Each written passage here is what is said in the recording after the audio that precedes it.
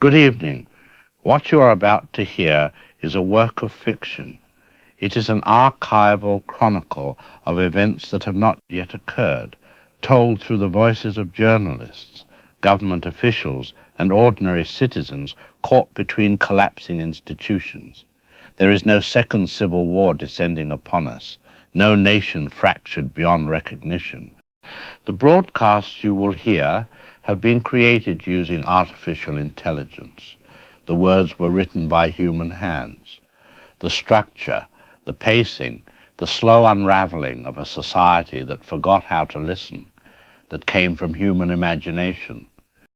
And yet, these fictional transmissions echo something we already know, that our information systems are fracturing, that we see the same events and call them different truths, that profit moves faster than conscience. Any resemblance to actual events, actual politicians, actual moments of division in our present day is coincidental. What follows is entertainment, but it is also a warning. Settle in. The last broadcast begins now. Submitted for your approval June 28, 1914. Sarajevo, Bosnia, a provincial capital on the edge of the Austro-Hungarian Empire. The open-top car carrying Archduke Franz Ferdinand takes a wrong turn. A 19-year-old nationalist named Gavrilo Princip steps forward with a pistol. 2 shots ring out. Within 5 weeks, the most powerful nations on Earth are at war. Consider how history pivots on singular moments, not the grand, telegraphed events that announce themselves with fanfare, but the small, seemingly inconsequential occurrences that pass almost unnoticed. A wrong turn, a driver's mistake, the chance position of a young man with a gun, the absence of a security detail. Had any one of these variables been different, perhaps 20 million souls might have been spared. The assassination in Sarajevo ignited a powder keg of imperial ambition, tangled alliances, and nationalistic fervor that had been building for decades. Austria-Hungary declared war on Serbia. Russia mobilized to defend its Slavic ally. Germany honored its commitment to Austria-Hungary. France stood with Russia. Great Britain joined when German troops violated Belgian neutrality, a continent engulfed in flames over 2 bullets fired on a street corner. But the true weight of that fateful day in Sarajevo wasn't merely the war it spawned. It was the world it created. From the ashes of the Great War rose the Soviet Union. The Ottoman Empire collapsed, redrawing the map of the Middle East. The humiliation of Germany laid the groundwork for the rise of Hitler and an even deadlier global conflict 2 decades later. The colonial powers, weakened by war, began their long retreat, setting the stage for the independence movements that would reshape Africa and Asia. Tonight's story concerns another such pivot point, not in the past, but in our near future.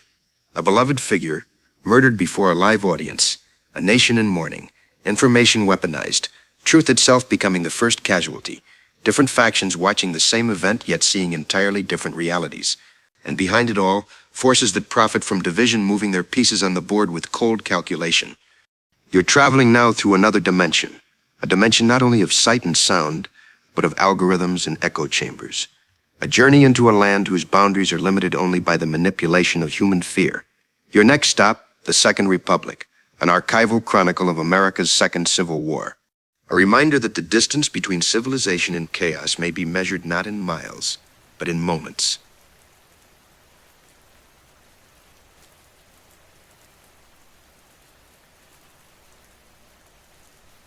We interrupt our regularly scheduled programming to bring you breaking news. We're getting reports of shots fired at the United Voice Summit in Atlanta, where podcaster and cultural commentator Barrett Strife was speaking to a crowd of approximately 20,000 people. Information is still developing, but eyewitnesses are reporting multiple gunshots during Strife's keynote address. We're going now to our correspondent on the scene. Tifa, what can you tell us? John, the situation here is chaotic. I'm standing just outside the main pavilion where Barrett Strife was mid-speech when at least 3 shots rang out. Security personnel have evacuated most of the crowd, but I can still see people running in all directions. Emergency services have arrived in force, ambulances, police tactical units. They're securing the perimeter now. Tifa, can you confirm the status of Barrett Strife? Do we know if he was hit? I've just been informed by event security that Barrett Strife was struck at least once and has been rushed to Grady Memorial Hospital. His condition is unknown, but eyewitnesses near the stage are saying he was unresponsive when medical personnel reached him. The crowd here is in absolute shock, John. Many people are still in tears, hugging strangers, trying to process what they've just witnessed.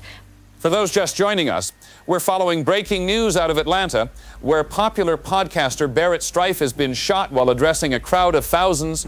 Tifa, have authorities said anything about the shooter? Has anyone been apprehended? Police are conducting a massive sweep of the area, John. I've seen officers escorting several individuals for questioning, but there's been no official confirmation of an arrest. What's remarkable is how people responded in the immediate aftermath. I witnessed attendees from all walks of life shielding each other, helping those who fell during the panic. One man told me he covered 3 children with his body without even thinking about who they belonged to. We appear to have some video coming in from inside the venue. I want to warn viewers that this footage may be disturbing. What you're seeing now was filmed by an attendee moments after the shooting. Security personnel are rushing the stage. Emergency medical teams are already working on someone, presumably Barrett Strife. The crowd is being directed toward the exits. John, I'm now speaking with Melissa, who was in the front row when the shooting occurred. Melissa, can you tell us what you witnessed? It was horrible. Barrett was just talking about how we need to listen to each other more, how we're all in this together, regardless of where we're from or what we believe. Then there were these pops. I thought they were microphone problems at first. He just collapsed mid-sentence. People started screaming.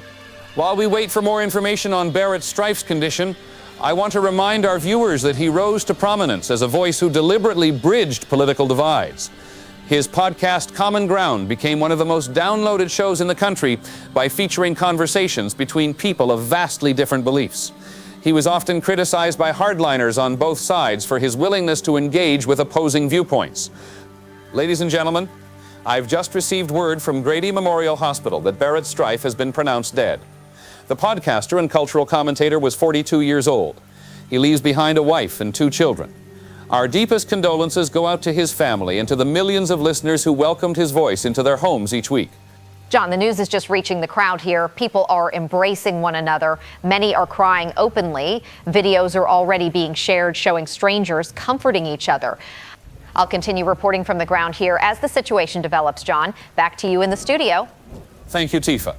We'll be bringing you continuous coverage of this tragedy as more information becomes available.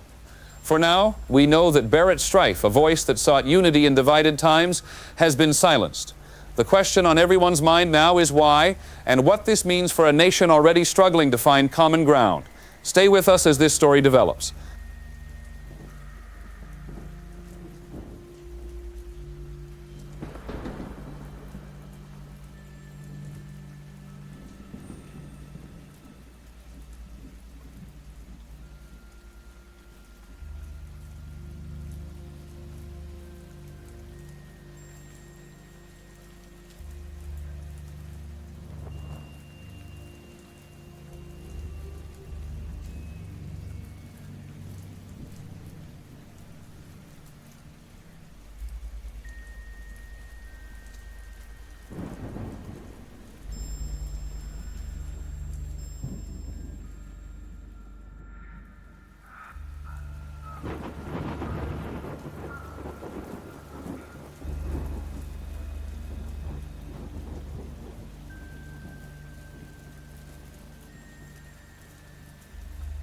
The following is a special broadcast of Barrett Strife's final recorded podcast episode, set to air next week, but being released now in light of today's tragic events.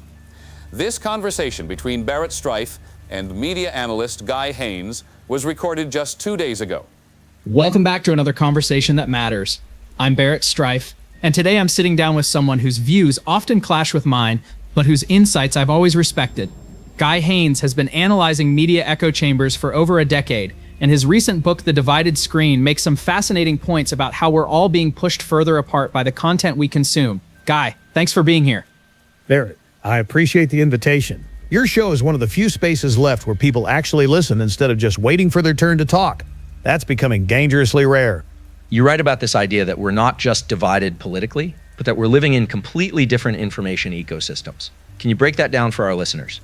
What most people don't realize is that we're being sorted and categorized constantly Every click, every pause on a video, every article you read, all of it shapes what you see next. The result isn't just political polarization, it's reality polarization. Two neighbors can experience entirely different versions of America without ever leaving their living rooms. But hasn't that always been true to some extent? People have always chosen their news sources based on their beliefs. Not like this, Barrett. The scale and precision are unprecedented. The systems don't just show you what you want. They predict what will keep you engaged, what will provoke the strongest emotional response. And it's not just media companies doing this. There are forces far more powerful shaping these narratives. Now, your book suggests there's some kind of coordination behind this division, that it's not just algorithms maximizing engagement, but something more deliberate. That's where I think some readers might struggle with your argument. Look at the patterns, Barrett. When identical talking points appear across supposedly opposing networks within minutes of each other, that's not coincidence. When the same divisive stories get amplified at the exact same time, driving people further into their corners, follow the money. Who benefits from a population that's too angry at each other to look up? I think we can agree that division drives engagement, and engagement drives profit. But I'm not convinced there's a smoky room where all this gets decided. There doesn't need to be a smoky room anymore, Barrett. The systems are built to optimize for certain outcomes. The question is, who designs those systems and to what end? But here's what keeps me up at night. We've reached a point where we can't even agree on basic facts anymore. How do you bridge a divide when people can't even agree on what the divide is? That's where I think individual conversations still matter. Person to person, face to face, we still recognize our shared humanity. I've seen it in our live events. People who would argue endlessly online actually finding common ground when they're in the same room together. I want to believe that's enough. I really do. But I'm afraid we're running out of time. The forces driving us apart are getting stronger, more sophisticated. At some point, there will be a catalyst, some event that gets interpreted so differently by different groups that it breaks whatever threads still connect us. You're talking about a breaking point. What do you think that might look like? It could be anything, Barrett. An assassination, a bombing, a disputed election. But the critical factor isn't the event itself. It's how that event gets processed through these separate reality filters. One side will see conspiracy where another sees lone wolf. One will see justice where another sees tyranny. And each interpretation will be reinforced by 1,000 tailored data points that make it impossible to see any other perspective. I've been thinking a lot about this in preparation for tomorrow's summit in Atlanta. We're bringing together voices from across the spectrum, people who would normally never share a stage. My hope is that by modeling respectful dialogue, we can remind people that disagreement doesn't have to mean dehumanization. How do you prepare for those events? The hostility must be intense sometimes. It can be, especially at first. I start by establishing one simple ground rule. Everyone has to share a meal together before we go on stage. No politics, no debate, just human connection. It's remarkable how differently people interact once they've passed the salt to someone they supposedly hate. Breaking bread together, one of the oldest human rituals for establishing trust. Exactly. And I've noticed something fascinating in these dinners. People from opposite ends of the spectrum often share the same core concerns. They just prioritize different solutions.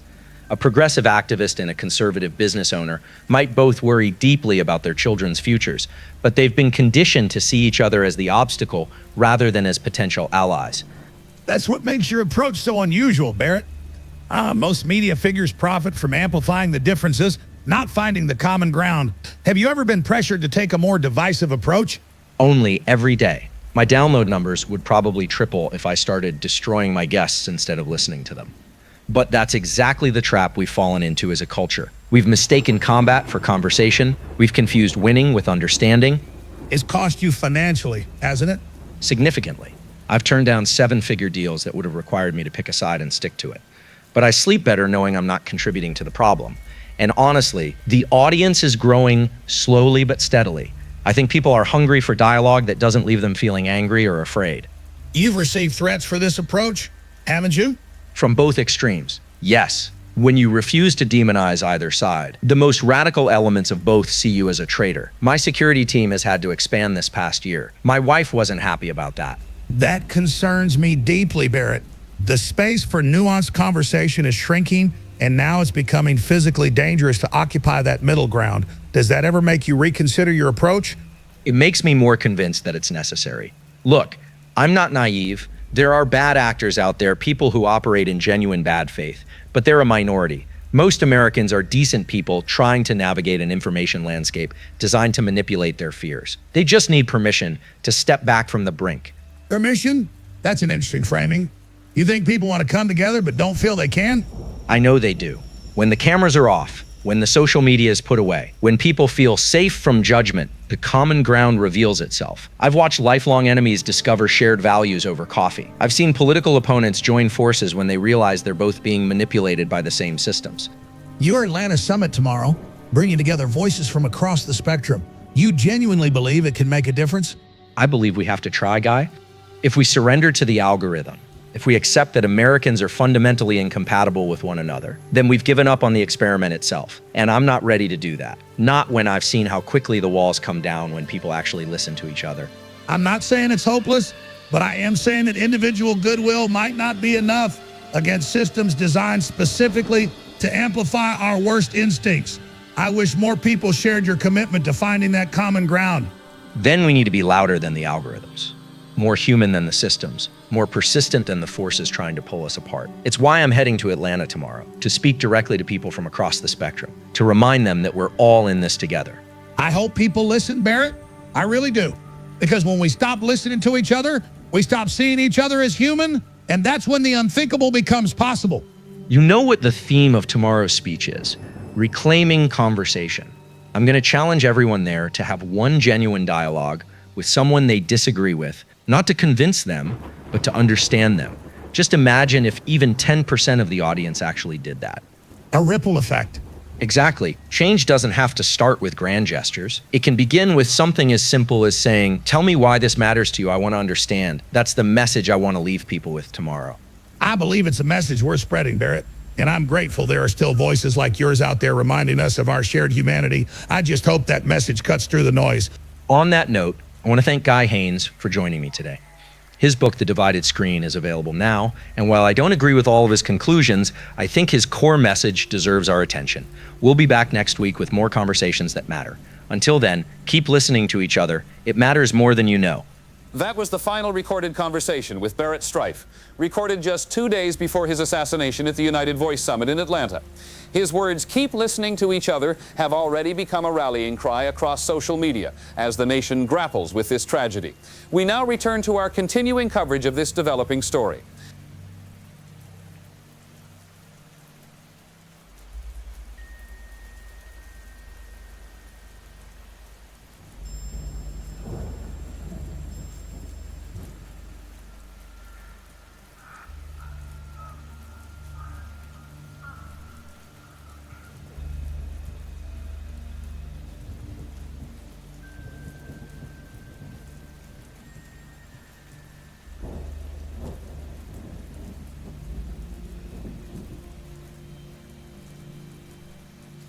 Continuing our coverage of yesterday's shooting at the United Voice Summit in Atlanta. In the hours since Barrett Strife's assassination, dozens of videos captured by attendees have emerged online. Law enforcement officials are examining this footage as they piece together exactly what happened. Joining me in studio is our political analyst, Chris Redfield. Chris, what are investigators finding?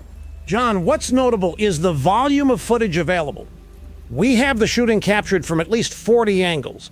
Everything from professional cameras to cell phones. The FBI says this is actually helpful for the investigation, but it's also created challenges. Some clips have been edited, slowed down, enhanced in ways that change what people think they're seeing. And authorities are warning about that. Let's go to our correspondent, Tifa Lockhart. Tifa, what are officials saying about the footage circulating online? John, the FBI held a press conference an hour ago where they showed what they're calling the verified timeline. They say the shooter acted alone from the upper balcony, fired 3 shots, and was subdued by security within 90 seconds. But they're concerned because modified versions are spreading faster than the authentic footage. Let's look at the verified footage now. I want to warn our viewers that these images may be disturbing. This clip, authenticated by our technical team, shows the moment shots were fired from the upper balcony section. You can see security personnel immediately rushing toward that area. And John, this is important. The unedited footage clearly shows a single muzzle flash from that location. But there's another version going viral that's been slowed down to suggest a second flash from the opposite side.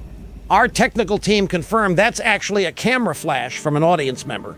We have another verified clip showing the aftermath. This was taken by an attendee near the stage.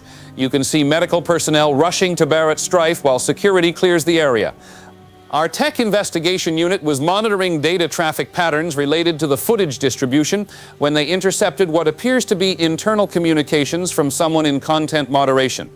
We verified it came from a major tech platform's servers, but we can't confirm the identity of the source. Here's what they sent us. For transparency, we should share what we've received with our viewers with the clear caveat that we cannot verify its authenticity. According to this communication, someone within a tech organization stated, "Content filter Alpha 7 has been activated. Priority 1 classification for all summit footage. Engagement metrics showing 78% increase when videos include reference to secondary shooter hypothesis. Recommend amplification of verification debate rather than conclusion. Uncertainty drives significantly higher interaction than resolution." The transmission cut off at that point. We've attempted to verify the source through multiple channels, but whoever sent this appears to have used sophisticated methods to conceal their identity. Our security team believes this may be a whistleblower from inside one of the major platforms. We want to emphasize that we cannot verify the authenticity of this information. If genuine, it raises serious concerns about how social media algorithms might be prioritizing engagement over accuracy in a national tragedy. But viewers should approach this with appropriate skepticism. Chris, assuming this communication is authentic, what would it suggest about how information is being managed?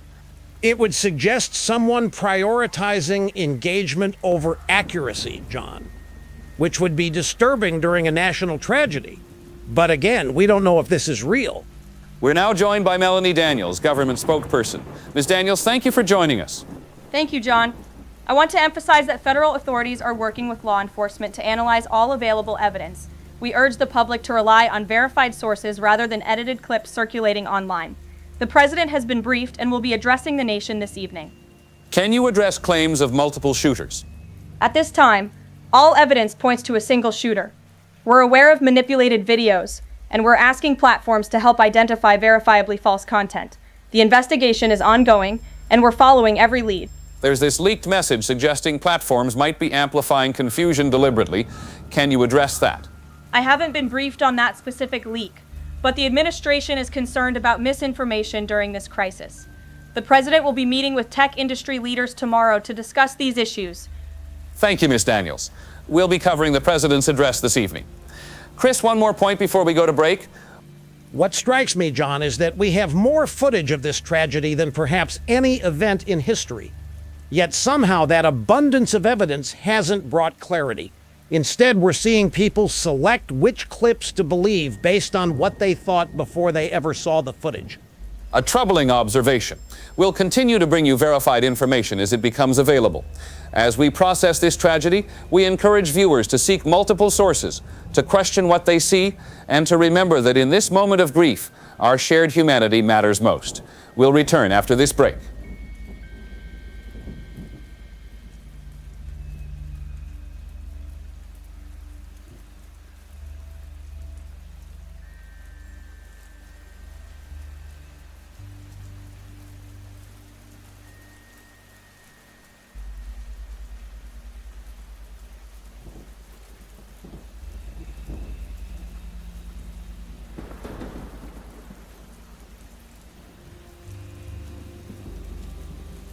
This is Guy Haynes coming to you from an undisclosed location because what I'm about to tell you will be scrubbed from every mainstream platform within hours. They don't want you to see the unedited footage. They don't want you to ask why the official narrative changed 3 times in 6 hours. They don't want you to notice that the same talking points appeared simultaneously across supposedly competing networks. But I need you to see what they're hiding in plain sight. Look at the timestamps on the official press releases. The first statement about a lone shooter came out 7 minutes before Atlanta PD even secured the building. How did they know? How could they possibly know that quickly unless the narrative was pre-written? I've analyzed 147 videos from attendees, frame by frame, and I can tell you with absolute certainty that what you're being shown on mainstream channels has been carefully curated. The first doctored clips didn't come from some random internet trolls. They came from verified accounts linked to major media conglomerates. The editing patterns match exactly what we saw during the Harbor Bridge incident last year. Selective framing, altered audio, manipulated timestamps. This isn't amateur hour. This is professional perception management. And ask yourself this, why are the platforms suddenly experiencing technical difficulties whenever unedited footage starts trending?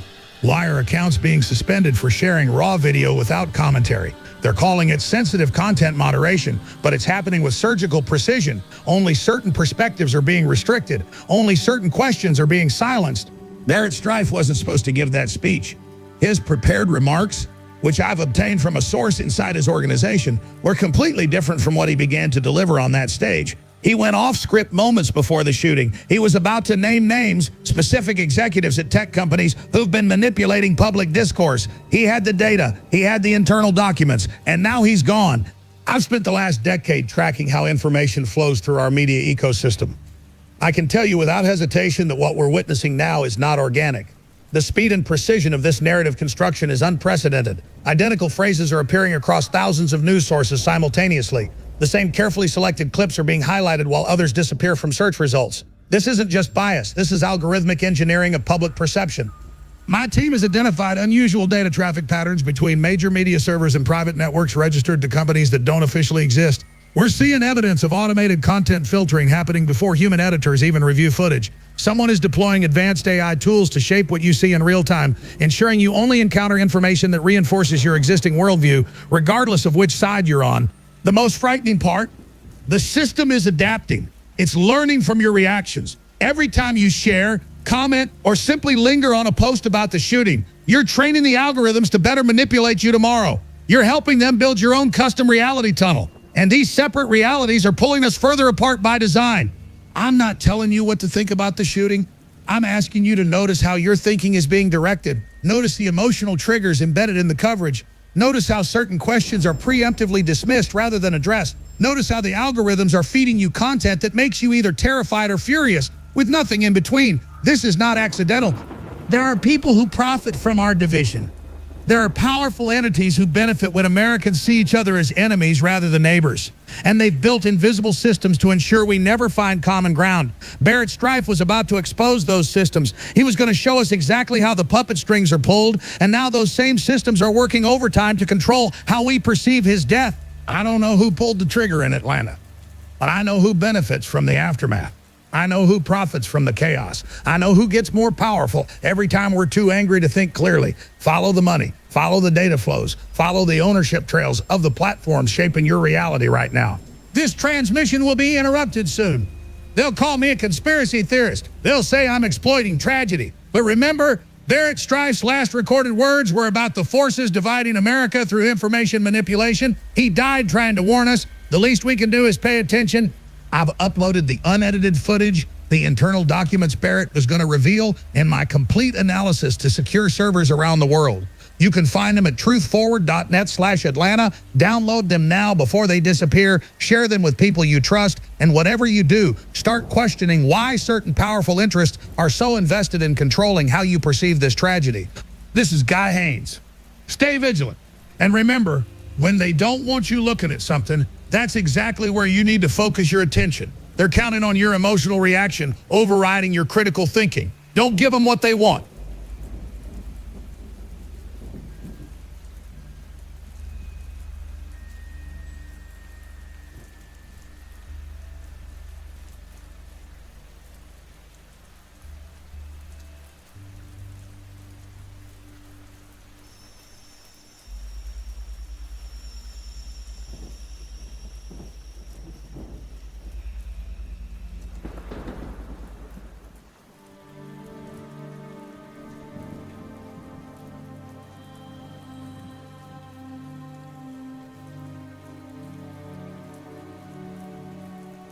All right, folks, lines are lighting up tonight. If you're just joining us, we're talking about the assassination of Barrett Strife and these videos that keep popping up online.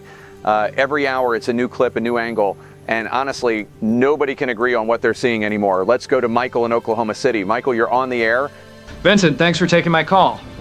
Look, I've watched that footage maybe 20 times now, and I'm telling you, there's something off about the whole thing. The way security moved, the delay in response, it doesn't add up. My brother was military police. He knows how these things work, and he said there's no way a lone gunman gets that shot off without inside help. So you think this was coordinated? I'm saying Barrett was about to expose something big. He told his audience 2 weeks ago he had information that would shake things up. Then suddenly he's dead before he can share it? Come on, Vincent. That's not coincidence. That's elimination. Appreciate the call, Michael. Linda in Portland, you're up. Hi, Vincent.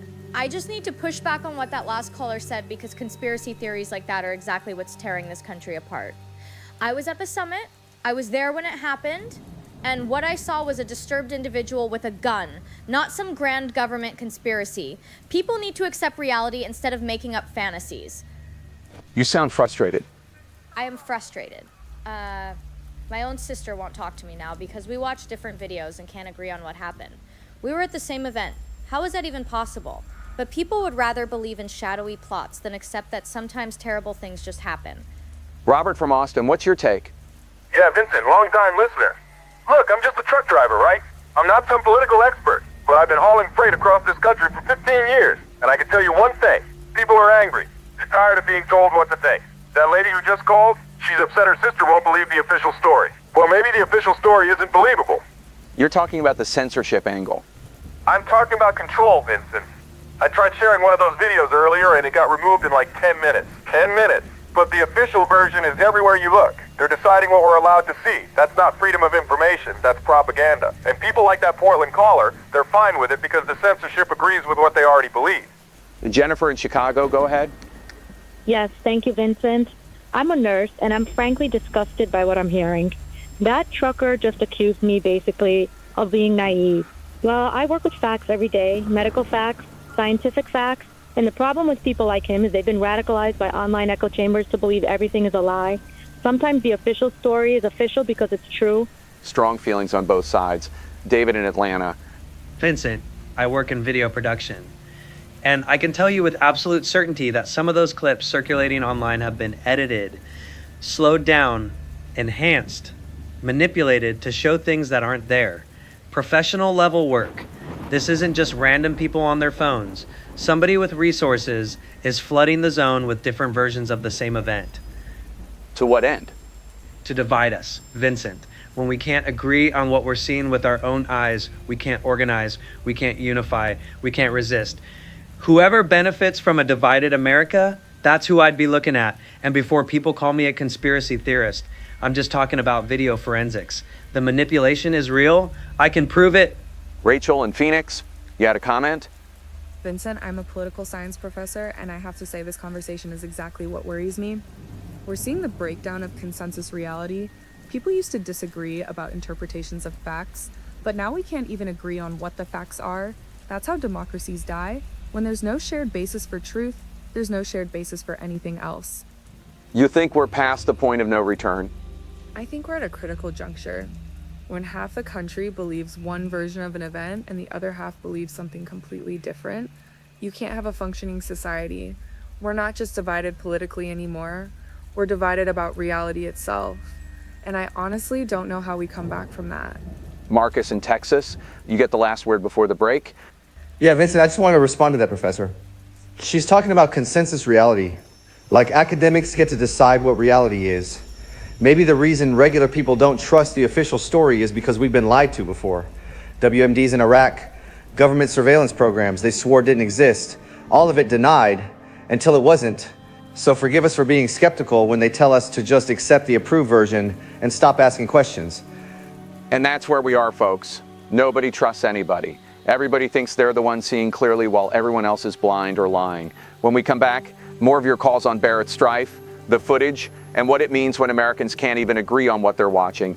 This is Vincent Valentine, and you're listening to Late Night America.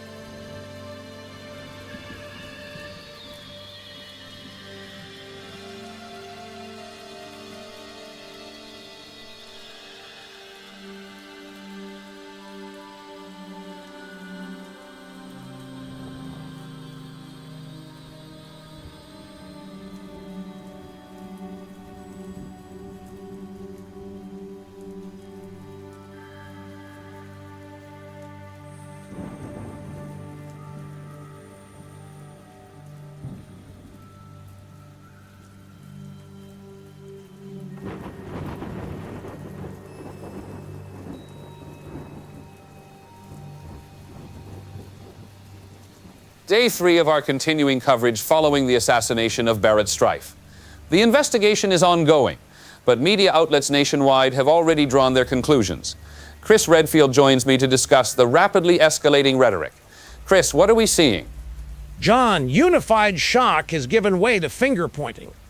Just this morning, I counted 17 programs explicitly blaming their political opponents for either inspiring the assassination or creating the conditions that made it inevitable. The facts haven't changed, but the narratives certainly have. Let's bring in two voices now. First, Brandon Shaw, host of American Pulse, a popular program throughout the Central States. And joining us from Washington is Melanie Daniels, government spokesperson. Mr. Shaw, your show yesterday suggested Barrett Strife was silenced for what he was about to reveal. What's your evidence? The evidence is the timing, John. Barrett was scheduled to present documented cases of government surveillance in that very speech. We've confirmed this with his production team. 15 minutes before he went on stage, he received a data packet that visibly upset him. Then, before he could share it, he's dead. That's not coincidence. Mrs. Daniels, your response? These claims are irresponsible, John.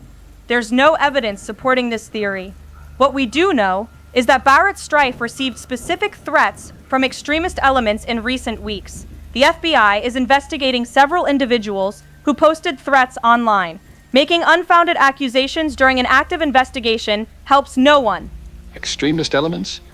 You mean Americans asking questions your administration doesn't want answered? Barrett's communications have been monitored for months. We have whistleblowers ready to come forward about surveillance programs targeting independent voices. The question is why Barrett Strife was considered dangerous enough to eliminate. That's exactly the kind of inflammatory rhetoric that divides us when we should be coming together. The president will address these conspiracy theories tonight. I'd remind Mr. Shaw that spreading misinformation during an investigation has consequences. This exchange mirrors what's happening across all media, John. Both sides start with the same event but arrive at opposite conclusions within hours. The evidence hasn't changed, but the interpretations are becoming tribal. Our research team has been monitoring talk shows and call-in programs. We've noticed something disturbing. Voices calling for patience, for waiting until we know more. Those voices are being cut off. The most extreme perspectives are getting the most airtime. The numbers are striking, John. Callers suggesting we wait for evidence averaged 7 seconds before being interrupted. Callers offering partisan blame averaged nearly a minute and were often encouraged to continue. This isn't accidental. Outrage performs better than moderation. Let me share something we found. We compared viewer reactions from across the country. Rural viewers tend to cite Barrett's past comments about surveillance as proof of government involvement. Urban coastal viewers cite extremist rhetoric as the obvious cause. Same tragedy, but everyone's arriving at the conclusion they expected before it happened. But here's what's being ignored. When a caller on a conservative program suggested waiting for the investigation, they were immediately cut off. When someone on a progressive show described how people from opposing political backgrounds helped each other after the shooting, the host moved on to someone angrier. Because anger drives ratings, John. Measured discussion of this tragedy underperforms absolutist narratives, shows that present clear villains are winning the viewership battle. Brandon, do you have any responsibility to wait for evidence before making accusations of government murder? My responsibility is to my listeners, John.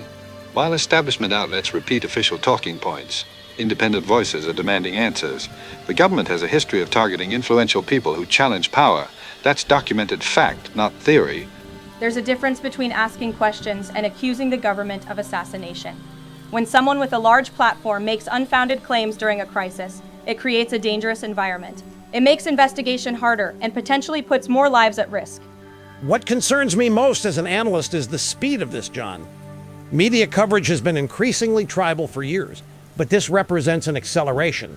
We're crystallizing competing explanations before the basic facts are even established. That's new and it's troubling. As we await the president's address tonight, we encourage our viewers to approach all coverage with critical thinking. That includes our own. The investigation continues. We'll bring you verified information as it becomes available. Thank you to Brandon Shaw and Melanie Daniels. When we return, we'll look at the memorials to Barrett Strife appearing nationwide and the vigils bringing people together across political lines. Stay with us.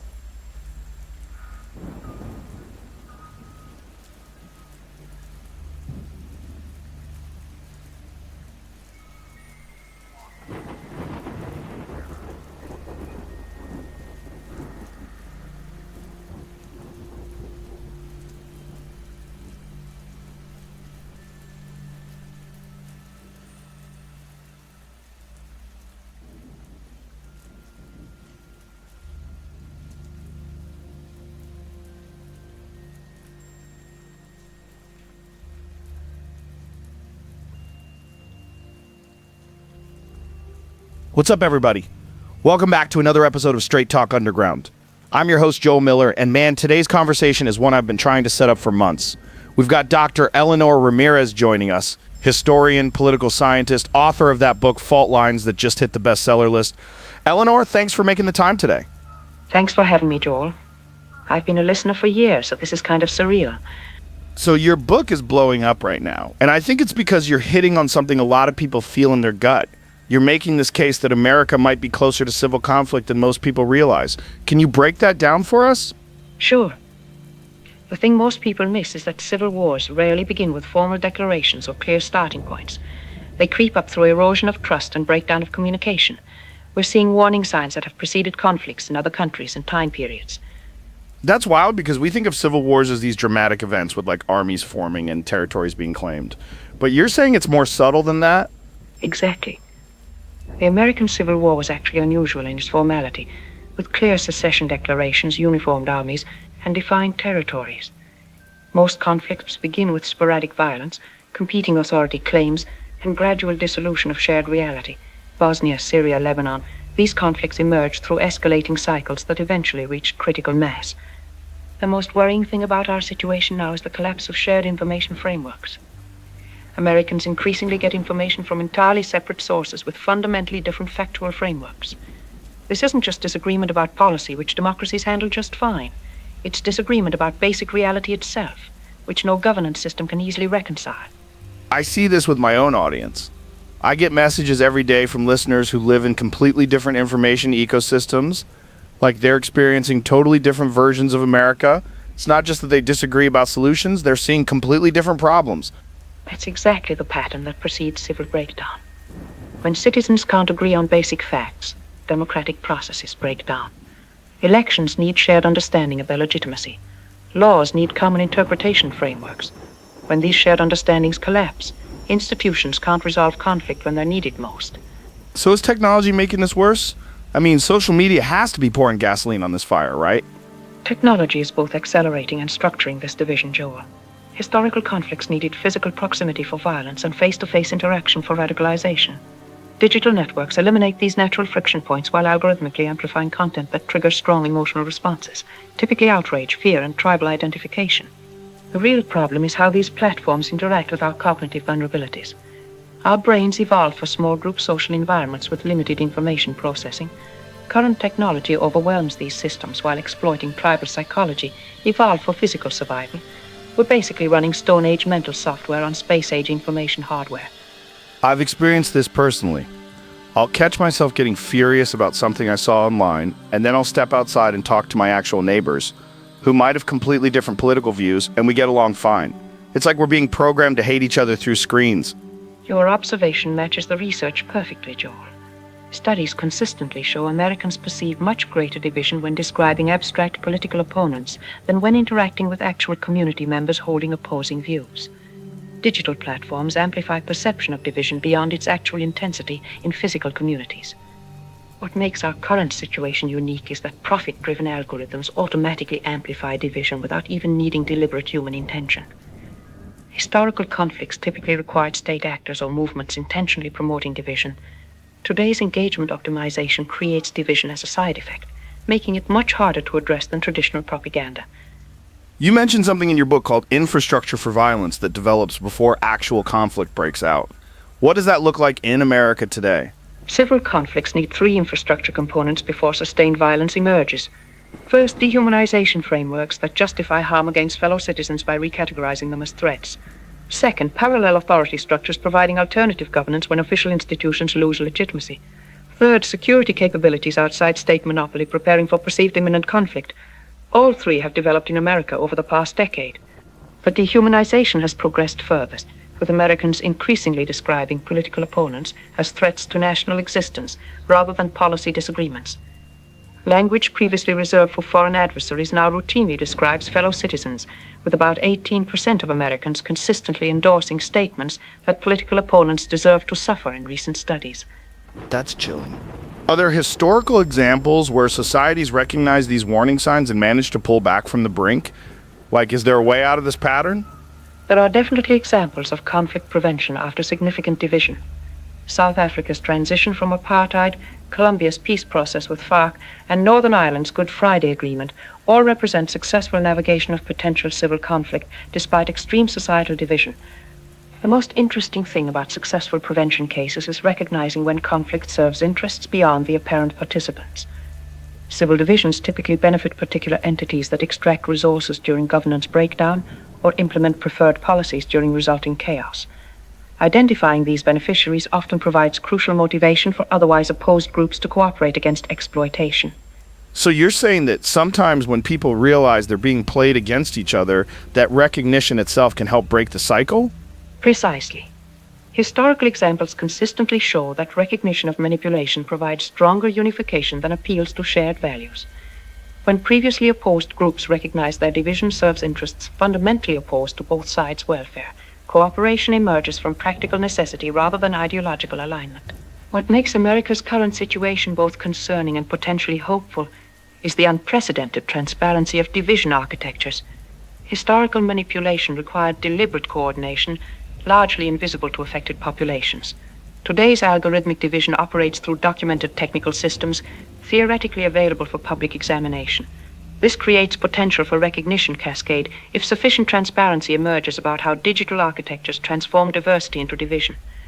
I've noticed more people across the political spectrum questioning whether they're being manipulated by these systems. Is that a hopeful sign? That emerging awareness is probably the most promising development in recent years, Joel. Psychological research shows that awareness of manipulation techniques significantly reduces their effectiveness. The growing recognition that engagement algorithms fundamentally shape perception creates cognitive foundation for potential resistance. It's particularly significant that this recognition is emerging simultaneously across otherwise opposed communities. Conservatives increasingly question corporate information control while progressives challenge algorithmic amplification patterns. Religious communities examine technology's impact on spiritual development, while secular groups analyze attention manipulation effects. These parallel concerns create potential for unusual coalitions across traditional political boundaries. So what can regular people do? I mean, most of my listeners aren't politicians or tech executives. How do we help prevent this slide toward conflict? Individual actions fall into three categories that have historical effectiveness.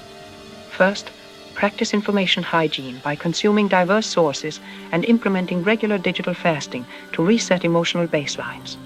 Second, maintain physical community connections across political lines through civic organizations, religious communities, or shared interest groups.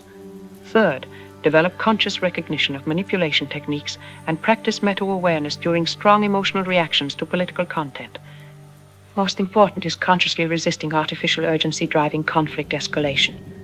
Civil breakdown thrives on perception that immediate action is required before catastrophic outcomes occur. Historical prevention success correlates strongly with communities maintaining longer perspectives and recognizing that few political situations truly require immediate resolution at any cost. That makes so much sense. It's like when I step away from Twitter for a few days, suddenly the existential crisis that had me freaking out seems way less apocalyptic. We're being manipulated through this constant urgency. Your personal observation matches research findings precisely, Joel. Studies consistently show that perceived threat immediacy correlates more strongly with willingness to support extreme action than actual threat severity. Digital platforms manipulate temporal perception through continuous urgency signals, creating conditions where extreme responses seem justified, despite objectively manageable situations. What gives me cautious hope is America's remarkable historical resilience through previous division periods. The Constitutional Convention emerged from governance breakdown under Articles of Confederation. The Progressive Era developed from Gilded Age corruption. Civil rights advancement followed decades of formal segregation. These transformative periods demonstrate capacity for substantial reform without complete breakdown when sufficient recognition emerges regarding exploitation beneath apparent division. Dr. Ramirez, this has been absolutely fascinating. For listeners who want to learn more, check out her book, Fault Lines, America's Invisible Civil Conflicts. We'll link to it in the show notes. Any final thoughts? I'd emphasize that historical patterns suggest reason for both concern and hope, Joel. America's current division indicators would trigger significant alarm among conflict prevention specialists. Yet our institutional resilience, economic interconnection, and emerging manipulation awareness create potential for transformation without catastrophic breakdown if sufficient recognition develops in time. The most consistent finding across historical cases is that genuine human connection transcends artificial division when given opportunity. Governance systems may fragment, information ecosystems may separate, and political identities may polarize. But fundamental human recognition persists beneath these manufactured boundaries when direct interaction occurs beyond manipulation frameworks. That's a perfect place to end. Dr. Eleanor Ramirez, thank you so much for being here. Folks, if you enjoyed this conversation, please subscribe, leave a review, and share with friends across the political spectrum. These are conversations we need to be having together, not in our separate bubbles. We'll be back tomorrow with my conversation with a former Pentagon official about some weird declassified documents making the rounds online. Until then, this is Joel Miller reminding you to think for yourself and question everything, especially the stuff you really want to believe. Peace.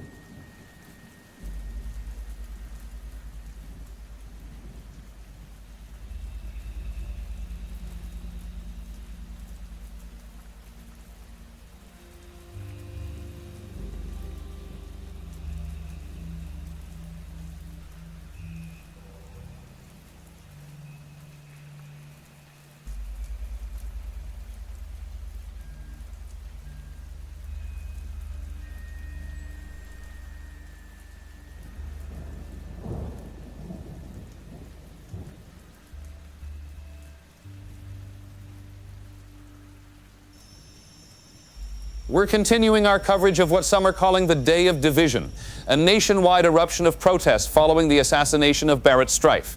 I'm John Connor, and we have reports coming in from multiple cities where protests have escalated into violent confrontation and significant property damage. We go now to Tifa Lockhart, who is on the ground in Atlanta, where some of the largest demonstrations are occurring. Tifa, what are you seeing there? Behind me, you can see protesters who believe Strife was killed by government operatives attempting to silence his message of national unity. They're carrying signs with messages like, "Government silence the truth," and they feared his message. Many are wearing clothing bearing Strife's signature phrase, "One nation, one conversation." John, I'm at Centennial Olympic Park, just blocks from where Barrett Strife was assassinated 3 days ago. What began this morning as two peaceful demonstrations has devolved into chaos as the groups converged near the Continental News Service Center. Just 2 blocks east, another group has gathered who believe the assassination was carried out by extremist elements trying to trigger civil unrest. They're chanting "No more violence" and "Defend democracy." They point to the footage showing a lone gunman with apparent connections to militia groups. The Continental News Service Center has suffered significant damage with multiple windows broken and graffiti covering the entrance. Protesters from both sides are accusing the media of manipulating the footage of Strife's assassination. The situation deteriorated about an hour ago when the two groups encountered each other near the Continental News Service headquarters. What began as heated verbal exchanges quickly escalated to physical confrontation. Atlanta police attempted to create a buffer zone between the groups, but were overwhelmed as more protesters arrived. Tifa, are local authorities getting the situation under control? Not at this time, John. Atlanta police have requested additional resources, but neighboring jurisdictions are dealing with their own protest situations. The mayor has just issued an emergency curfew order, but it's unclear how that will be enforced given the number of people in the streets and the limited police presence. What's particularly concerning is that we're seeing identical patterns in cities nationwide, peaceful demonstrations evolving into confrontation, specifically targeting media and government buildings. We're receiving similar reports from Chicago, New York, Dallas, and Los Angeles. Let's go to Kyle Reese in Chicago, where protesters have gathered outside the federal building. Kyle, what's the situation there? John, Chicago is experiencing some of the worst violence we've seen since the initial protests began. The Federal Plaza has been overtaken by 2 opposing groups, one claiming Strife was killed to prevent his message of unity from spreading, another insisting he was targeted by extremists trying to destabilize the country. What began as 2 rallies merged into direct confrontation about 2 hours ago. The violence escalated dramatically when reports, later proven false, claimed that federal agents were detaining protesters in unmarked vehicles. This triggered an assault on the federal building, where windows have been smashed and fires have been set at the main entrance. Chicago police have deployed riot teams, but they appear outnumbered. We've confirmed at least 27 injuries, including 3 police officers. Multiple businesses in the downtown area have suffered damage, and there's widespread looting occurring in areas where police presence has been withdrawn to handle the main protest sites. Is there any indication of who's organizing these protests, Kyle? Several trending hashtags like Justice for Strife and Truth Revolution appeared within hours of the assassination and spread rapidly. These patterns are consistent across multiple platforms, which experts say is unusual for organic movements. That's one of the most disturbing aspects of today's events, John. Both protest groups appear to be responding to similar messaging, but from opposite perspectives. Identical time, identical locations, but opposing interpretations of Strife's assassination. Thank you, Kyle. We're also receiving reports of similar patterns in at least 17 major cities across the country. The National Guard has been activated in 3 states, and several governors have declared states of emergency. We're going to Chris Redfield, our political analyst. Chris, what are we seeing in terms of the political response to these nationwide protests? John, this is a deeply concerning partisan split in how officials are responding to these events. Officials in coastal states are primarily characterizing the unrest as being driven by extremist elements exploiting Strife's death, while officials in interior states are suggesting federal overreaction and media manipulation are the primary factors inflaming tensions. What's particularly troubling is that governors are taking opposing approaches to restore order. Some are requesting federal assistance, while others are explicitly rejecting any federal intervention, stating they'll handle the situation through state resources only. This patchwork response appears to be making things worse rather than calming the situation. We're getting word that the president will be addressing the nation shortly regarding these developments. Chris, what are you expecting from this address? The White House has been unusually quiet until now, likely assessing the scope of the unrest. Sources within the administration suggest the president views this as a critical moment that requires decisive action to prevent further escalation. There are indications he may announce federal interventions in areas where local authorities have been overwhelmed. The challenge will be balancing necessary security measures with respect for state authority and civil liberties. Any perception of federal overreach could further inflame tensions, particularly in states already skeptical of central government authority. The president needs to thread a very narrow needle here. Thank you, Chris. We're now going to take you live to the White House, where President Sam Loomis is about to address the nation regarding today's unprecedented nationwide unrest. My fellow Americans, today our nation faces a moment of profound challenge. The tragic assassination of Barrett Strife, a voice that sought to unite rather than divide us, has sparked a wave of violence across our great country that must be addressed immediately. I've just completed briefings with my national security team and law enforcement officials about the situation unfolding in our cities, and I want to speak directly to you about what we're going to do. The scenes we've witnessed today in Atlanta, Chicago, New York, Dallas, and more than a dozen other American cities are not who we are as a people. They do not represent the America I know and love. When I see Continental News Service headquarters being attacked, federal buildings set on fire, and our law enforcement officers overwhelmed and injured, that's not peaceful protest. That's not First Amendment expression. That's lawlessness, and it will not be tolerated, not on my watch. Let me be very clear. Local authorities in many cities are being overwhelmed by the scale and coordination of these disturbances. We're seeing identical patterns of escalation across multiple states simultaneously. Something that doesn't happen by accident, folks, doesn't happen by accident.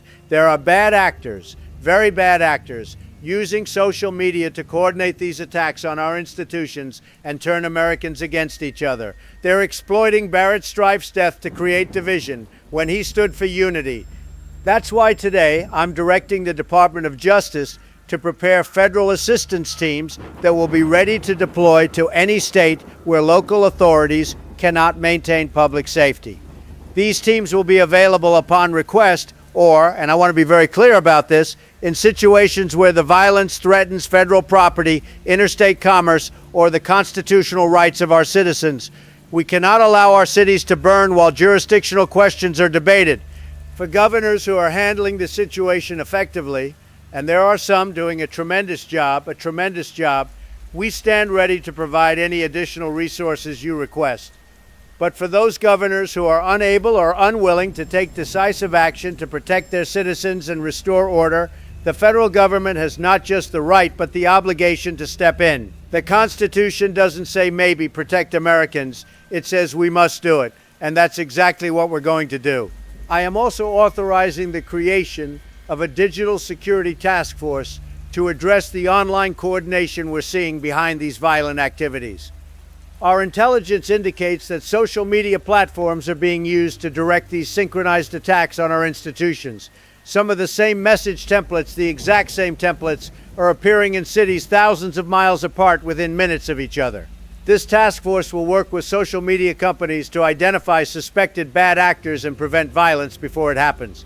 When warranted by evidence of planned illegal activity, these companies will be asked to provide specific user data to prevent further violence. I want to be clear. We respect the First Amendment. Peaceful protest is the hallmark of our democracy, a beautiful thing.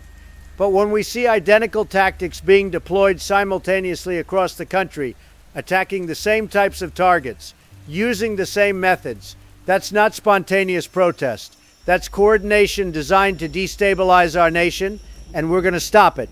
To those governors who have already expressed concerns about federal involvement, look at what happened in your cities today. Look at the injured police officers, the burned buildings, the terrorized citizens. Is that acceptable to you? Is that the America you want to live in? Your first duty is to protect your citizens. If you're meeting that obligation, you have nothing to worry about from the federal government. But where you aren't, where chaos reigns because of inaction, we will not stand idly by. I've also directed FEMA to prepare emergency response plans for areas experiencing significant unrest. These resources, food, shelter, medical assistance, will be prioritized for communities actively working with federal authorities to restore order. We need to be smart about how we allocate our resources, very smart, especially when they're being stretched thin by coordinated violence across multiple states simultaneously. Let me address the competing narratives about Barrett Strife's assassination directly.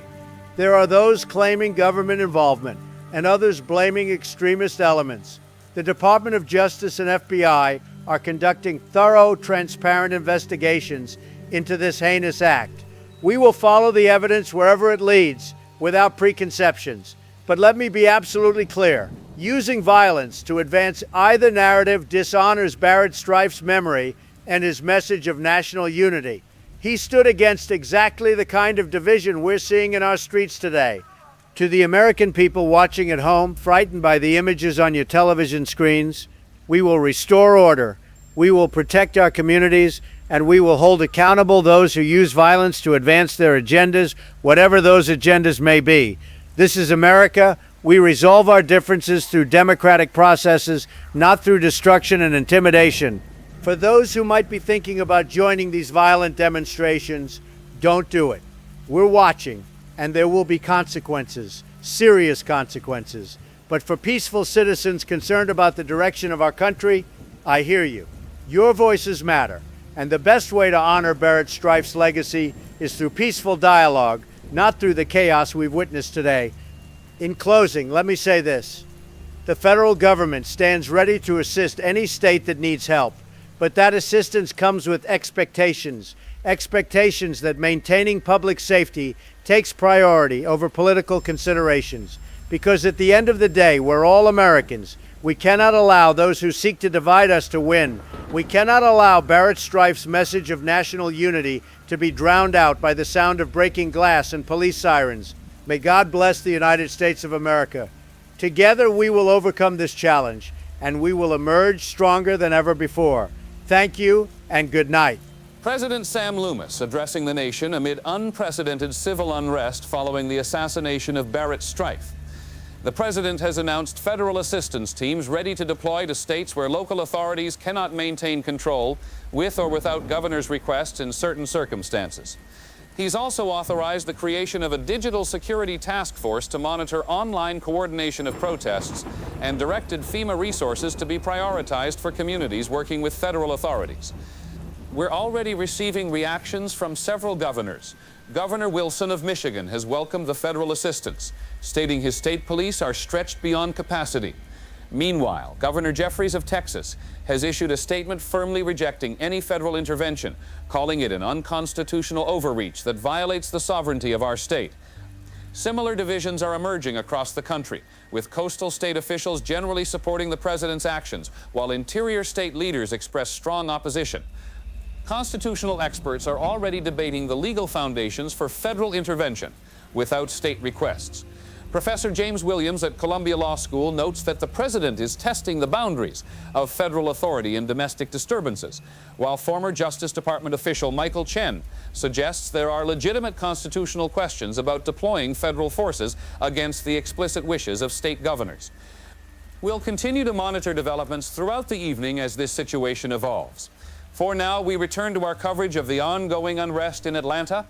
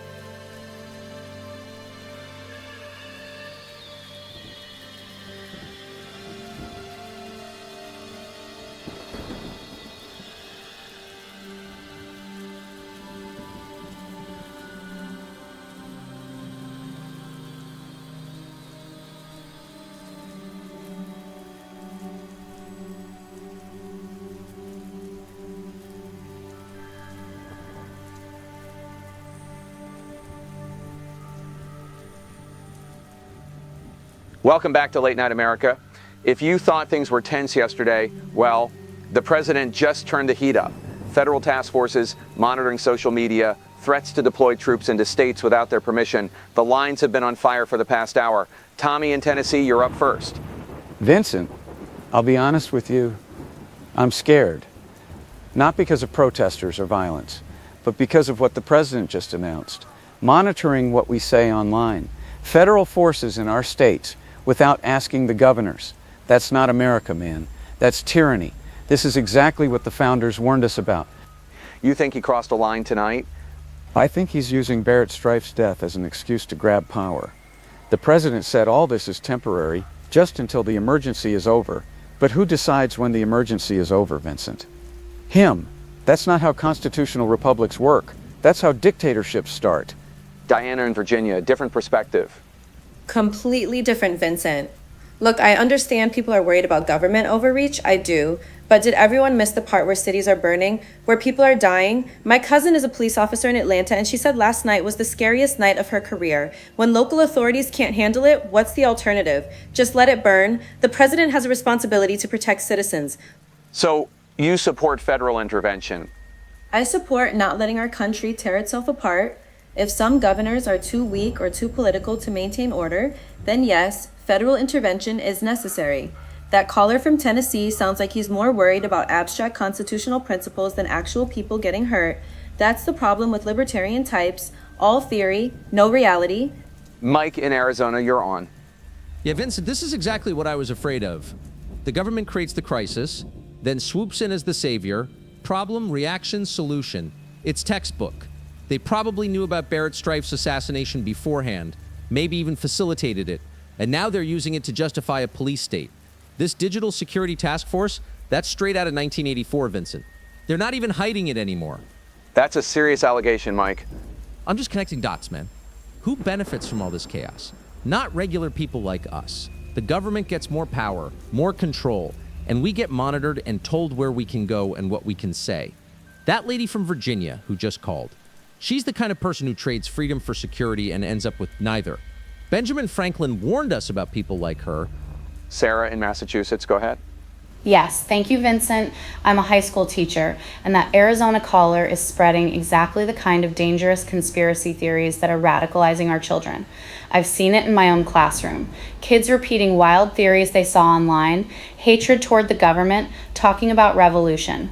If a digital security task force can stop that kind of radicalization from spreading, then yes, I support it. Online radicalization is a real threat, and it needs to be addressed. Frank in Missouri, you wanted to weigh in? Yeah, Vincent. I'm a veteran, served 2 tours overseas. And I swore an oath to defend the Constitution. Not the president, not the government, the Constitution. And what I heard tonight scared me more than anything I saw in combat. The president basically said states' rights free speech, limits on federal power, all of that goes out the window if he decides there's an emergency. You're comparing this to authoritarian regimes? I'm comparing it to every authoritarian takeover in history, Vincent. They always start with an emergency, always, and they always promise it's temporary. But who defines the emergency? Who decides when it's over? The same person who benefits from the emergency powers. That teacher who just called. She's willing to give up constitutional rights because she's scared of online posts. That's exactly how free societies die. Patricia in Ohio, you're up. Vincent, I'm just a mom trying to understand what's happening to our country. I grew up believing America was different, that we solved our problems through voting and debate. But listening to your show tonight, everybody sounds like they're at war already. People aren't just disagreeing, they're treating each other like enemies. My brother and I are not speaking anymore because we disagreed about the president's speech. We're family. Last call before the break. Gregory in Nevada. Vincent, I think people are missing the bigger picture here. The president's speech wasn't about keeping us safe. It was about consolidating power, labeling dissent as terrorism, creating the legal framework for crackdowns. Governor Jeffries in Texas sees it. That's why he's pushing back. More governors need to do the same thing before it's too late. That mom from Ohio who just called, I feel for her, but we're already at war. The question is whether people realize it yet. And there it is, folks. One caller says we're headed toward war.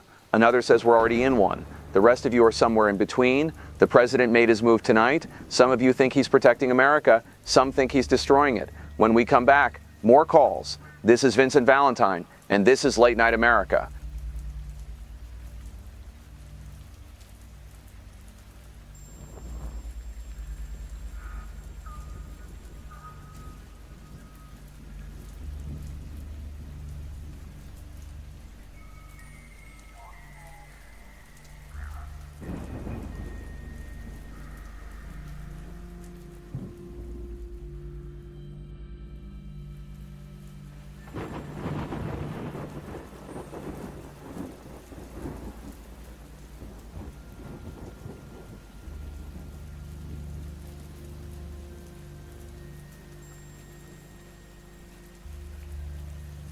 Following last night's nationwide protests and President Loomis's address just hours ago, we're tracking a rapidly developing rift between federal and state authorities over the response to Barrett Strife's assassination. What began as a tragedy uniting Americans in grief has morphed into an unprecedented jurisdictional dispute with significant constitutional implications. Our political analyst Chris Redfield joins us to examine this evolving situation. Chris, what's behind this sudden escalation in tensions? We're seeing is the crystallization of long simmering tensions over federal versus state authority. The president's announcement last night of federal task forces to monitor dangerous speech and coordinate security at public gatherings has triggered immediate pushback from multiple state executives who view it as federal overreach. Governors from 7 states have issued statements this morning rejecting aspects of the federal response, with particularly strong reactions from Texas, Oklahoma, and Missouri. But there's a deeper dynamic at play. The speed with which these governors mobilized suggests this wasn't simply a reaction to the president's speech, but rather the activation of existing contingency plans for asserting state autonomy. We're witnessing the emergence of constitutional fault lines that have existed since the founding, but have been papered over by political compromise for generations. Let's examine the practical impacts of this growing divide. We go now to Thomas Doyle, Federal Military Liaison, for insight into how federal agencies are responding. Major Doyle, what can you tell us about the implementation of the president's directives? Following the president's directives last night, federal agencies are now deploying resources to support local authorities in securing public gatherings nationwide, John. These teams are positioning for tonight's planned memorial vigils in multiple cities.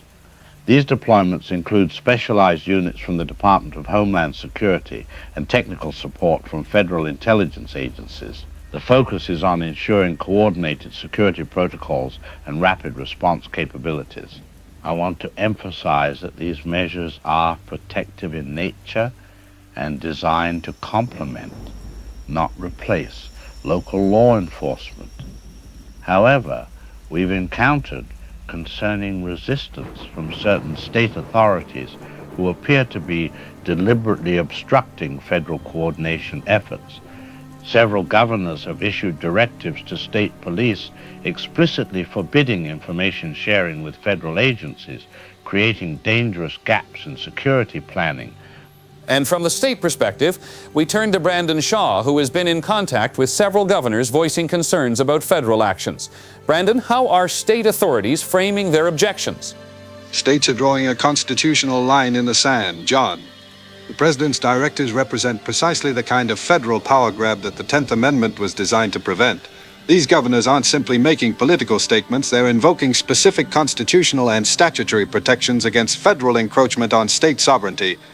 What particularly troubling to these state executives is the unprecedented scope of federal involvement in local security operations. I've confirmed that federal agents have attempted to access state law enforcement databases without proper authorization, deployed surveillance equipment at memorial sites without coordination with local authorities, and issued directives to local police that contradict state protocols. These aren't theoretical concerns, they're concrete violations of jurisdictional boundaries that create dangerous conditions on the ground. We're also tracking concerning developments regarding information management. Tifa Lockhart joins us from Washington with details on this morning's meeting between the president and technology leaders. Tifa, what came out of that meeting? John, multiple sources inside that closed-door meeting have confirmed that the president pressured tech leaders to implement immediate content moderation measures, targeting what he termed destabilizing speculation about Barrett Strife's assassination. According to these sources, the administration presented a list of specific keywords, phrases, and narrative frameworks that they want platforms to suppress or de-amplify. These requests go well beyond addressing demonstrably false information. They include legitimate questions about the investigation, references to previous government surveillance programs, and discussions of constitutional rights during emergencies. Several technology executives expressed serious reservations about the scope of these requests, with at least 2 walking out of the meeting in protest. The most concerning aspect is the speed with which some platforms have already implemented these measures. Our technical team has documented significant changes in search results and content visibility across major platforms in just the past few hours. Content questioning the official investigation timeline is being downranked, while certain terms are being redirected to official government statements. Chris, what are the implications of these information control measures? They're pouring gasoline on an already volatile situation, John. Nothing fuels suspicion faster than visible suppression of legitimate questions. Users are already documenting and sharing examples of content disappearing or becoming harder to find, which only reinforces the narrative that authorities are hiding something.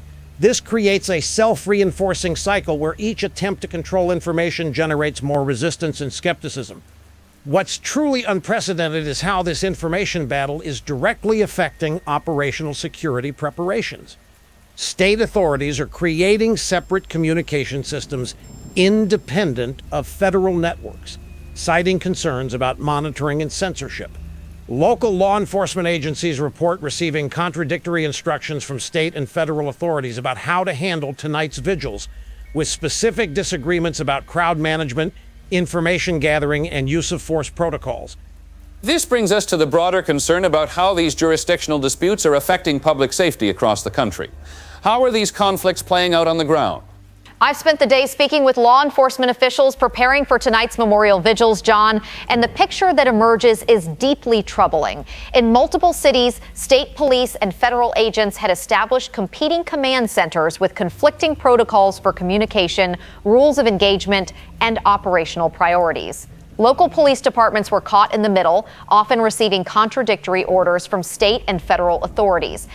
In Dallas, where one of tonight's largest vigils is planned, the situation is particularly tense.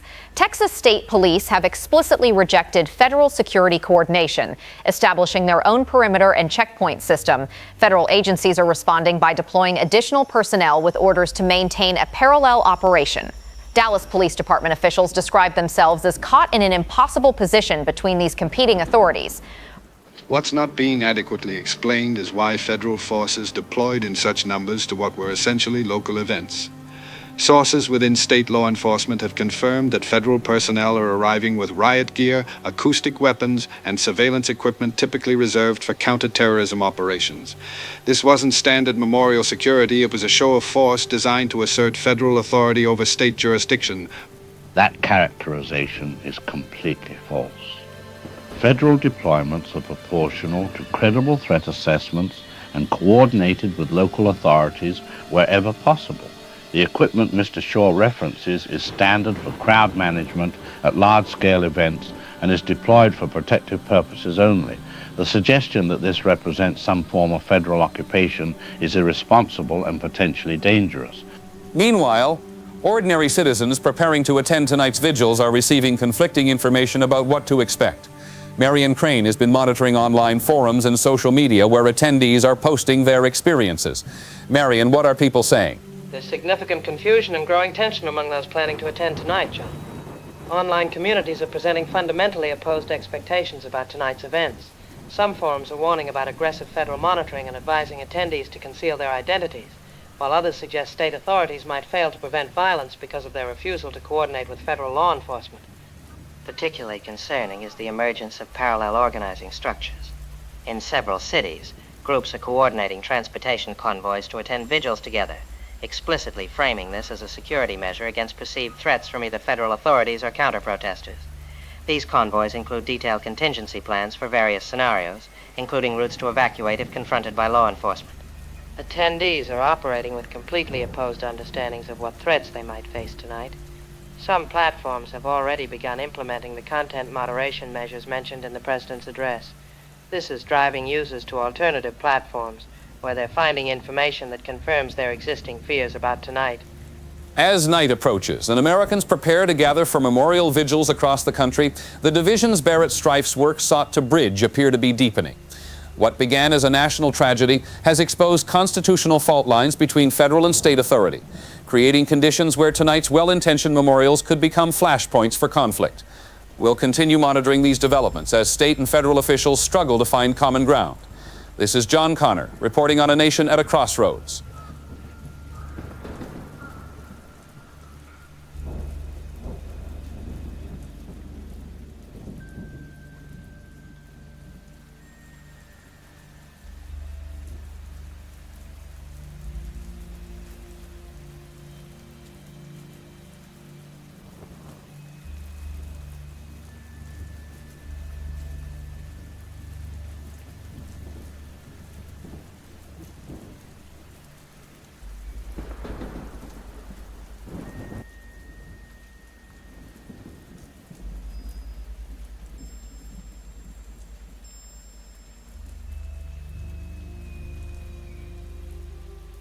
We're now going live to Austin, Texas, where Governor Jeff Jeffries has called an emergency press conference in response to President Loomis's address.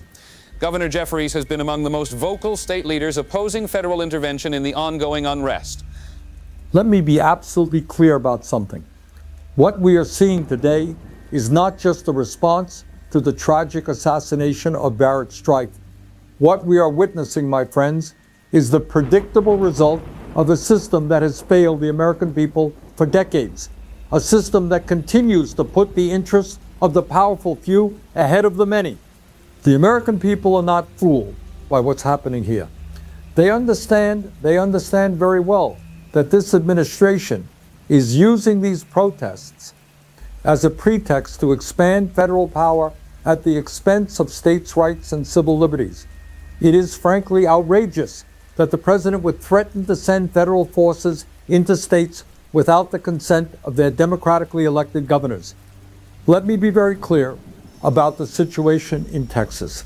We categorically reject any unauthorized federal intervention in our state.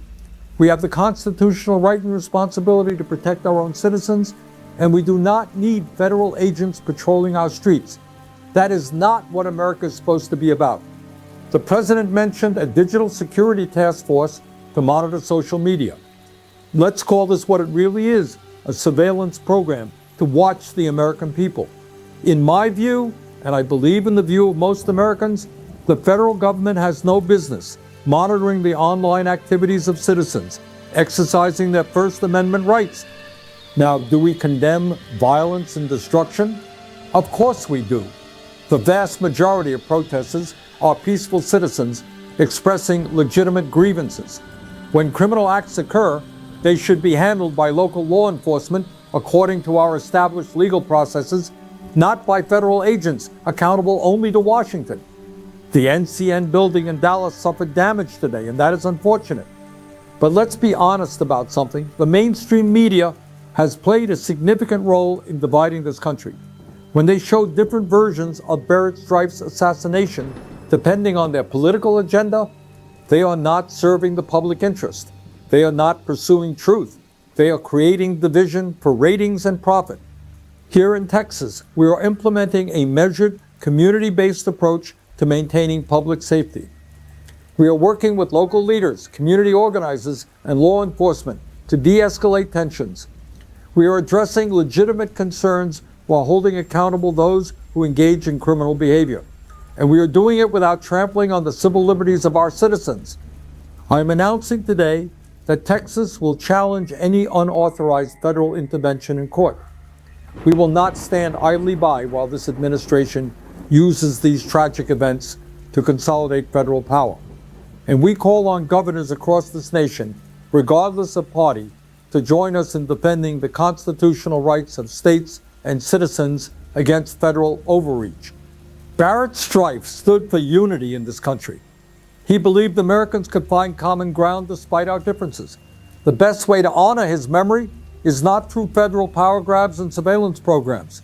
It is by addressing the real issues that affect the everyday lives of Americans and by recommitting ourselves to the democratic principles that make this country great.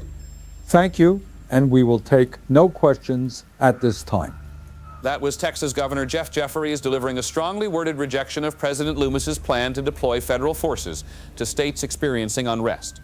His remarks highlight the growing tension between federal and state authorities that appears to be developing in response to the president's address.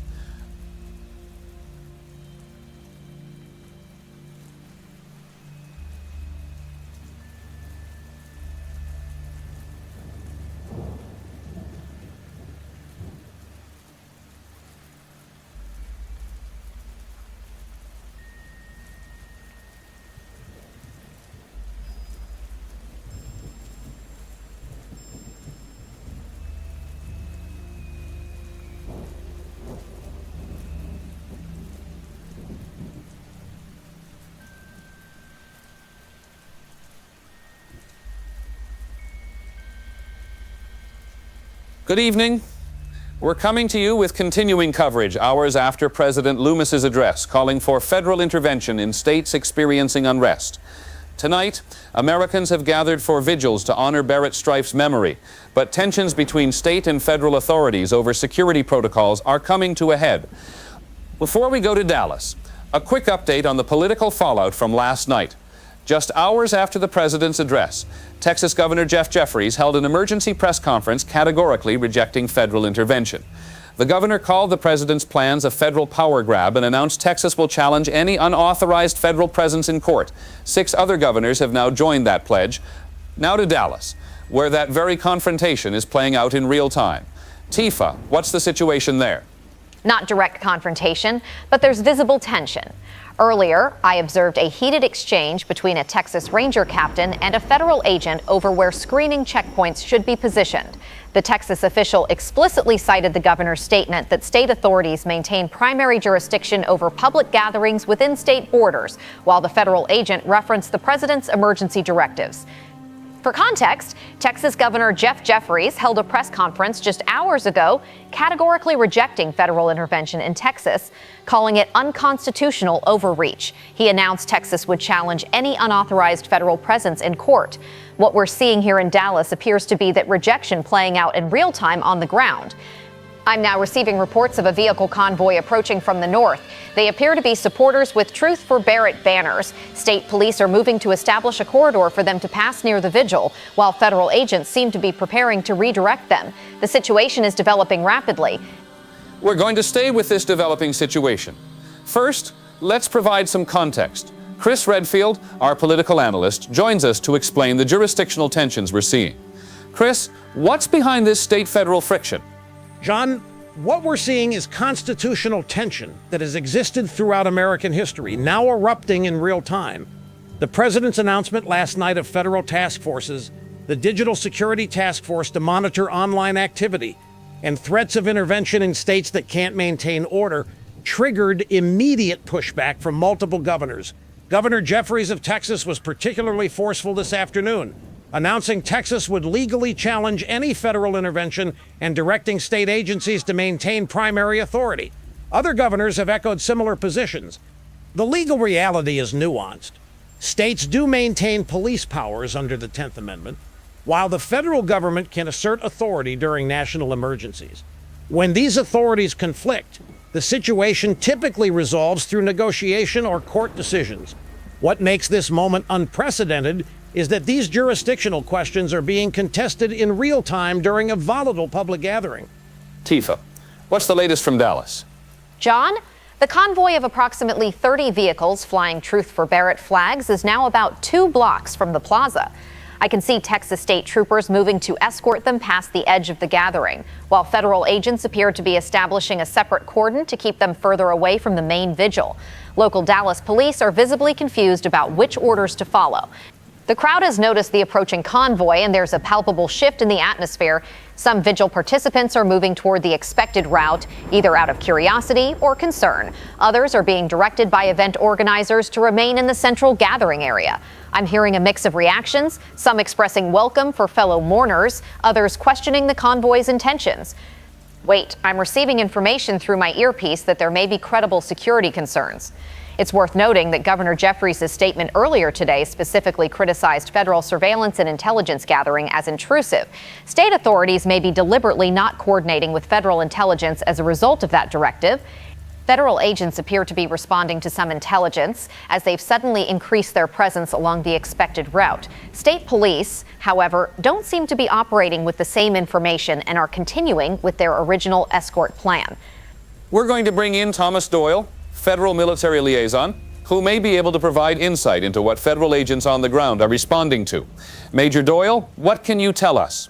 Federal authorities have received credible intelligence suggesting potential security threats associated with large vehicle gatherings near memorial events. This information has been shared through appropriate channels with state and local partners. Department of Homeland Security personnel are implementing standard protocols for maintaining separation between vehicle convoys and pedestrian gatherings based on established safety guidelines. These measures are protective, not restrictive, and are being implemented with the sole purpose of ensuring public safety. But it appears that state authorities may not be operating with the same understanding. All threat assessments have been shared through the Joint Terrorism Task Force framework that includes state representatives.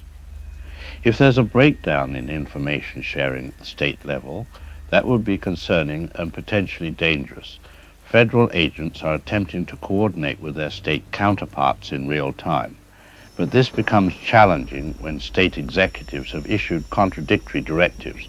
Tifa, what's happening now? John, I can see the lead vehicles of the convoy approaching the intersection where the state police have established a corridor.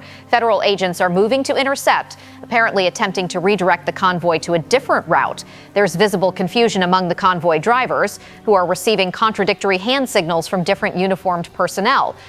The lead vehicle has stopped, creating a backup. Several people are exiting their vehicles, apparently trying to determine what's happening. Some appear to be on phones or radios, possibly communicating with the rest of the convoy. State troopers are approaching the stopped vehicles while federal agents are establishing a perimeter between the convoy and the vigil. Can you tell if the people in the convoy are armed? From my vantage point, I can't confirm, but Texas is an open carry state, and wait. There's some kind of commotion at the front of the convoy. I hear shouting. It appears a vigil participant has approached the lead vehicle and is engaging in what looks like a heated exchange with someone from the convoy. More people from both the vigil and the convoy are moving toward this confrontation. State troopers are attempting to separate them, while federal agents are calling for backup. The situation is deteriorating rapidly. I just heard what sounded like a vehicle backfiring or possibly a tire blowout. There's sudden movement. People are running. I hear gunshots. People are scattering in all directions. I can't determine who's firing or more shots from multiple directions. There appears to be an exchange of gunfire between multiple parties. Both law enforcement and civilians seem to be involved. Tifa, get to safety immediately. Viewers, we're going to cut away from this live feed while our correspondents seek shelter. We can confirm reports of gunfire at the Dallas Vigil, where a vehicle convoy and pedestrian gatherers have come into conflict amid contradictory security protocols from state and federal authorities. We'll return to this developing situation as soon as we have more information.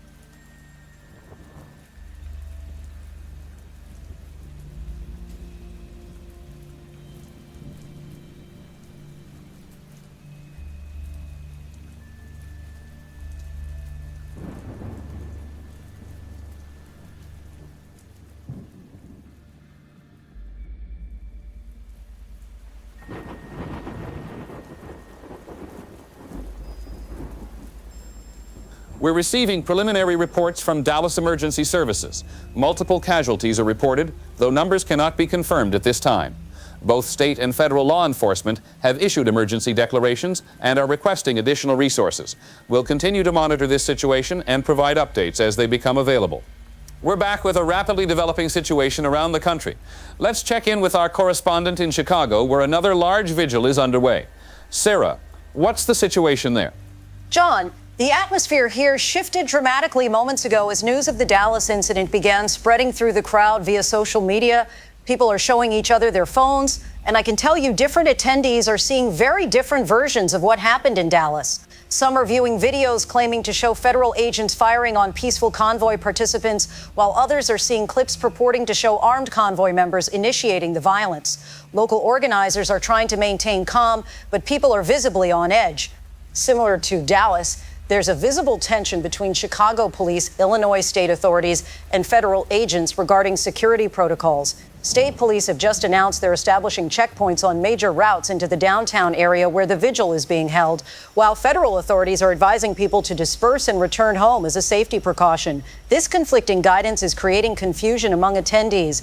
I'm now seeing what appears to be another vehicle convoy several blocks away, approaching the vigil area. Given what's happened in Dallas, this is causing significant concern among both authorities and attendees. Some people are leaving the vigil, while others are moving toward the approaching vehicles. Police are attempting to form a cordon, but there's disagreement about where it should be placed. Sarah, please maintain a safe distance and continue reporting as conditions allow. We're receiving similar reports from vigils in Portland, Atlanta, and Phoenix, all describing heightened tensions and confusion among security forces. We're going to return to Dallas, where Tifa Lockhart has reached a safer position. Tifa, what can you tell us now? John, I've made my way to a medical staging area that's been hastily established in a nearby parking garage. What I'm witnessing is horrifying. Emergency services are overwhelmed with casualties. I've counted at least 7 ambulances arriving in the past few minutes. The wounded are being brought in by both first responders and civilians who are using anything available to transport them. The confusion in the chain of command appears to have contributed directly to the escalation, with state and federal forces initially responding to different perceived threats based on their separate intelligence streams. By the time a unified response was attempted, the situation had already spiraled out of control. I'm hearing similar reports of confusion and contradictory orders from law enforcement personnel treating the wounded here. Thank you, Tifa. Please continue to stay safe. We're now receiving reports that governors in several states have called emergency legislative sessions in response to the Dallas shooting. Governor Jeffries, who just this afternoon vowed to resist federal intervention, has now issued a statement declaring that the federal occupation of sovereign state territory directly contributed to the tragic loss of Texan lives. He's calling this proof that his warnings about federal overreach were justified. And he's promising decisive action to protect Texans from what he calls federal occupation. Lisa Fremont joins us now from the Humanitarian Coordination Center in Denver. Lisa, what can humanitarian organizations do in this rapidly deteriorating situation? Our teams are mobilizing emergency medical support for all affected areas, John. We're particularly concerned about the conflicting security protocols which are hampering the ability of first responders to reach the wounded. We've initiated an emergency coordination protocol that bypasses standard chains of command to establish direct communication between medical personnel across jurisdictions. This allows doctors, nurses, and paramedics to coordinate regardless of whether they're operating under state or federal authority. What's most concerning from a humanitarian perspective is that these jurisdictional disputes are directly impacting the delivery of life-saving care. In Dallas, we have reports of ambulances being delayed at checkpoints due to confusion about which authority controls access to certain areas. We're seeing similar patterns emerging in other cities as state and federal authorities establish separate and sometimes conflicting response protocols. As we continue to monitor developments across the country, it's clear that the president's call last night for federal intervention has accelerated a constitutional crisis. What began as peaceful vigils to honor Barrett Strife have become flashpoints where federal and state authority are colliding in real time with deadly consequences. The division normally resolved through courts and negotiation has instead exploded into armed confrontation. We'll continue our coverage as this situation develops. This is John Connor, reporting on a nation facing a crisis that transcends political division to challenge the very structure of our system of government.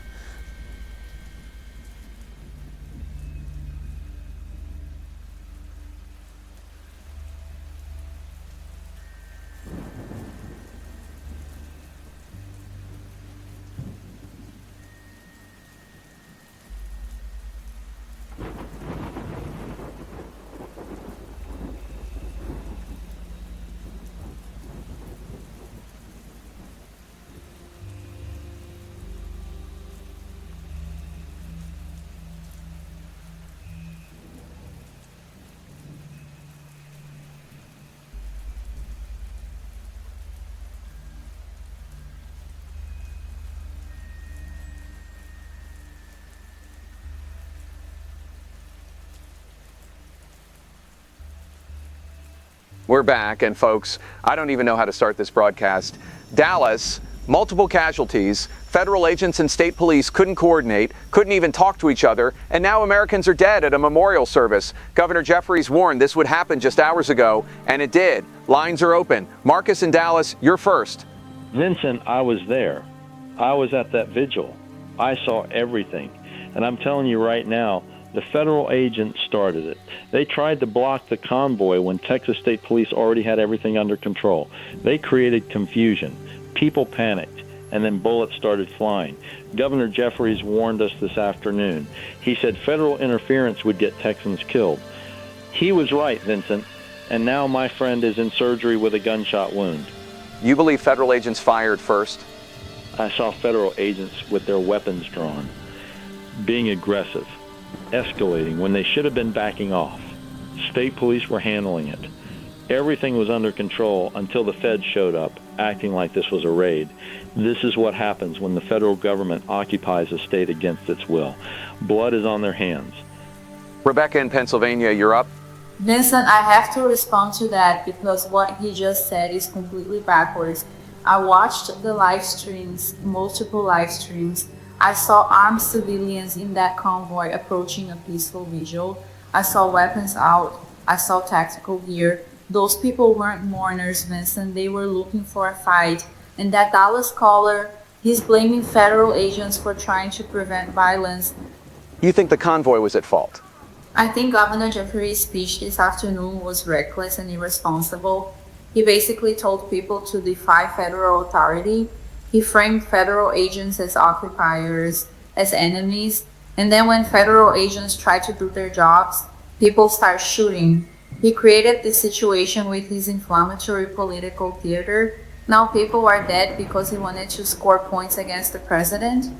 Kevin in Texas, go ahead. Yeah, Vincent, I need to respond to that Pennsylvania caller. She's got it completely wrong. Governor Jeffries didn't create this situation. President Loomis did when he threatened to occupy Texas without permission. Jeffries was defending our state, which is his constitutional duty. Those people in that convoy were Texans exercising their rights. If federal agents hadn't been there acting like an occupying army, nobody would have died tonight. Oh, Amy in Illinois, you wanted to comment? Vincent, I'm sitting here shaking. I'm watching the news with my kids, and they're asking me if we're going to have a war. They're asking if soldiers are going to come to our house. How do I explain this? How do I tell them everything's okay when Americans just shot each other at a candlelight vigil? These callers are arguing about whose fault it is, but children are asking their parents if they're safe in their own country. What would you tell your kids right now? I don't know, Vincent. I used to think I could protect them by teaching them right from wrong. But how do you explain that both the president and Governor Jeffries, grown men in positions of power, would rather fight each other than keep people safe? That mom instinct tells me something's very wrong when leaders care more about winning than protecting us, and I don't know how to make my kids feel safe when I don't feel safe. Daniel, you're a pastor in Oklahoma, correct? That's right, Vincent. And I've been praying all night, praying for the families in Dallas, praying for our nation, but I keep coming back to Matthew chapter 12. Every kingdom divided against itself is brought to desolation. We're dividing over everything now, Vincent. Federal versus state. Whose version of the shooting is true? Who fired first? And nobody in leadership is trying to bring us together. You think we're past reconciliation? I think we're in spiritual crisis as much as political crisis. Barrett Strife tried to bring people together. We killed him. Now we're killing each other over who's responsible. When does it stop? Because at this rate, there won't be anything left worth saving. Both sides think God is on their side. Both sides think they're righteous. But I'm reading my Bible, and I'm not seeing righteousness.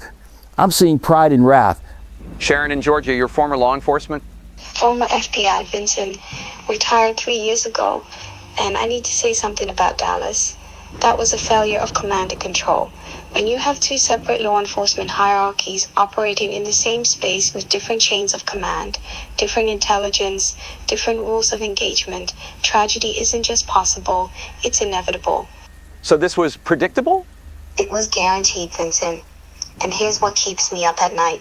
Both the president and Governor Jeffries knew this could happen. They knew. Their advisors told them, but they did it anyway. Why? Because both of them wanted a confrontation.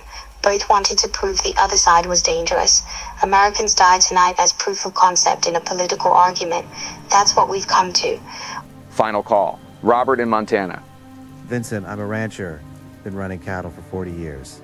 And I've seen range wars, disputes over water, grazing rights, fence lines. And you know what happens when two groups of armed men both think they're right and neither will back down? Blood. That's what happens. And once the shooting starts, it doesn't matter who fired first anymore. You think that's where we are? I think Dallas was the first shot in something bigger. Now both sides have martyrs. Both sides have blood debts. Federal supporters will want justice for their people. Texas will want justice for theirs. And neither side will back down because backing down looks like losing. That's how range wars become blood feuds. And blood feuds, they don't end until everyone's dead or too tired to fight. Folks, I need to be honest with you. 20 years I've been doing this show, 20 years, and I've never felt like this. Tonight doesn't feel like politics anymore. It doesn't feel like protest or civil unrest. Tonight feels like watching something break that we might not be able to fix. Governor Jeffries drew a line today. President Loomis drew one yesterday. And Americans are dying in the space between them. Each side blames the other. Each side has their version of what happened, and nobody's backing down. I don't know what comes next, folks. I honestly don't. But I know this much. Once certain lines get crossed, you can't uncross them. Once blood gets spilled over politics, politics becomes blood. And we might have crossed that line tonight in Dallas. Keep the calls coming. Keep talking. Because the minute we stop talking, all that's left is what happened in Dallas. This is Vincent Valentine. God help us. God help America.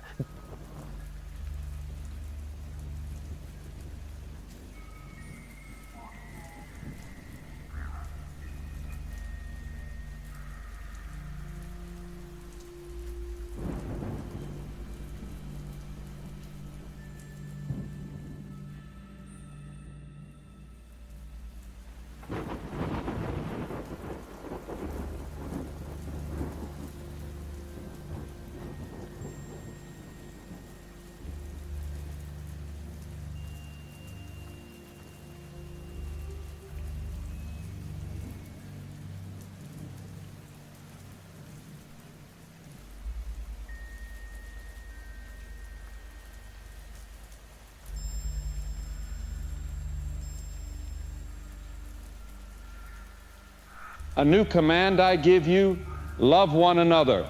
As I have loved you, so you must love one another. These words from the Gospel of John, chapter 15, verse 12, were spoken by Jesus to his disciples on the night before his crucifixion. As gunfire echoes outside our walls, as sirens wail through our streets, I can think of no message more urgent, more necessary, more challenging than this. Notice what makes this commandment new. The old commandment from Leviticus, love your neighbor as yourself, use self-love as the measure. It assumed we know how to love ourselves and extended that same consideration to others. But the new commandment gives us a different standard entirely. Love one another as I have loved you. Christ's love, sacrificial, unconditional, reaching across every division, becomes our measure. As we huddle here in safety while violence unfolds mere blocks away, we must confront the profound inadequacy of our old measures of love. For how do we love when self-love has become tribal? How do we recognize neighbors when we've redrawn the boundaries to exclude those who think differently? How do we love as Christ loved when we cannot even agree on who fired the first shot? I arrived at church this evening after walking past the edge of the vigil. I saw people who came to honor the same man, to mourn the same tragedy, yet who could not recognize each other as mourners because they carried different signs, wore different clothes, arrived in different vehicles. I saw law enforcement, those sworn to protect all citizens, divided by the patches on their uniforms, unable to coordinate because they answered to different chains of command. And now we hear the consequences of this division in the crack of gunfire and the wail of ambulances. This is what happens when we measure love by the old standard. When we love only as we love ourselves, with all our biases, all our tribalism, all our certainty that our perspective alone is right, we create the conditions for exactly this kind of tragedy. The old measure fails us because our self-love has become too narrow, too conditional, too defined by who we exclude rather than who we embrace. But the new commandment offers a different measure. Love one another as I have loved you. How did Christ love? He loved tax collectors and zealots, people from opposing political factions. He loved Samaritans and Jews, groups divided by centuries of hostility. He loved those who denied him, those who betrayed him, those who failed to understand him. He loved without requiring agreement, without demanding uniformity, without making similarity a condition of worth. Even now, amid the chaos outside, this new kind of love is visible if we have eyes to see it. Members of our congregation who arrived here tonight have told me of seeing a nurse wearing a Free States pin, working alongside a doctor with a federal union badge, both focused entirely on saving lives without asking who stood where or believed what. They described strangers forming human corridors to help the wounded reach ambulances, not pausing to check political affiliations before offering their bodies as shields. These are glimpses of the new commandment in action, loving not as we love ourselves with all our limitations, but as Christ loved us, transcending every boundary humans create. There's a story from the Rwandan genocide that speaks to our moment. A Hutu pastor sheltered hundreds of Tutsi people in his church as violence erupted. When militiamen arrived demanding he turn over those inside, he stepped outside and said, "You must kill me first, for I cannot divide the body of Christ." Many inside were saved because one man refused to accept the divisions others had created. He saw not Hutu and Tutsi, but children of God, and he loved them not as he loved himself, for self-preservation would have demanded otherwise, but as Christ loved him to the point of sacrifice. This is what the new commandment demands of us in this moment.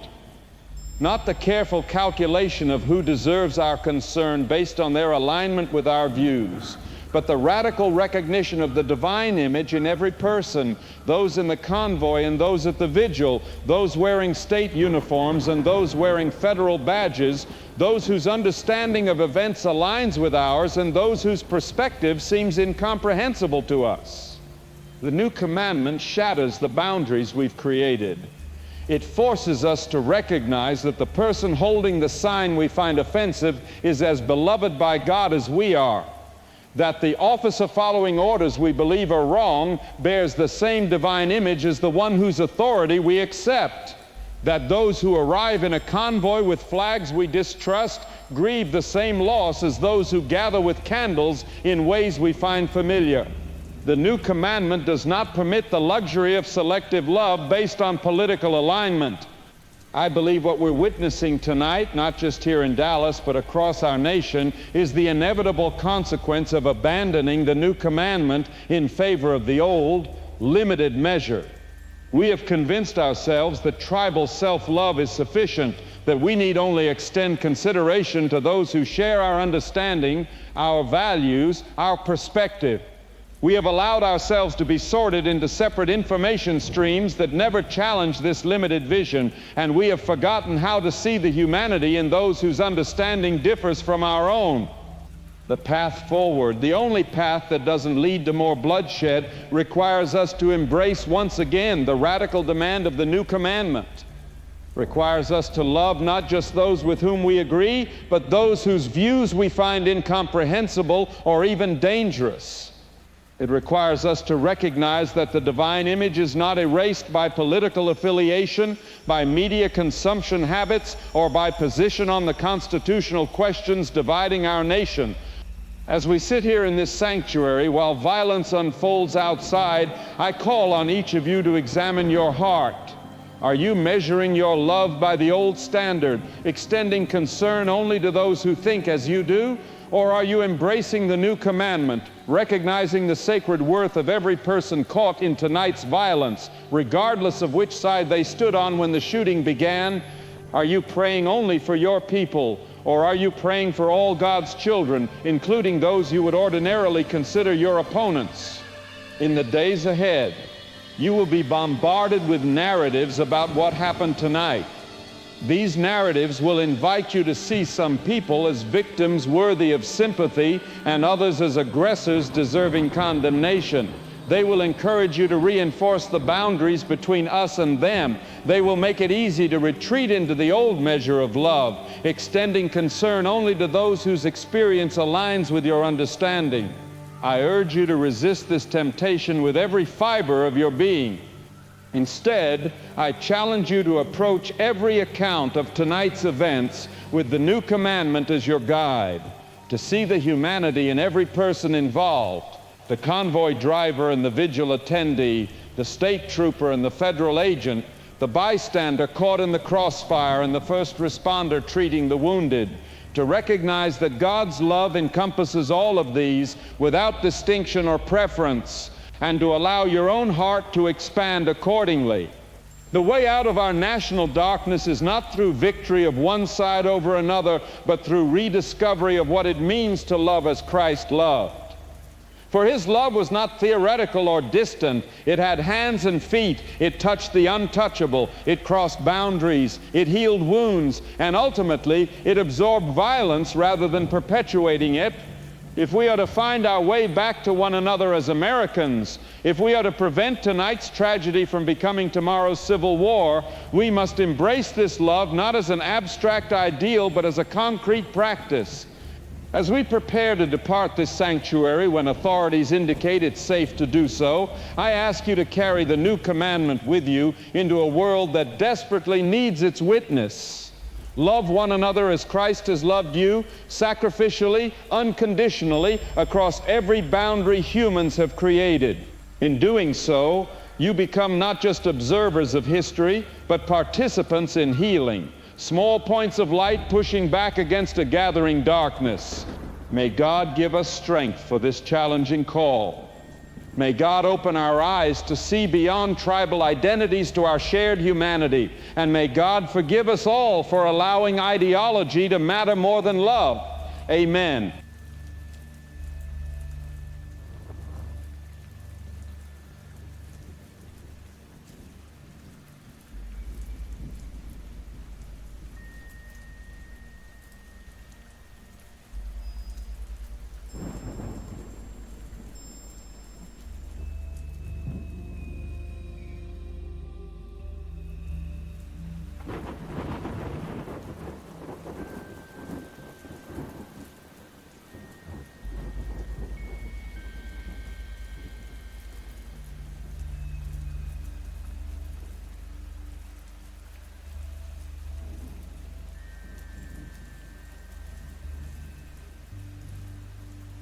broadcasting on backup generators as power outages affect portions of multiple major cities.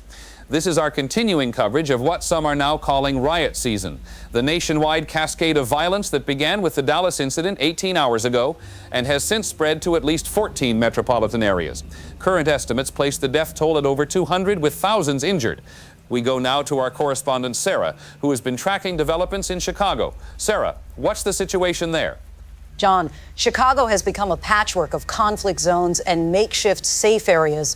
What began as tensions at a downtown vigil similar to the Dallas incident has evolved into something more complex, with multiple armed groups establishing control over different neighborhoods. The situation was exacerbated when Illinois State Police and federal authorities implemented contradictory evacuation plans, creating gridlock that trapped thousands in areas of escalating violence.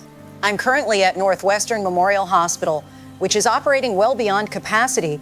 Medical staff have set up triage areas in the parking garage and surrounding streets. What's particularly striking is the breakdown in official response. Ambulances are being supplemented by civilian vehicles bringing in wounded, and many medical personnel have arrived voluntarily after hospital communication systems failed. The formal chain of command has largely collapsed, replaced by an ad hoc system where doctors and nurses are making life or death decisions without waiting for administrative approval.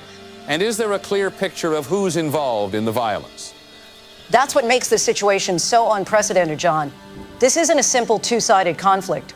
We're seeing state police units, federal agents, local law enforcement, civilian militia groups, neighborhood protection committees, and opportunistic criminal elements, all operating with different objectives and chain of command. The lines between official and unofficial actors have blurred significantly.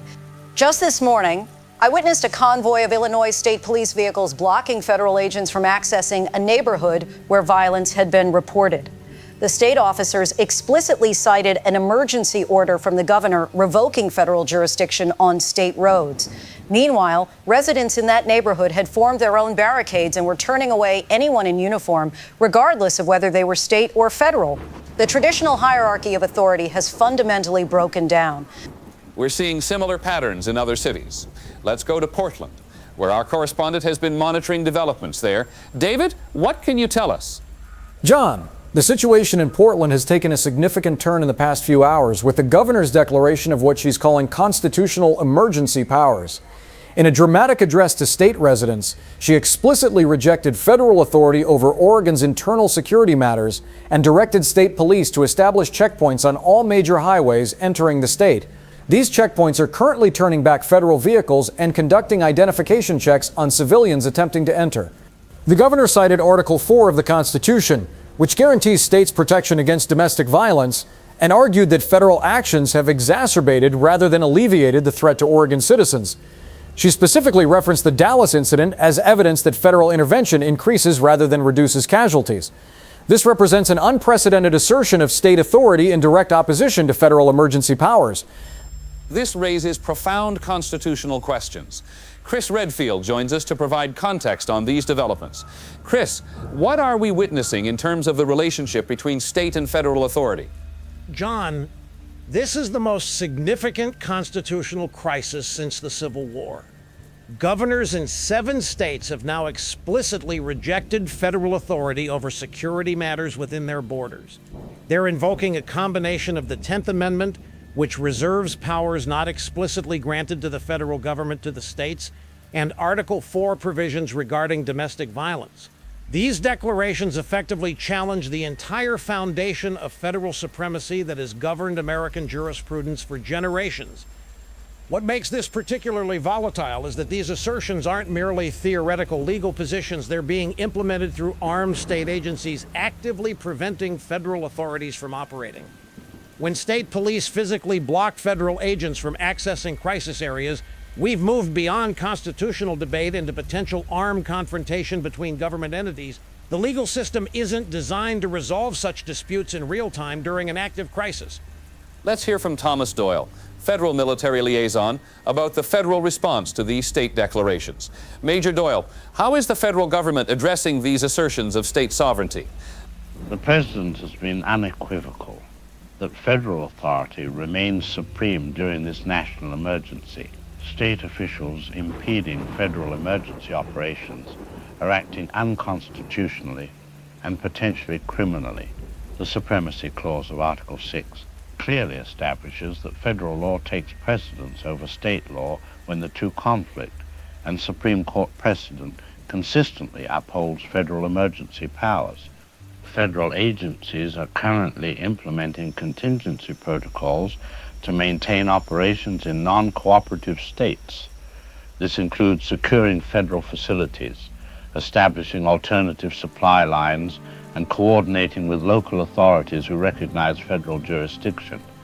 The President has authorized all necessary measures to ensure federal personnel can fulfill their duty to protect American citizens regardless of which state they reside in.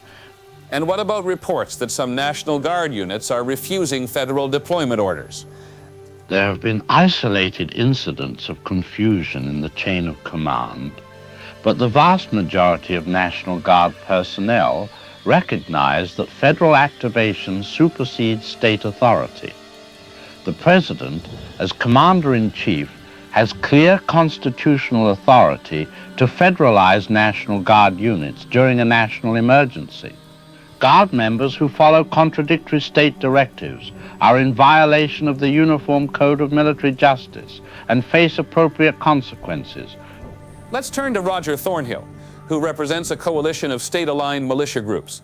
Mr. Thornhill, how are civilian defense organizations responding to these developments?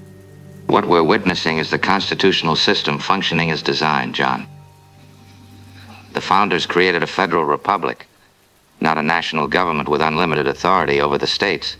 When federal agencies fail to protect citizens, or worse, actively contribute to harm, as we saw in Dallas, the constitutional duty falls to the states and ultimately to the people themselves. Volunteer defense forces across multiple states are mobilizing to support state authorities in securing communities from federal overreach. These are not rogue elements, but organized units working in coordination with state agencies under emergency civil defense protocols. Many include veterans, former law enforcement, and citizens with specialized skills who recognize that local defense is not just a right but a responsibility when traditional protections fail. Lisa Fremont joins us from a humanitarian coordination center in Denver. Lisa, how is this constitutional standoff affecting humanitarian operations? The humanitarian impact is severe and worsening by the hour, John. The jurisdictional disputes between state and federal authorities have created what we're calling sovereignty gaps, areas where neither authority can effectively operate, leaving civilians without access to essential services. These gaps are particularly concerning in urban areas where power outages, water system failures, and medical supply shortages are creating life-threatening conditions. Our teams are attempting to navigate these complex jurisdictional issues by establishing neutral humanitarian corridors with explicit authorization from both state and federal authorities. However, this requires case-by-case negotiation that delays critical aid. In several cities, medical evacuation flights have been prevented from landing because state and federal air traffic controllers issued contradictory guidance. These aren't abstract legal questions. They have immediate, deadly consequences for vulnerable populations. We're receiving reports that governors from several central states have convened an emergency summit to coordinate their response to federal authorities. Tifa, what can you tell us about this development? John, I've confirmed that governors or representatives from 9 states are currently meeting at an undisclosed location in Missouri.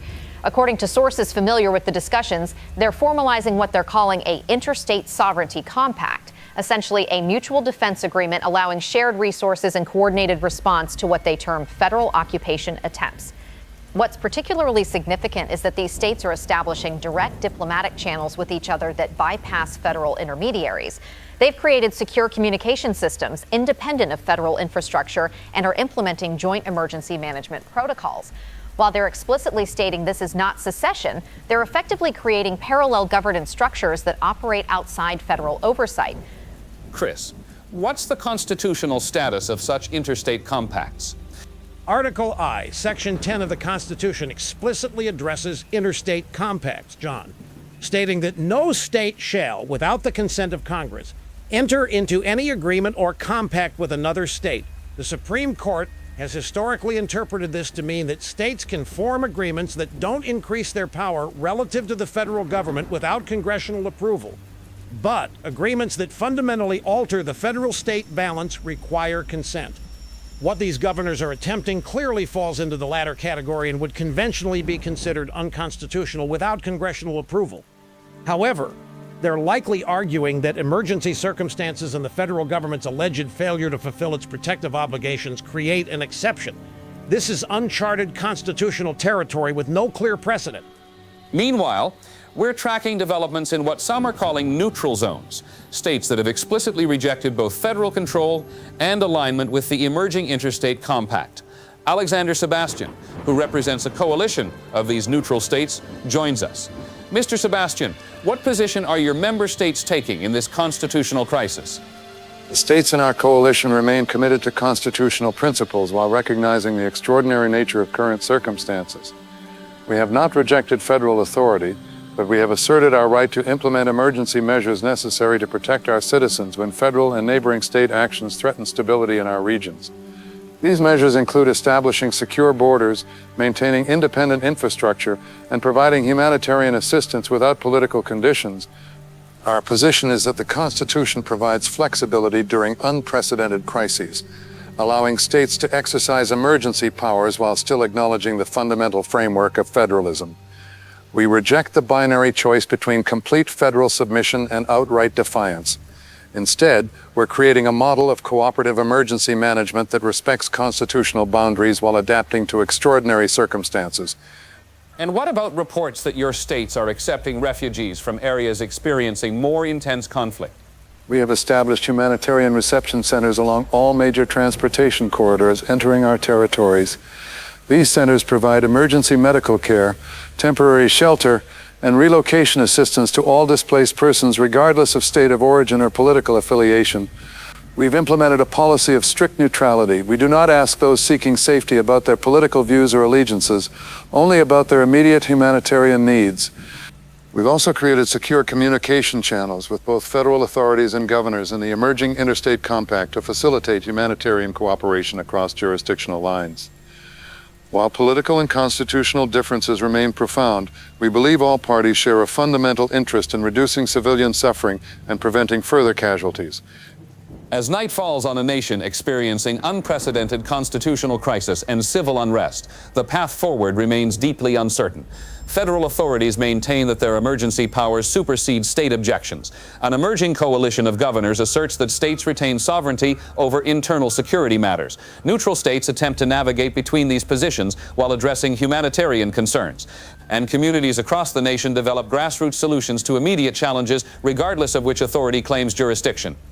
What began with the assassination of Barrett Strife, a voice who sought to bridge divides, has exposed and exacerbated the constitutional fault lines that have always existed in our federal system. The question now is whether these tensions can be resolved through political and legal means, or whether the nation faces a more fundamental rupture. We'll continue to bring you developments as this unprecedented situation evolves. This is John Connor, reporting on a nation at a constitutional crossroads.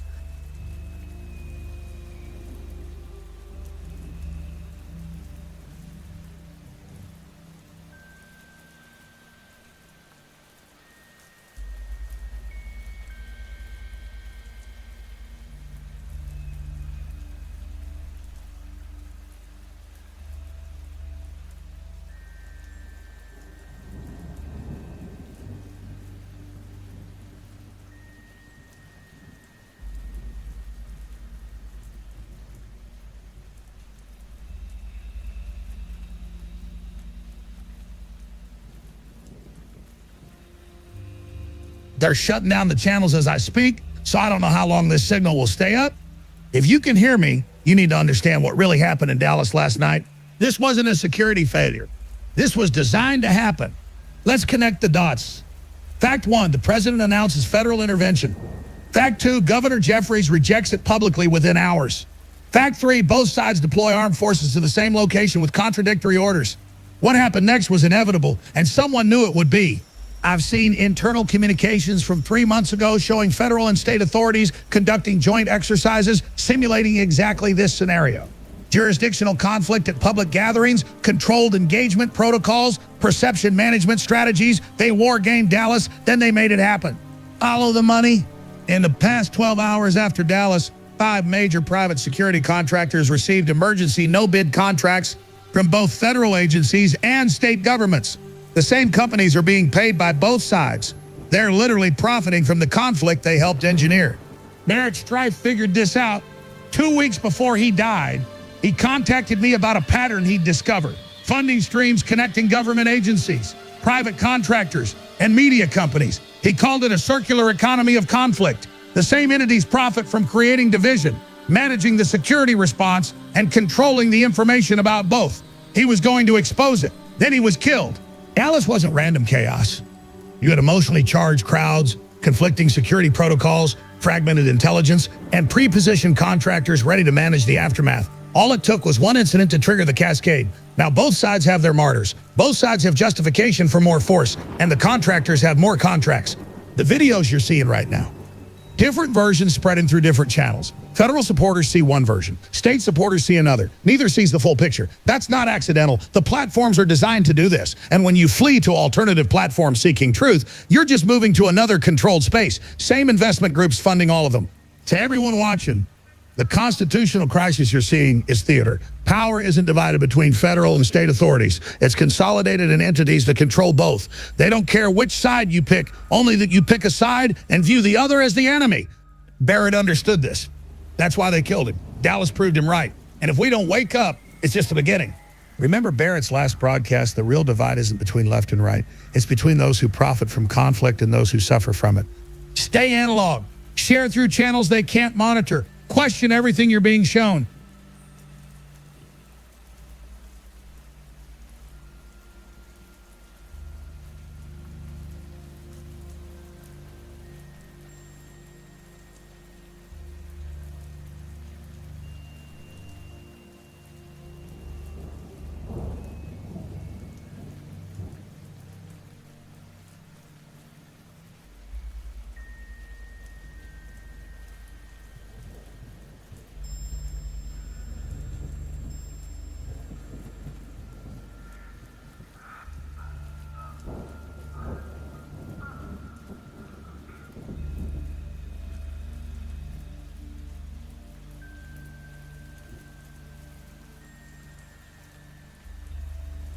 Day 7 of our continuing coverage of the nationwide crisis that began with Barrett Strife's assassination and has now escalated into what some are calling the most significant breakdown of interstate cooperation since the Civil War.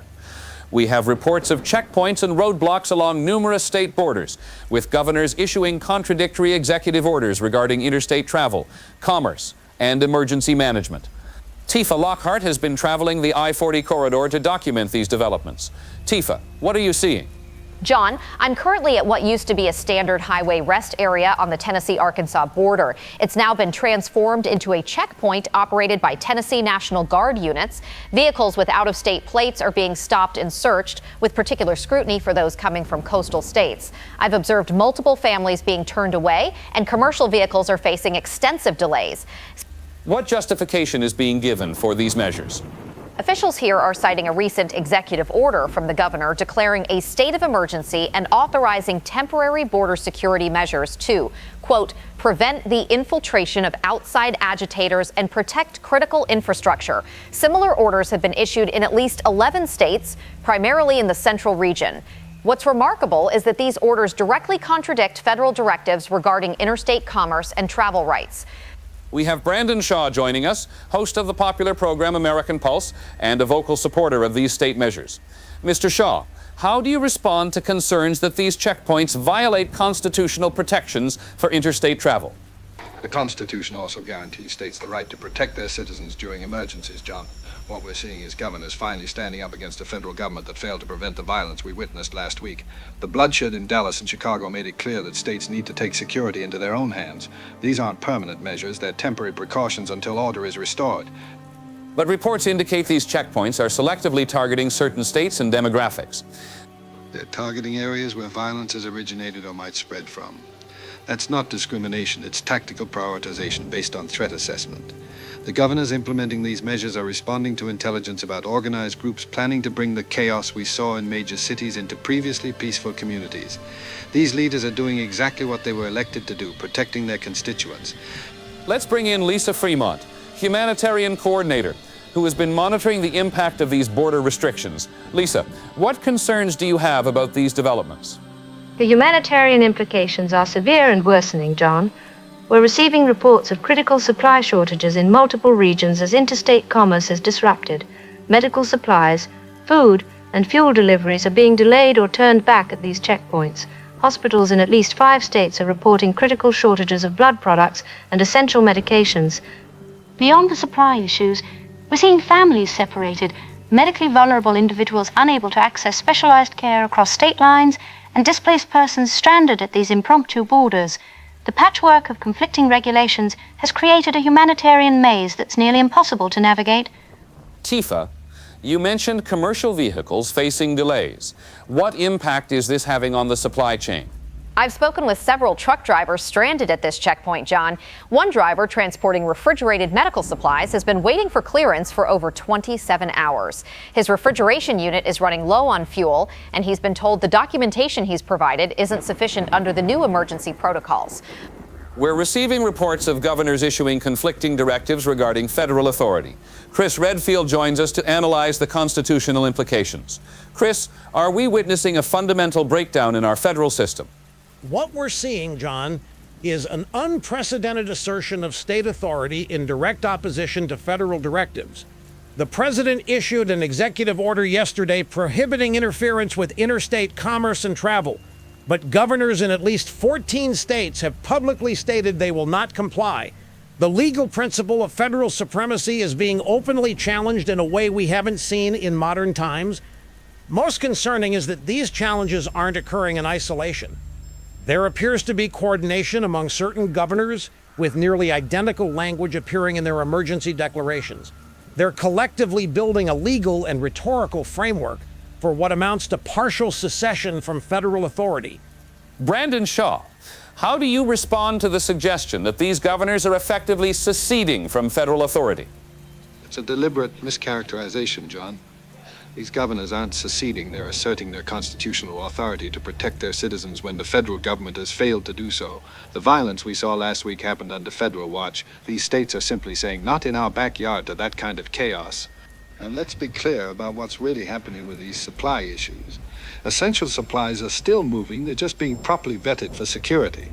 If there are shortages, that's due to panic buying and hoarding, not these necessary security measures. These governors are putting their people first, which is exactly what they should be doing.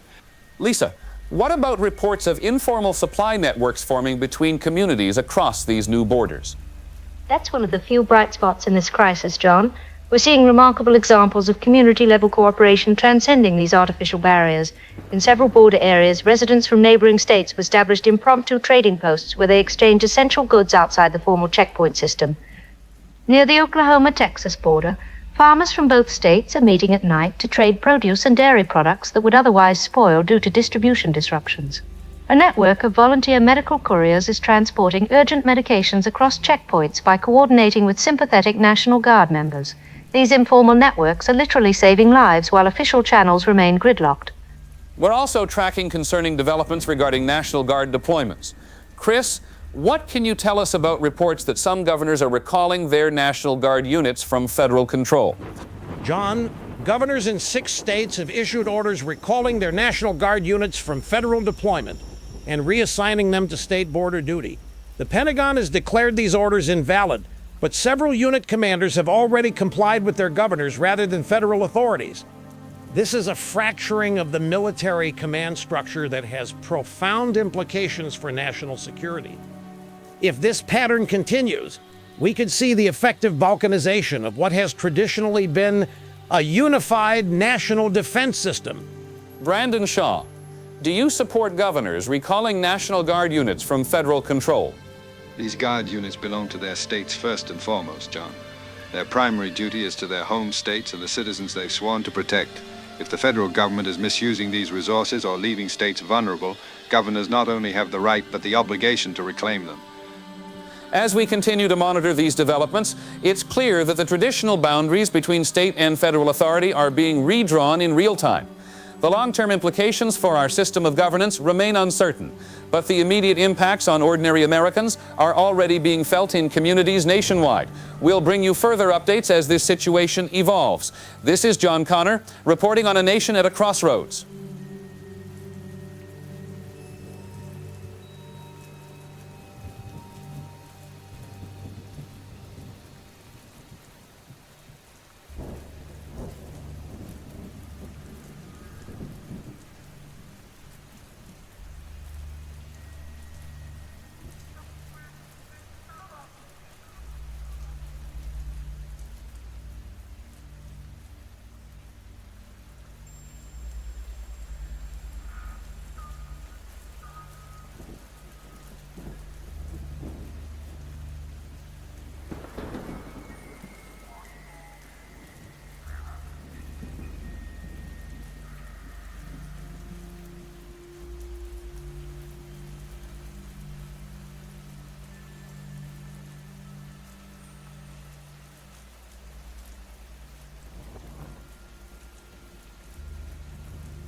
Good evening. We're coming to you live as the nation awaits an emergency address from President Sam Loomis. The White House announced this broadcast just hours ago, describing it as a critical message regarding national security and the preservation of constitutional order. This comes amid escalating tensions between federal authorities and state governments, with reports that military units in several states are now receiving conflicting orders from federal and state chains of command. Joining me to analyze this unprecedented situation is political analyst Chris Redfield. Chris, what do you anticipate from the president tonight? The stakes couldn't be higher, John. We're witnessing what amounts to a constitutional crisis. Governors in 14 states have now explicitly rejected federal directives, and reports indicate that some National Guard units are effectively choosing sides. The president needs to thread an extremely delicate needle tonight, asserting federal authority without inflaming tensions further. We're also joined by Melanie Daniels, government spokesperson. Ms. Daniels, can you give us any insight into what we should expect from the president's address? The president will be outlining specific measures to restore order and ensure the continuity of essential services across all states. He'll be addressing both the immediate humanitarian concerns and the constitutional principles at stake. I can tell you that he has been in continuous consultation with military leadership, constitutional scholars, and governors who remain committed to federal cooperation. And what about the governors who have challenged federal authorities? Has there been any dialogue there? The president has made multiple attempts to engage with all governors, John. Some have refused these overtures, which is deeply concerning. Nevertheless, the administration remains committed to resolving this crisis through established constitutional channels wherever possible. We're also hearing reports of unusual activities at military installations across the country. Can you comment on that? For operational security reasons, I can't discuss specific military movements. What I can say is that the Commander-in-Chief has directed all necessary precautions to safeguard critical infrastructure and ensure the continuity of government. Let's go to our correspondent, Tifa Lockhart, who has been monitoring the governor's responses ahead of this address. Tifa, what are you hearing? John, I'm outside the Tennessee state capitol, where the governor has called an emergency legislative session to coincide with the president's address. Similar sessions are being held in capitals across the central states. Sources inside these administrations tell me there's coordinated planning to respond immediately to whatever measures the president announces tonight. Most concerning are reports that several state police agencies have been instructed to secure federal facilities within their borders immediately following the president's address. This includes military bases, federal courthouses, and infrastructure like dams and power stations. If true, this would represent a dramatic escalation. We'll now take you live to the Oval Office for the president's emergency address to the nation. My fellow Americans, we're facing a very serious situation in our country right now. A very, very serious situation. I've just finished meeting with my national security team, tremendous people, the best people, and they've shown me reports that are, quite frankly, alarming, very alarming. What we're seeing across our beautiful country is unprecedented. We have governors openly defying federal authority. Can you believe it? They're refusing to comply with legitimate federal directives designed to keep Americans safe. Some are even threatening to mobilize their National Guard units against federal personnel. This is not acceptable, folks, not acceptable at all. Let me be very clear, very, very clear. The Constitution gives the president tremendous authority to maintain order and protect our nation. Article 2 gives me powers that many people don't even know about, and I intend to use them if necessary. I didn't want to do this, believe me, but these governors are leaving me no choice. Effective immediately. I am invoking the Federal Emergency Powers Act to establish secure corridors throughout states experiencing unrest. These corridors, beautiful secure corridors, will ensure the free flow of commerce and essential services regardless of local interference. Federal security personnel will maintain these corridors and protect critical infrastructure from sabotage by radical elements. I'm also authorizing the deployment of additional federal security units to protect federal facilities and personnel in non-compliant states. These are the best units, absolutely the best. They will ensure federal law is enforced regardless of local obstruction. They'll do it humanely, but they'll do it firmly, very firmly. No state has the right to prevent federal authorities from fulfilling their constitutional duties. No state. Some governors, and believe me, I know exactly which ones, are claiming this is federal overreach. That's ridiculous, totally ridiculous. When state authorities fail to maintain order, when they allow radical groups to threaten public safety, the federal government has not just the right, but the obligation to act. It's that simple, folks. The American people deserve better than governors who put politics ahead of public safety. These governors, and they know who they are, they're playing games while their cities burn. It's disgraceful, really disgraceful. The silent majority of Americans support these measures. They support them strongly. I get calls every day, tremendous calls, from people saying, "Thank you, Mr. President, for finally taking action." To those governors who are cooperating with federal authorities, and many are doing a fantastic job, just fantastic, I want to say thank you.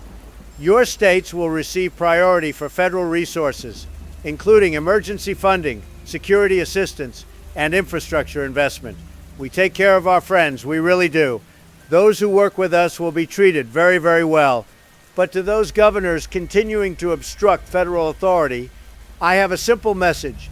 Your resistance isn't just illegal, it's dangerous. It's putting American lives at risk. The people in your states deserve better, much better. If you continue this obstruction, we will take all necessary measures to ensure compliance. All necessary measures. I'm also directing the Attorney General to prepare legal action against state officials who interfere with federal personnel in the performance of their duties. Nobody is above the law, folks. Nobody. Governors don't get to pick and choose which federal laws they'll follow. That's not how our system works, not at all. The American people elected me to restore order and security, and that's exactly what I'm doing. These measures aren't political, they're necessary. When this crisis is over, and it will be over soon, believe me, Americans will look back and thank us for having the courage to take decisive action when others wouldn't. May God bless the United States of America. We will overcome these challenges, and we will emerge stronger and more unified than ever before. We will be so strong, you won't believe how strong we'll be. Thank you, and good night. The President of the United States, delivering what can only be described as one of the most consequential addresses in modern American history. Chris Redfield, your immediate reaction? The president has essentially drawn a constitutional line in the sand, John. By federalizing the National Guard and authorizing federal forces to dismantle state checkpoints, he's directly challenging the authority of governors who have been asserting state sovereignty. This sets up a potential confrontation that has no modern precedent. What's particularly significant is his message to military personnel about their oath being to the Constitution rather than to individual leaders. He's clearly concerned about divided loyalties within the armed forces and is trying to establish the legal and moral high ground for following federal rather than state directives. Ms. Daniels, how does the administration anticipate governors will respond to these measures? The president has opened a direct line of communication with all governors, and we hope they will choose cooperation over confrontation. These measures weren't taken lightly, but the humanitarian crisis resulting from internal borders and supply disruptions requires decisive action. Americans are suffering due to political posturing, and the president's primary responsibility is to the welfare of all citizens, regardless of which state they call home.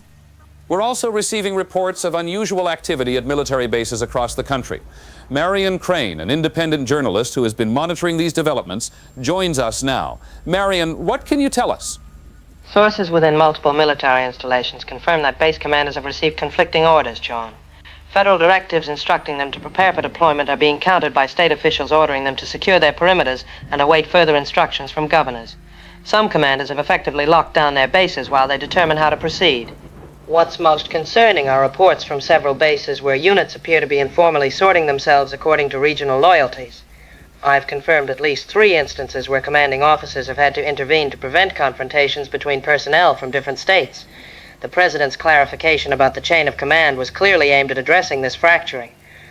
The implications of military units choosing sides are profoundly disturbing. Chris, is there any historical precedent for this? Nothing in modern times, John. You would have to go back to 1861 to find anything comparable. What's different now is the speed at which this is unfolding and the role of instant communication in shaping loyalties and responses. Military personnel are receiving real-time information and misinformation from family, friends, and social media, potentially influencing their decisions in ways we've never seen before. We're now receiving reports that governors from several central states are preparing a joint response to the president's address. Tifa, can you confirm this? Yes, John. Sources tell me that a coalition of governors has been in continuous communication throughout the president's address. They're reportedly drafting a unified statement rejecting the federalization of their National Guard units and the dismantling of state border checkpoints. We expect this statement within the hour. As we await further developments, it's worth noting that this crisis began with the assassination of a man whose central message was about finding common ground amid our differences.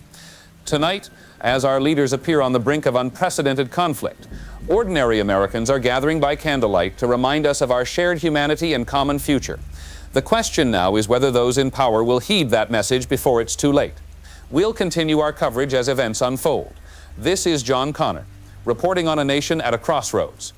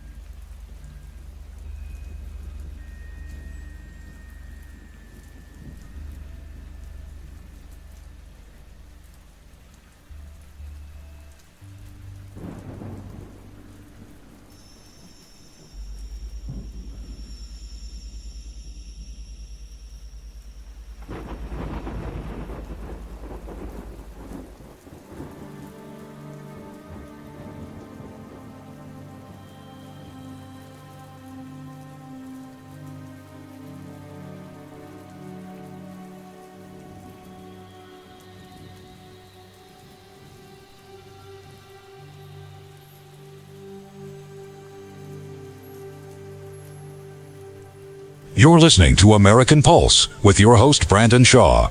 Today's special episode features a conversation recorded just hours before the president's emergency address, featuring political analyst Chris Redfield in a rare cross-platform dialogue about the current national crisis. Welcome to this emergency edition of American Pulse. My guest today is someone whose analysis usually appears on channels that many of our listeners might not typically tune into. Chris Redfield is a political analyst who's been covering the escalating tensions between state and federal authorities. Chris, welcome to the program. Thank you for having me, Brandon.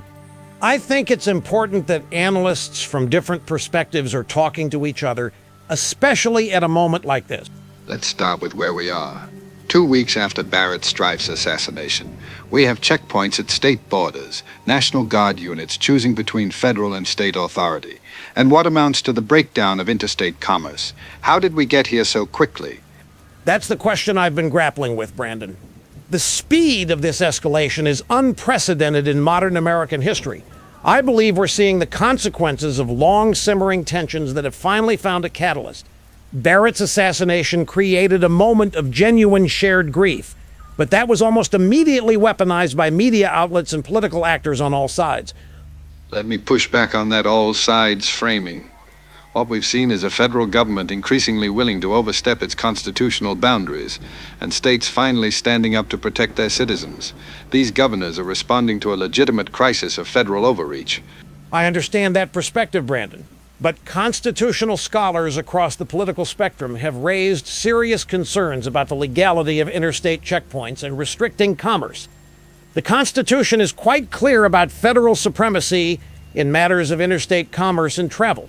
That's not partisan interpretation, it's foundational constitutional law. The Constitution also guarantees states certain rights and protections, including the responsibility to ensure public safety.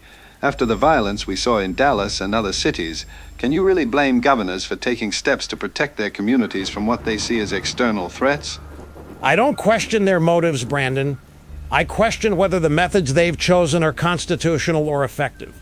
The humanitarian consequences of these checkpoints and supply disruptions are affecting citizens of all political persuasions. Hospitals can't get medications, food supplies are dwindling in certain areas, and families have been separated. Those are temporary disruptions necessary to establish proper security protocols. And let's be honest about where the blame truly lies. If the federal government had acted decisively to prevent the violence in the first place, governors wouldn't have needed to take these steps. That's a fair criticism of the initial federal response. But I'm concerned that we're now in a dangerous cycle of escalation with no clear exit ramp. Each side takes more extreme measures, justifying them as responses to the other's actions. Meanwhile, regular Americans are caught in the middle. Speaking of regular Americans, something interesting is happening at the community level. While our leaders are at odds, neighbors are helping neighbors regardless of political differences. We're seeing grassroots cooperation even as official channels break down. That's perhaps the most hopeful aspect of this crisis. The artificial divisions that have been cultivated by media and political figures don't seem as deeply rooted as some would have us believe. When faced with genuine hardship, Americans instinctively come together across political lines. Which raises the question, who benefits from keeping us divided? If ordinary citizens can find ways to cooperate during crisis, why do our national conversations remain so polarized? That's a profound question, Brandon. There are certainly entities, media companies, political organizations, even foreign actors who profit from American division. Conflict drives engagement, donations, and ratings. Unity is less profitable than division. I think there's something deeper happening as well. Have you been tracking the reports about corporate involvement in shaping the narrative around these events? I've seen concerning indications that certain algorithms and content moderation practices may be amplifying the most divisive interpretations of events. There's a pattern where moderate voices calling for calm and unity receive significantly less distribution than those presenting apocalyptic scenarios or identifying clear villains. My team has been investigating something even more troubling. We've found evidence suggesting that some of the same corporate entities are funding both sides of this conflict. Military contractors, security firms, and infrastructure companies that stand to profit enormously from extended domestic instability. That's a serious allegation, Brandon. Do you have concrete evidence you can share? We're still connecting the dots, but we've traced funding patterns showing identical corporate donors supporting both federal emergency response initiatives and state sovereignty movements. The same companies securing federal contracts to restore order are simultaneously providing logistical support to state checkpoint operations. They profit regardless of which side prevails. If verified, that would represent a profound threat to our democracy. Essentially, corporate interests manufacturing conflict for profit. This reminds me of concerns Barrett Strife raised in his final recorded conversation with Guy Haynes about forces that benefit from American division. Exactly. And now we're facing a situation where the president is expected to announce extraordinary measures tonight. There are rumors of military deployments, federalizing the National Guard, even martial law in some regions. How do you see this playing out? I'm deeply concerned about the potential for miscalculation, Brandon. If federal forces attempt to dismantle state checkpoints against the will of governors, we could see armed confrontations between American military units. The constitutional and human consequences would be devastating. So what's the alternative? How do we step back from this brink? It would require leadership on all sides, willing to prioritize de-escalation over political advantage. The governors could maintain security measures within their states while reopening interstate commerce. The federal government could acknowledge legitimate state security concerns while asserting constitutional principles. Essentially, each side would need to compromise without feeling they've capitulated. That would require trust that's currently in short supply. But perhaps the example being set by ordinary Americans cooperating across political lines to help their communities offers a model for our leaders to follow. I hope you're right, Brandon. What's clear is that the current path leads to outcomes that no reasonable American, regardless of their political persuasion, should want to see realized. The question is whether our leaders will recognize this before it's too late. Chris Redfield, I appreciate you joining me for this conversation. Despite our different perspectives, I think we share a concern for the future of this country, and I hope that cooler heads will prevail. Absolutely. If analysts from different media ecosystems can find common ground, perhaps our leaders can as well. Thank you for having this conversation, Brandon. To our listeners, we'll return immediately after the President's address with analysis and reaction. Until then, this is Brandon Shaw, reminding you to stay informed, stay vigilant, and above all, stay united as Americans. You've been listening to American Pulse with Brandon Shaw. This conversation was recorded hours before the President's emergency address to the nation. We now return to our continuing coverage of these historic events.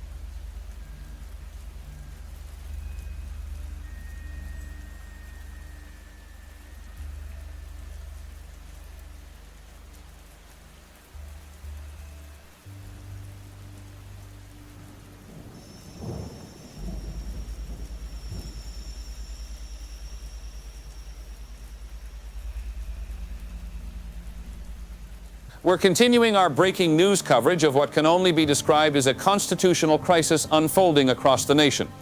12 hours after President Loomis declared a national emergency and ordered the federalization of all National Guard units, governors from 14 states have formally rejected these directives, declaring them unconstitutional overreach and vowing to maintain state sovereignty.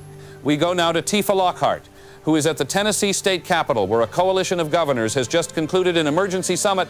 Tifa, what's happening there? John, I've just witnessed what history may record as a pivotal moment in American governance. Governors from 14 states have signed what they're calling the Interior States Accord, a document formally rejecting federal authority on matters they define as state sovereignty issues. The coalition chair, who they've designated as Governor General Jeff Jeffries of Texas, delivered a statement moments ago. Today, we stand together as sovereign states to declare that we will not submit to federal tyranny.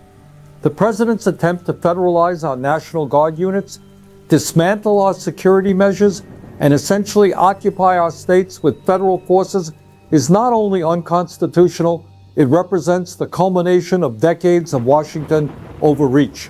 The 10th Amendment clearly reserves to the states those powers not explicitly granted to the federal government. We are exercising those constitutional powers now.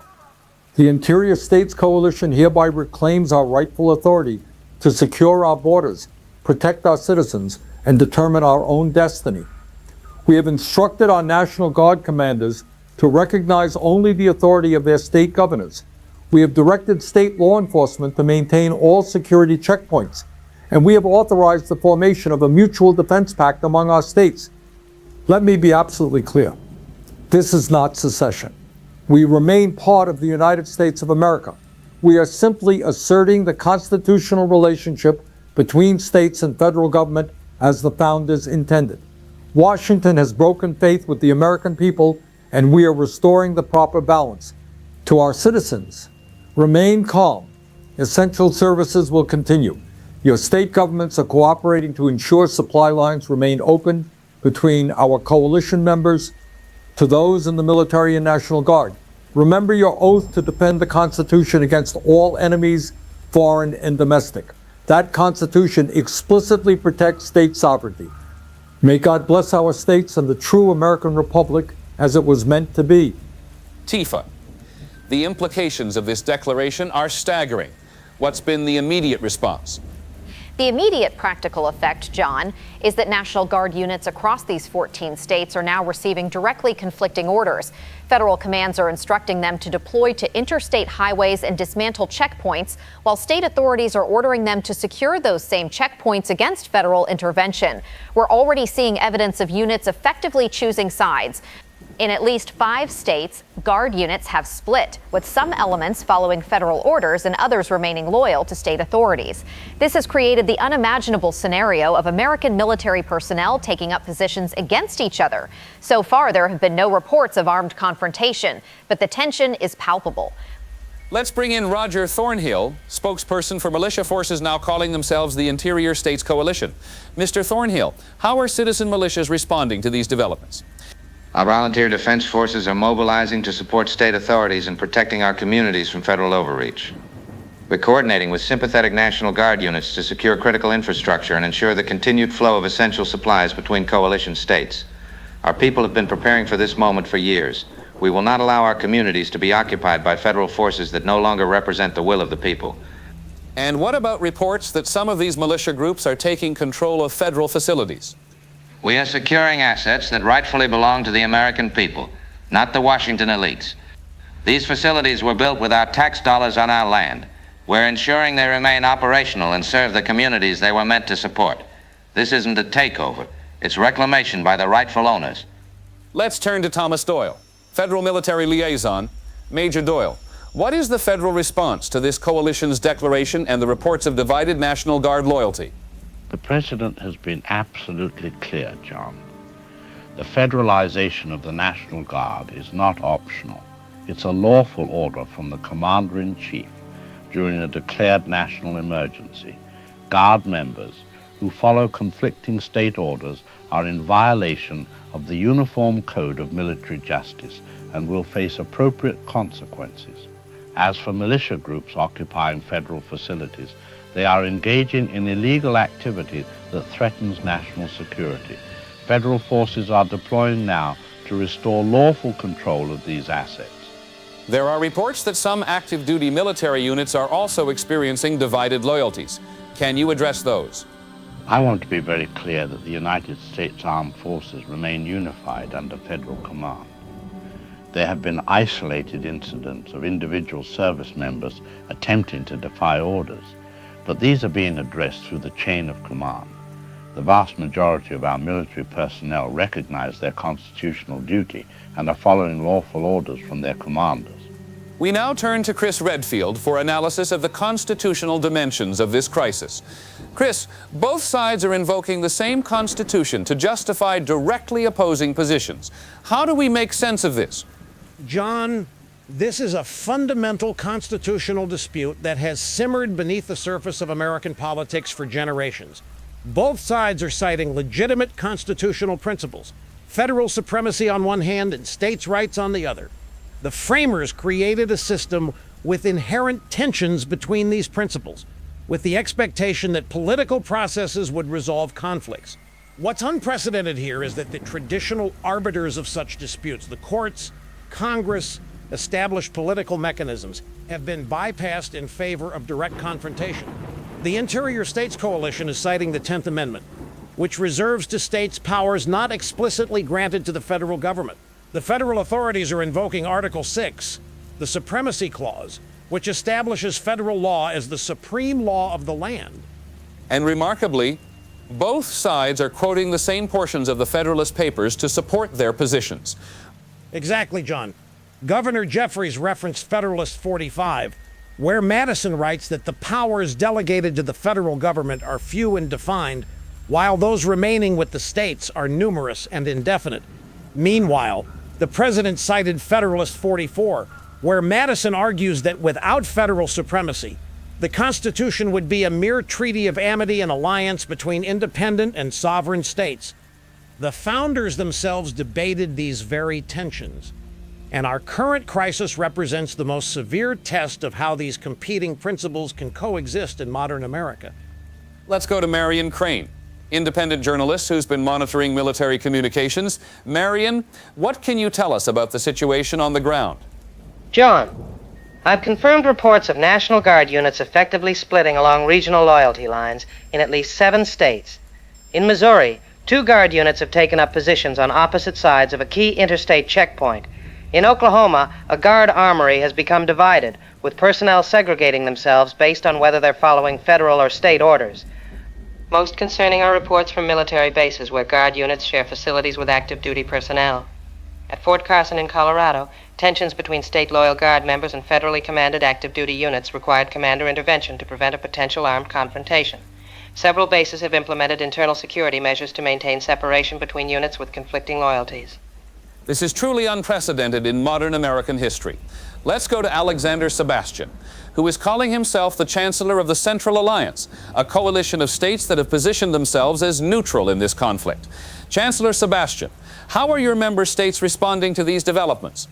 The Central Alliance states remain committed to de-escalation and mediation, John.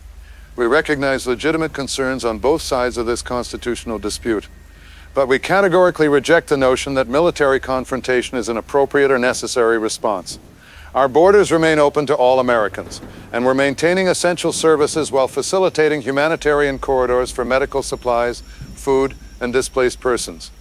We're also offering to host emergency negotiations between federal authorities and the Interior States Coalition. Denver has been proposed as a neutral location where representatives from both sides can engage in good faith dialogue about resolving this crisis through constitutional means rather than force. Several respected former Supreme Court justices have offered to facilitate these discussions. Have either side indicated willingness to participate in such negotiations? We've received mixed signals, John. Some members of the Interior States Coalition have expressed openness to dialogue, while others remain adamant that there's nothing to negotiate. Federal authorities have stated that they're willing to discuss implementation details, but not the fundamental principle of federal supremacy. We continue to urge both sides to recognize that even the most profound constitutional disagreements can and must be resolved through civic processes rather than force. As night falls on a divided nation, the path forward remains uncertain. Federal forces are deploying to assert authority over interstate highways and federal facilities. State authorities and aligned militia groups are preparing to resist. Military and National Guard units face impossible choices about which orders to follow. And ordinary citizens continue to demonstrate that cooperation across political lines is not only possible but essential for survival. We'll continue to bring you developments as they occur in this unprecedented constitutional crisis. This is John Connor, reporting on a nation at the crossroads of its future.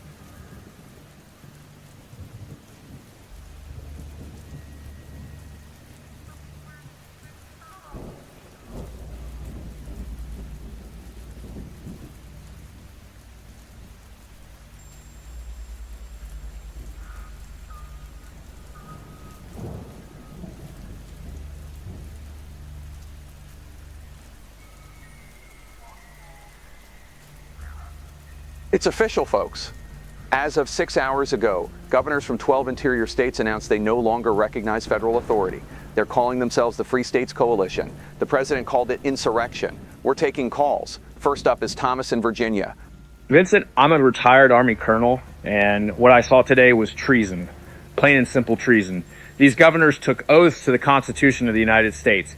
They swore to uphold federal law, and now they're rejecting it because they don't like the president's policies. That's not how democracy works. You think force should be used? I think the law should be enforced. When states seceded in 1861, it led to the bloodiest war in American history. If we don't stop this now, decisively, we're headed down that same path. These governors need to be arrested. Martial law needs to be declared in those states. And yes, if they resist, military force is justified. This is preservation of the Union, Vincent. Sarah in Missouri, you live in one of the free states now. I do, Vincent. And that caller from Virginia, he doesn't understand what's been happening out here. Federal agents have been treating us like occupied territory for weeks. Checkpoints, surveillance, arrests without warrants. Governor Jeffries didn't choose secession. He was forced into it by federal tyranny. You support what your governor did? Absolutely, I do. My grandfather fought in World War II to defend freedom, and what we're living under right now isn't freedom. When the federal government stops representing the people and starts oppressing them, the states have a right to withdraw. That's not treason, Vincent. That's the Declaration of Independence. We tried working within the system. They wouldn't listen. Marcus in Colorado, you're in what they're calling the neutral zone. Yeah, Vincent, Colorado hasn't joined either side yet. And honestly, I'm terrified. I own a small business. I have employees from all over. Some support the free states. Some support the federal government. And they can barely be in the same room anymore. Yesterday, 2 of my guys almost came to blows over this situation. What are you seeing on the ground there? Chaos, Vincent. Complete chaos. Banks are limiting withdrawals. Trucks aren't delivering because drivers are afraid of crossing into free states' territory. My suppliers in Texas won't ship to federal states. Federal suppliers won't ship to me because Colorado might go free states. That retired colonel talking about enforcing the law. What law? Whose law? Everything's breaking down. Last call. Jennifer, you're a teacher in Kansas. Vincent, I'm supposed to teach American history to 8th graders tomorrow, and I don't know what to tell them. I don't know if there's still a United States to teach about. My students are asking if we're going to have a war. Some are excited about it. They think it's like a movie. They don't understand what's really happening. What do you think is really happening? I think we're watching the country my grandparents built fall apart in real time.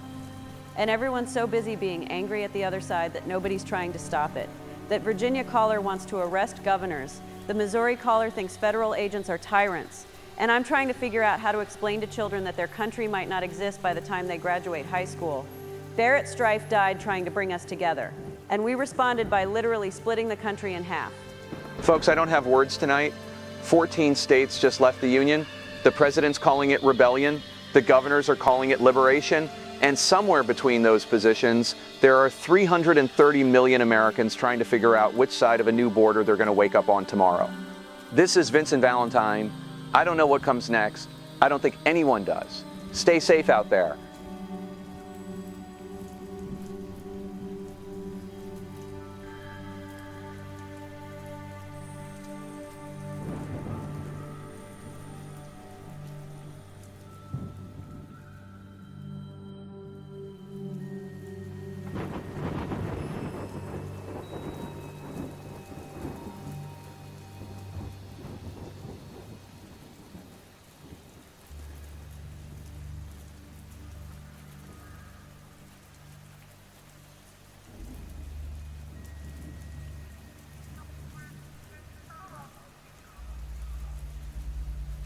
We're now bringing you a live address from Jeff Jeffries, newly appointed chair of the Interior States Coalition, speaking from Oklahoma City. My fellow Americans, today I stand before you to announce a decision that was not made lightly, but one that has become absolutely necessary for the preservation of our constitutional liberties and the protection of our citizens. The governors and representatives of 14 states have voted unanimously to form the Interior States Coalition, a constitutional alliance dedicated to restoring the fundamental balance between state.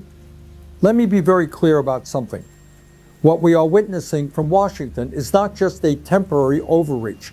It is the culmination of decades of power consolidation that has systematically undermined the constitutional framework our founders established. For too long, the federal government has expanded its control at the expense of state sovereignty and individual liberty. The deplorable actions taken by President Loomis in recent weeks are merely the final step in this long process. The American people understand. They understand very well that when federal forces can be deployed against the explicit wishes of democratically elected governors, when citizens can be monitored online without judicial oversight, when federal funding can be used as a weapon to force compliance with unconstitutional directives, we are no longer living in the republic our founders envisioned. We are living under what can only be described as federal occupation. The Interior States Coalition is not seceding from the United States. Let me repeat that.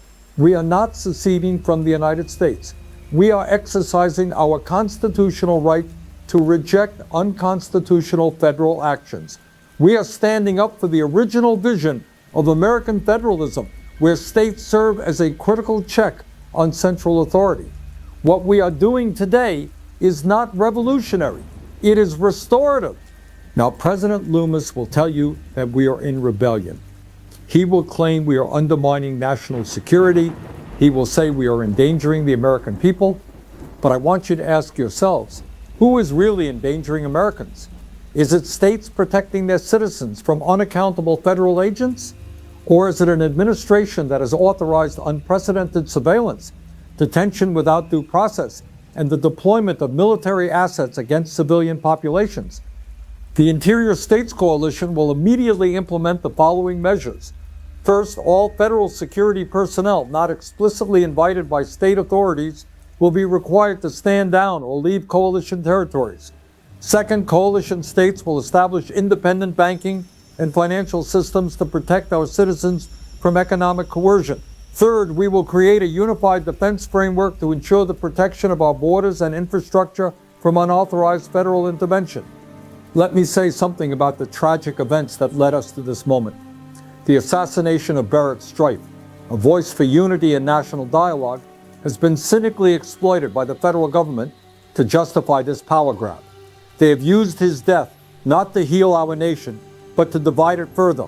They have dishonored his memory by using it to implement the very kind of authoritarian control he warned against. I want to address our fellow citizens living in states outside the coalition. We stand with you. We know that millions of Americans in every state share our concerns about federal overreach. Your governors may have chosen submission over sovereignty, but we recognize your right to self-determination. The coalition states will welcome any American seeking refuge from federal oppression, and we will support peaceful efforts in all states to restore constitutional governance. To the men and women serving in our military and National Guard, we know you took an oath to defend the Constitution against all enemies, foreign and domestic. That oath was not to a president or to a government. It was to the constitutional principles that have guided this nation since its founding. We ask you to reflect deeply on that oath as you consider the orders you may be given in the coming days and weeks.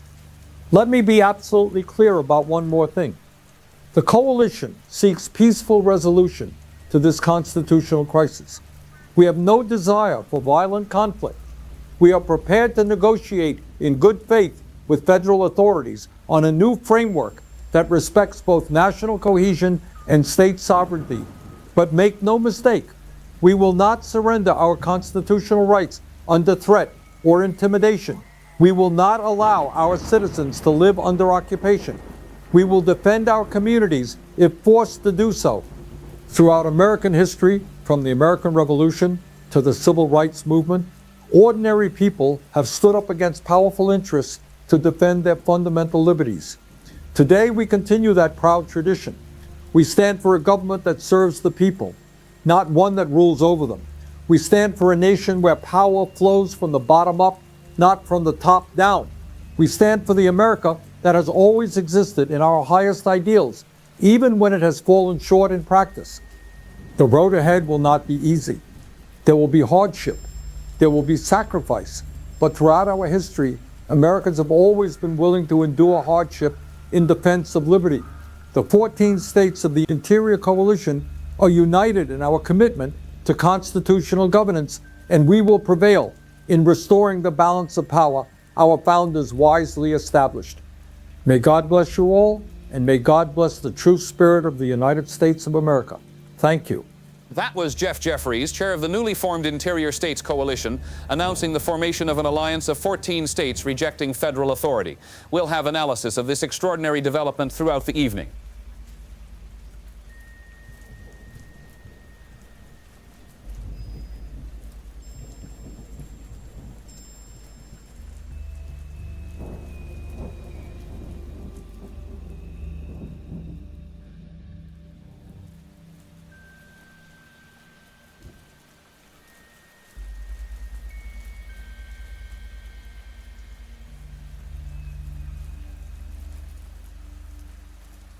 Broadcasting on emergency power as much of the nation experiences what appears to be a coordinated attack on power grid infrastructure.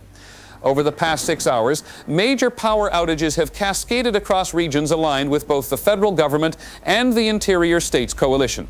Critical systems including hospitals, water treatment facilities, and transportation networks have been affected. Each side is accusing the other of orchestrating these attacks.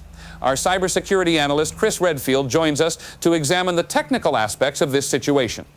John, We're looking at a sophisticated multi-vector attack targeting supervisory control and data acquisition systems, or SCADA, that manage power distribution networks. These systems were accessed through multiple points, suggesting a coordinated operation rather than an isolated breach. The attack methodology shows similarities to previous nation-state level cyber operations, but attribution at this point is nearly impossible. What makes this particularly concerning is that the attacks targeted both federal union and interior states coalition infrastructure simultaneously, using similar methods but with slight variations to evade detection.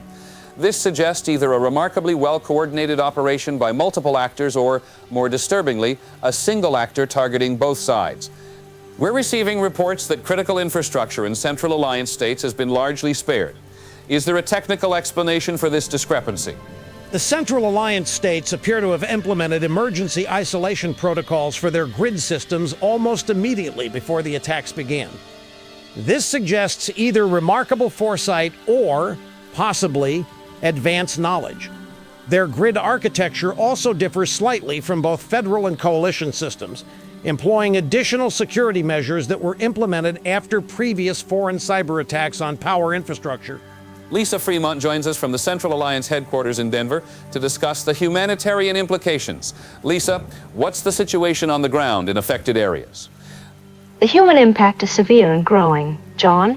Hospitals in major cities are operating on backup generators, many of which are designed for only 48-72 hours of continuous operation. Water treatment and delivery systems are failing in multiple regions, raising concerns about access to safe drinking water.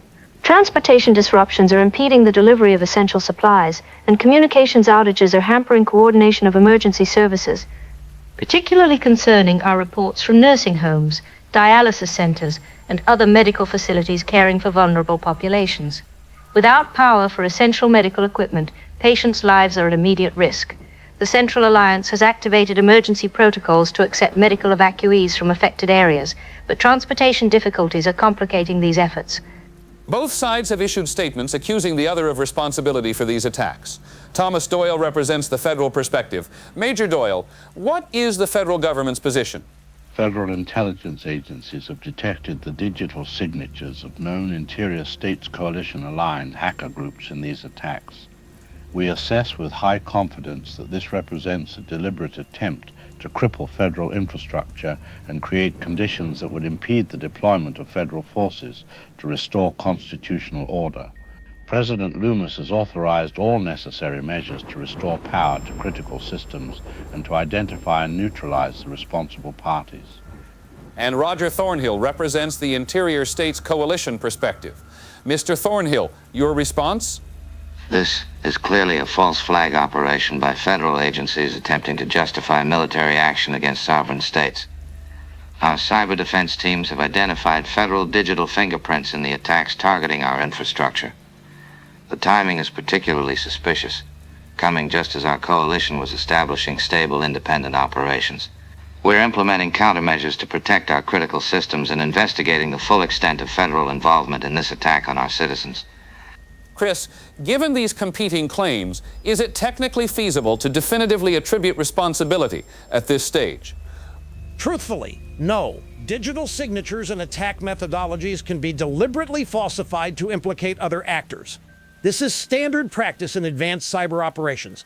What's unusual here is the simultaneous targeting of both sides with similar techniques. This suggests either remarkable coordination between opposing factions.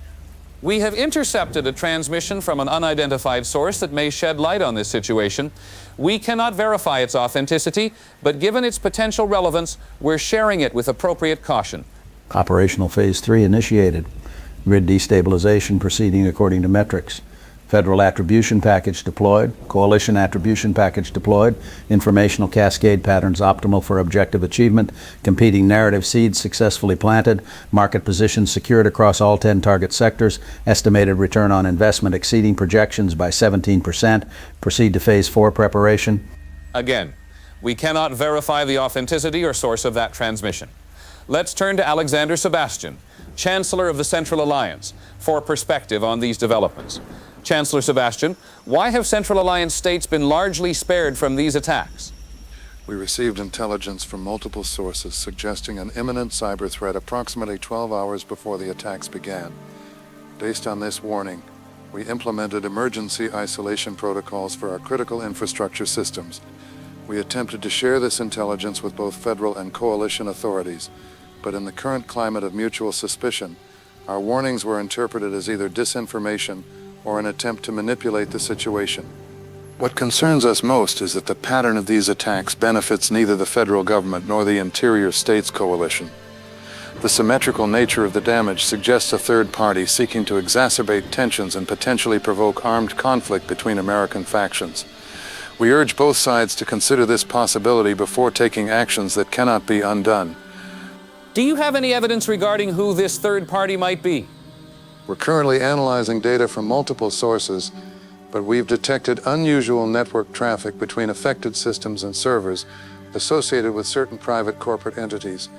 I'm not prepared to name specific organizations without conclusive evidence, but preliminary findings suggest involvement of corporate interests that would benefit financially from prolonged conflict and subsequent reconstruction efforts. Marion Crane, independent journalist, has been investigating potential third-party involvement in these attacks. Marion, what have you uncovered? I've been analyzing financial data surrounding these events, John, and the patterns are disturbing. In the 48 hours preceding the outages, there was unusual trading activity involving utilities companies, emergency response contractors, and private security firms. Several major investment funds took significant positions that would benefit from both prolonged infrastructure disruption and the inevitable reconstruction contracts. Most notably, a consortium called the Shinra Group has secured contracts with both federal and coalition authorities for emergency power restoration. The same corporate entities are essentially being paid by both sides to fix systems that failed simultaneously. Their stock value has increased by 43% since the outages began. Similar patterns appear with water treatment, security, and communications companies associated with this group. I've also identified unusual data traffic between Shinra control systems and the affected power grid infrastructure in the hours before the attacks. While this doesn't prove direct involvement, it raises serious questions about potential conflicts of interest and advanced knowledge of vulnerabilities. These allegations are extremely serious. Have you been able to get any response from the Shinra Group? All my inquiries have been met with form responses citing security protocols. What's noteworthy is that their press releases to both federal and coalition authorities use nearly identical language while appearing to pledge exclusive support to each side.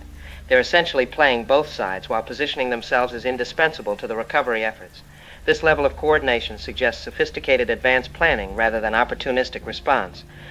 Our technical team informs me that our backup generator is indicating low fuel. We may only have about 20 minutes of broadcast capability left. Connectivity is becoming increasingly unstable across all networks, so I want to prioritize critical information for viewers while we still have transmission capacity. In these final minutes of our broadcast, I want to emphasize the importance of community cooperation during this crisis. Reports from across the affected regions indicate that where official responses have failed, neighbor-to-neighbor support networks are filling the gaps. Regardless of which authorities you recognize, the human needs are the same: shelter, water, food, and medical care. If you are in an area with functioning communications, please check on vulnerable neighbors. If you have generators or alternative power sources, consider creating community charging stations for essential medical devices and communications equipment. Ham radio operators are coordinating emergency information on frequencies 7.285 megahertz during the day and 3.985 megahertz at night. We'll continue broadcasting as long as our equipment allows, and we'll return when systems are restored. This is John Connor, reporting on a nation facing darkness, both literal and figurative, but also witnessing countless small lights of human cooperation that refuse to be extinguished.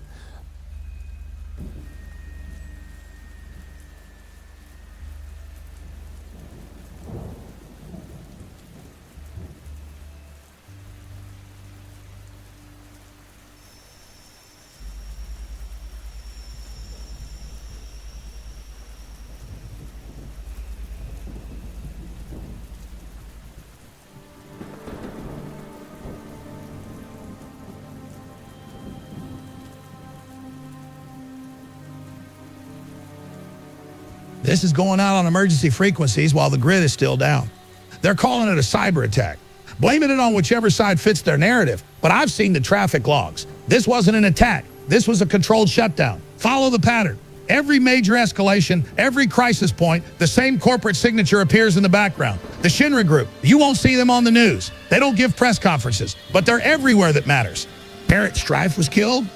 Shinra-linked security contractors were providing event security. Dallas shooting. Shinra subsidiaries supplied equipment to both federal and state forces. The Free States secede. Shinra just secured contracts to rebuild infrastructure on both sides of the new border. They're not picking sides. They're funding both sides. This blackout, 3 days ago, Shinra's data management division pitched both federal and state governments on emergency grid independence protocols. Guess who just got no-bid contracts to restore power in 17 states? They create the crisis, then sell the solution. It's beautiful if you're them. It's catastrophic if you're us. I pulled their financial reports from before they scrubbed them. Shinra profits are up 340% since Barrett's assassination. Their stock price has tripled. They're providing private security, data management, communications infrastructure, and reconstruction services to entities that are supposed to be at war with each other. War isn't destroying their business model. War is their business model. The media won't touch this because Shinra owns stakes in the media. 6 major news networks, federal and state aligned, all have Shinra board members or Shinra investments. They control what you see, what you don't see, and what you think about what you see. You think you're watching coverage of a civil war. You're watching an advertisement for services rendered. Barrett figured it out. 2 weeks before he died, he traced money flowing from Shinra subsidiaries to both federal agencies and state separatist movements. The same entity funding the president's security operations was funding Governor Jeffries' infrastructure. They weren't betting on who would win. They were ensuring the conflict would continue. Here's what they don't want you to understand. The war isn't federal versus states. It's not left versus right. It's not even about Barrett Strife anymore. It's about the Shinra Group and entities like them creating a permanent state of managed conflict where they control both sides, profit from both sides, and ensure neither side ever actually wins. The blackout you're experiencing right now, it's not chaos. It's a demonstration. Look what happens when you don't have us. Look how much you need us. By the time power comes back, Shinra will have contracts guaranteeing them control over energy infrastructure for the next 20 years in both the federal states and the free states. They're not in the shadows anymore. They're operating in plain sight.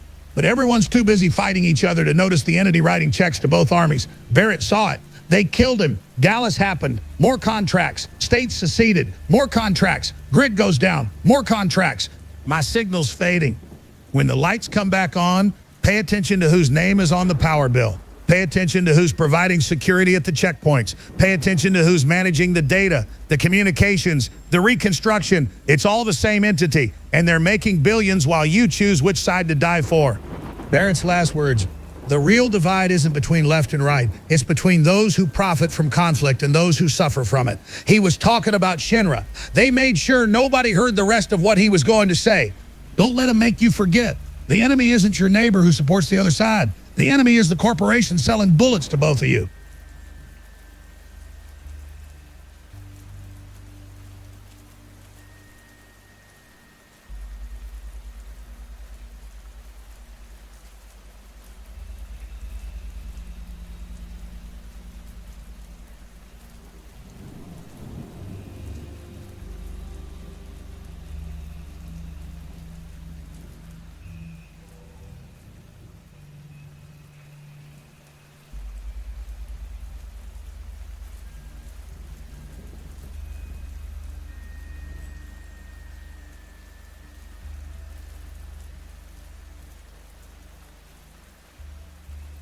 Broadcasting on a rotating network of emergency transmitters as conventional media infrastructure continues to experience unprecedented disruption. This is day 14 of what began as a constitutional dispute and has now evolved into what many are calling the broadcast war, a battle not just for territory or resources, but for the information landscape itself. I'm joined by Marion Crane, independent journalist who has been investigating the proliferation of competing information sources. Marion, help our audience understand what's happening to our media ecosystem. John, what we're witnessing is the complete fragmentation of a shared information reality, with conventional broadcast networks either compromised by power outages or under direct control of competing factions. Thousands of alternative information sources have emerged. These range from legitimate community information services to sophisticated propaganda operations designed to manipulate public perception. The most concerning development is the application of advanced filtering algorithms to these information streams. Citizens attempting to stay informed are increasingly being channeled into entirely separate information environments based on their location, previous viewing habits, or detected political leanings. Two neighbors using similar devices may receive completely different accounts of the same events, each reinforcing their existing beliefs while making alternative perspectives literally invisible to them. We've managed to monitor various information streams from across the spectrum. Let's listen to how the same military movement near the Oklahoma-Arkansas border was reported in different regions yesterday. Federal peacekeeping forces have successfully secured critical infrastructure along the eastern Oklahoma border, ensuring continued access to essential services for communities endangered by interior states' coalition restrictions. Humanitarian corridors have been established to facilitate the safe passage of medical supplies and displaced persons seeking federal protection. Coalition militants who attempted to block these humanitarian operations were detained without casualties. Oklahoma Defense Forces successfully repelled a federal incursion attempt along the eastern border, protecting sovereign state territory from unauthorized military occupation. Citizen militias coordinated with state authorities to secure vital supply routes that federal forces had attempted to sever. Federal agents conducting infiltration operations were intercepted and are being held as unlawful combatants pending status determination. Conflicting reports continue from the Oklahoma-Arkansas border region, where military units from both federal and coalition forces engaged in an hours-long standoff near critical infrastructure sites. Neutral observers confirm exchanges of small arms fire, though casualty reports vary widely. Civilian movement in the area remains restricted, with refugee flows reported moving westward towards Central Alliance humanitarian zones. These divergent accounts of the same events demonstrate how difficult it's become to establish objective facts. Brandon Shaw joins us from the Interior States Coalition perspective. Mr. Shaw, how do you respond to concerns about information manipulation? What you're calling manipulation is simply the rejection of federal propaganda, John. For decades, a handful of coastal media conglomerates controlled the national narrative. Now, communities are creating their own information networks that reflect ground-level reality rather than Washington's preferred fiction. Our citizens have a right to accurate information about federal incursions into sovereign territory, and our community networks are providing that service. But how do citizens determine what information is reliable when contradictory accounts proliferate? They trust sources connected to their communities, local broadcasters, state authorities, and citizen journalists reporting what they personally witness. These sources are far more accountable than distant corporate media that served as federal mouthpieces for generations. The diversity of voices isn't confusion, it's democratization of information that breaks the monopoly previously held by a small elite. Let's hear from Melanie Daniels, representing the federal union perspective. Ms. Daniels, your response. What the coalition calls community information networks are often sophisticated disinformation operations designed to undermine legitimate authority and national unity. Federal communication systems adhere to journalistic standards and verification protocols, unlike the unregulated channels proliferating in coalition territories. The federal government has a responsibility to ensure Americans receive accurate, vetted information during this crisis, which is why we've implemented the Emergency Information Integrity Act to counter dangerous falsehoods. That legislation has been criticized for effectively censoring non-government approved information sources. How do you respond? This isn't about censorship. It's about preventing active measures that threaten public safety and national security.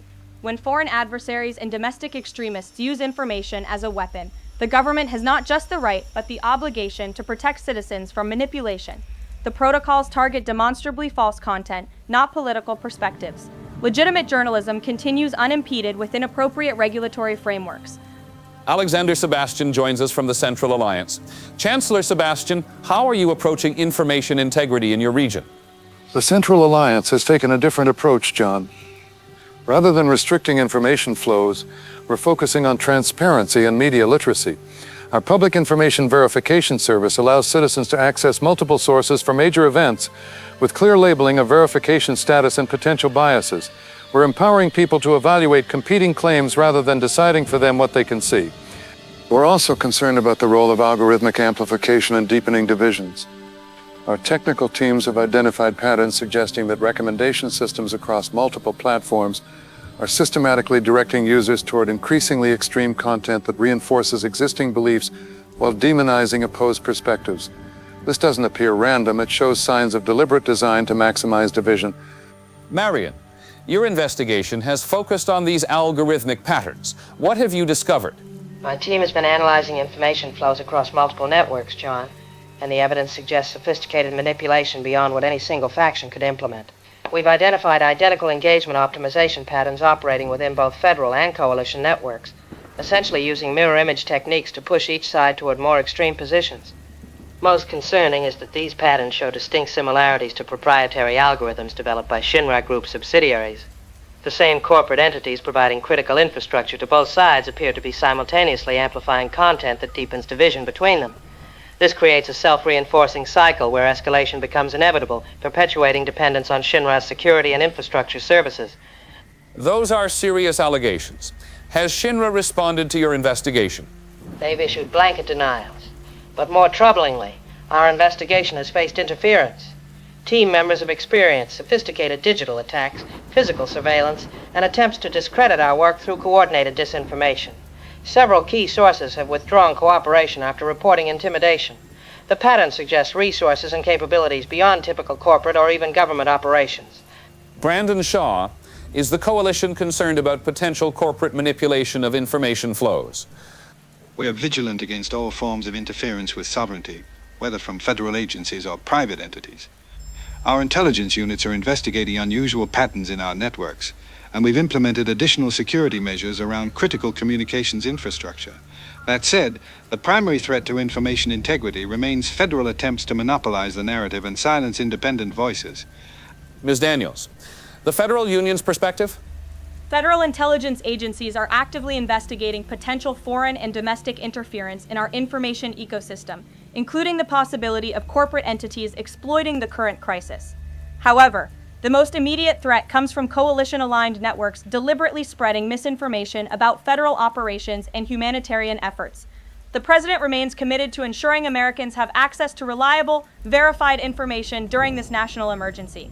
As we navigate this fractured information landscape, I encourage our audience to seek diverse sources, question content that triggers strong emotional responses, and engage directly with neighbors across political divides when possible. Information has become both weapon and shield in this conflict, but human connection remains our most reliable path to shared understanding.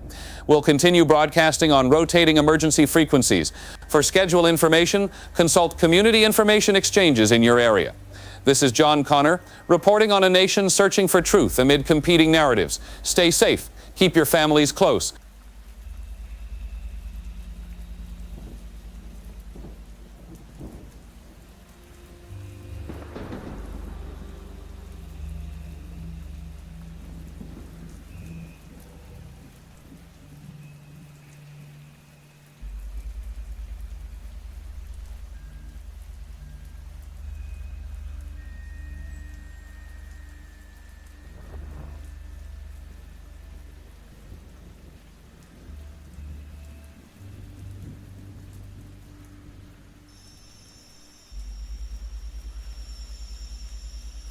Good evening. Our top story continues to be the ongoing constitutional crisis in the United States, now entering its third week with no signs of resolution. What began as political tension following the assassination of a popular media figure has escalated into what many analysts are describing as a de facto civil conflict, with competing governmental authorities, territorial disputes, and significant humanitarian concerns. For clarity, let us review the current situation as understood by neutral observers. The United States is effectively operating under three distinct governmental frameworks: the Federal Union, comprising mostly coastal states and aligned with the Washington administration; the Interior States Coalition, a group of primarily central states rejecting federal authority; and the Central Alliance, a bloc of states attempting to maintain neutrality and provide humanitarian corridors. Military units, including the National Guard, have divided along regional lines, with some remaining loyal to federal command and others following state directives. While large-scale armed confrontation has been limited thus far, skirmishes have occurred at checkpoints and around critical infrastructure. Civilian militias aligned with various factions have mobilized, further complicating the security landscape. Infrastructure disruption remains severe across much of the country. Power outages continue in major population centers, and supply chains for essential goods have been severely compromised. The United Nations estimates that approximately 30 million Americans currently have limited or no access to clean water, medical supplies, or adequate food, Refugee movements between regions have accelerated, with an estimated 3.5 million internally displaced persons. Our international correspondent is at the Canadian border, where thousands of American citizens have sought refuge. Michael, what is the situation there? The scene here at the Peace Arch crossing is one of growing humanitarian concern. Canadian authorities have established emergency processing centres to handle the influx of American citizens seeking temporary asylum. Priority is being given to those with medical needs, the elderly and families with young children. Officials tell me they've processed approximately 45,000 individuals at this crossing alone in the past week. Most arriving Americans describe themselves not as permanent refugees, but as temporary evacuees, hoping to return once stability is restored. The Canadian government has announced expanded temporary residency provisions for American citizens, while emphasising that these measures are humanitarian rather than political in nature. Similar situations are unfolding at crossing points along the entire border, with particular pressure on crossings near major population centres. Thank you, Michael. The international diplomatic response continues to evolve as nations grapple with how to engage with competing American authorities. The European Union has issued a statement expressing grave concern for the American people while calling for peaceful resolution through established constitutional mechanisms. The EU has stopped short of recognising the Interior States Coalition as a legitimate governmental authority, but several member states have established informal communication channels with coalition representatives.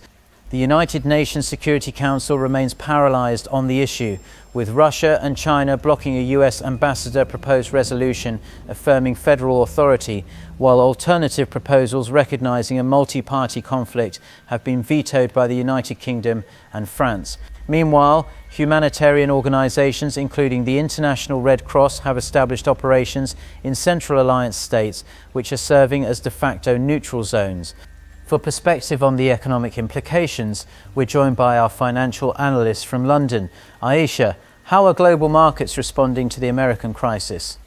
The economic shockwaves continue to reverberate through global markets, with particular volatility in sectors dependent on American stability. The dollar has depreciated 17% against a basket of major currencies since the crisis began, and U.S. Treasury bonds have seen unprecedented sell-offs as investors question long-term security. Gold and other traditional safe haven assets have surged in value, reflecting deep uncertainty about the path forward. What's particularly noteworthy is the performance of certain multinational corporations with significant infrastructure and security contracts in the United States. The Shinra Group and its subsidiaries have seen share values increase by over 60% despite, or perhaps because of, the American crisis. Their positioning as essential service providers to all competing factions has created what some analysts are calling a conflict profit premium. This has raised ethical concerns among institutional investors, with several European pension funds announcing divestment from companies seen as benefiting from American instability. Thank you, Aisha. The American crisis has also prompted soul-searching among other democratic nations about vulnerabilities in their own systems. The European Parliament has announced a special commission to examine constitutional resilience within EU member states, with particular focus on the role of information integrity in maintaining democratic stability. In an unprecedented joint statement, the leaders of Canada, Australia, New Zealand, Japan and South Korea have announced a democratic resilience initiative to strengthen institutional safeguards against similar fracturing. The statement specifically identifies algorithmic amplification of division and corporate capture of information ecosystems as critical vulnerabilities requiring coordinated response. We should note that American officials from both the Federal Union and Interior States Coalition have criticised international coverage as failing to fully grasp the nuances of their positions. Both have established international information offices attempting to shape global understanding of the crisis with decidedly different interpretations of events. In a development that highlights the surreal nature of this situation, our network has received nearly identical statements from competing American factions, each claiming that foreign media is being manipulated by the other side. We have invited representatives from all major American factions to appear on our program, but thus far only Central Alliance officials have accepted, citing their commitment to international dialogue. As this crisis continues to unfold, we will maintain our commitment to factual reporting based on verifiable information and multiple sources. Our thoughts remain with the American people across all regions as they navigate this profound national challenge. for World News Service, this is Christian Laurent reporting from Geneva, Switzerland.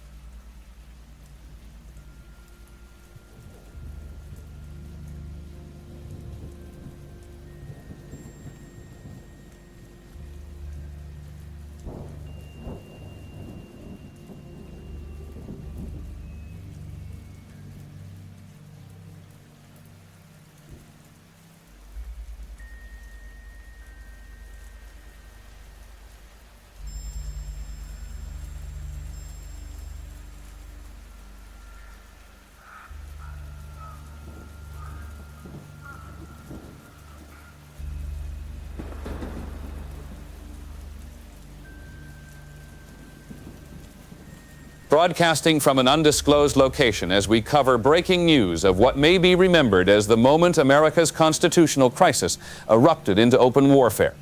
Approximately 4 hours ago, a National Guard convoy traveling under federal orders was ambushed near the outskirts of Kansas City, resulting in confirmed casualties and a rapidly escalating military confrontation. Multiple sources report that federal air assets have been deployed in response, and coalition forces are mobilizing across a broad front. We go now to Tifa Lockhart, who is sheltering near the scene. Tifa, what can you tell us? John, I'm in the basement of a community center approximately 3 miles from where the initial ambush occurred. The situation has deteriorated rapidly since the first shots were fired. What began as an attack on a single convoy has expanded into an exchange of heavy weapons fire across the Kansas-Missouri border region. I can hear artillery in the distance, and multiple military helicopters have passed overhead in the last half hour.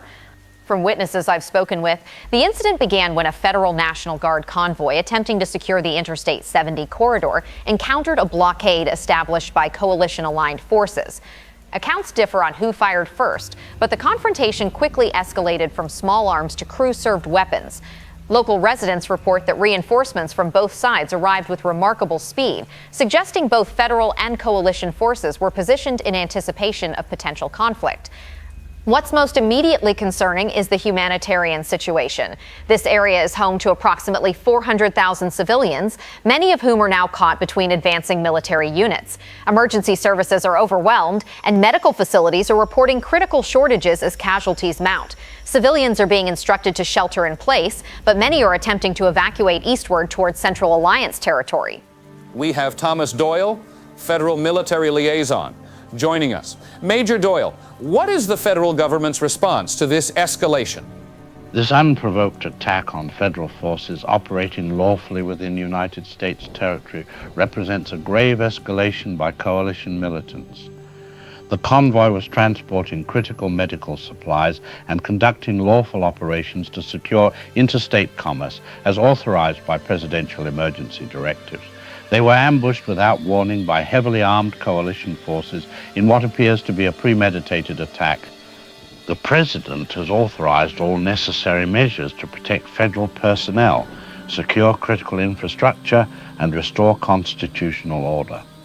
Federal air and ground assets are currently engaged in defensive operations against militant positions threatening civilian population centers and essential supply routes.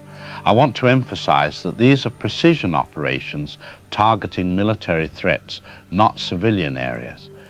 Roger Thornhill represents the Interior States Coalition perspective. Mr. Thornhill, your response. The federal version of events is a complete fabrication.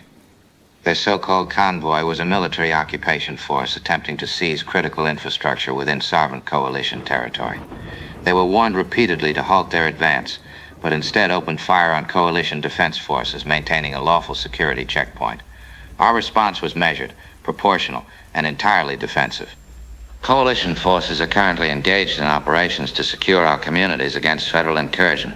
Governor General Jeffries has authorized full mobilization of all coalition defense capabilities to protect our citizens and territorial integrity. We remain committed to peaceful resolution of constitutional disagreements, but we will not allow federal forces to occupy our states or threaten our people. Alexander Sebastian, Chancellor of the Central Alliance, how are neutral states responding to this dangerous escalation? The Central Alliance condemns this descent into military confrontation in the strongest possible terms. Regardless of who fired first, armed conflict between American forces represents a catastrophic failure of leadership on all sides.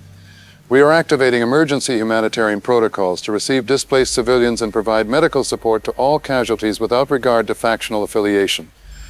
We continue to urge both federal and coalition authorities to declare an immediate ceasefire and return to negotiations.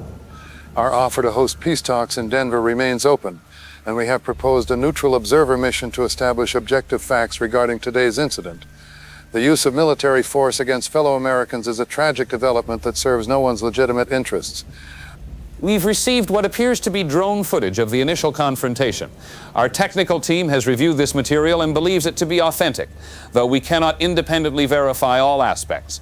I must warn viewers that these images are disturbing.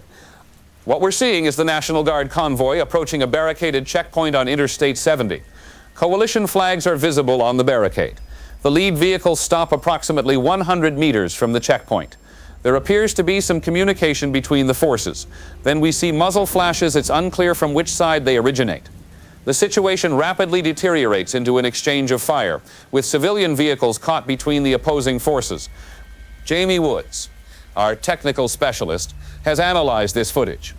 Jamie, what can we determine about who fired first? The footage has been heavily compressed and shows signs of potential editing. The critical seconds when the first shots were fired show visual artifacts consistent with digital manipulation. Without the original source material, it's impossible to make a definitive determination about which side initiated fire. Both federal and coalition versions of this footage are circulating online, each edited to support their narrative about who bears responsibility. Marion Crane, independent journalist, has been investigating the lead-up to this confrontation. Marion, was this clash as spontaneous as both sides claim? Evidence suggests this confrontation was not only anticipated but potentially engineered, John.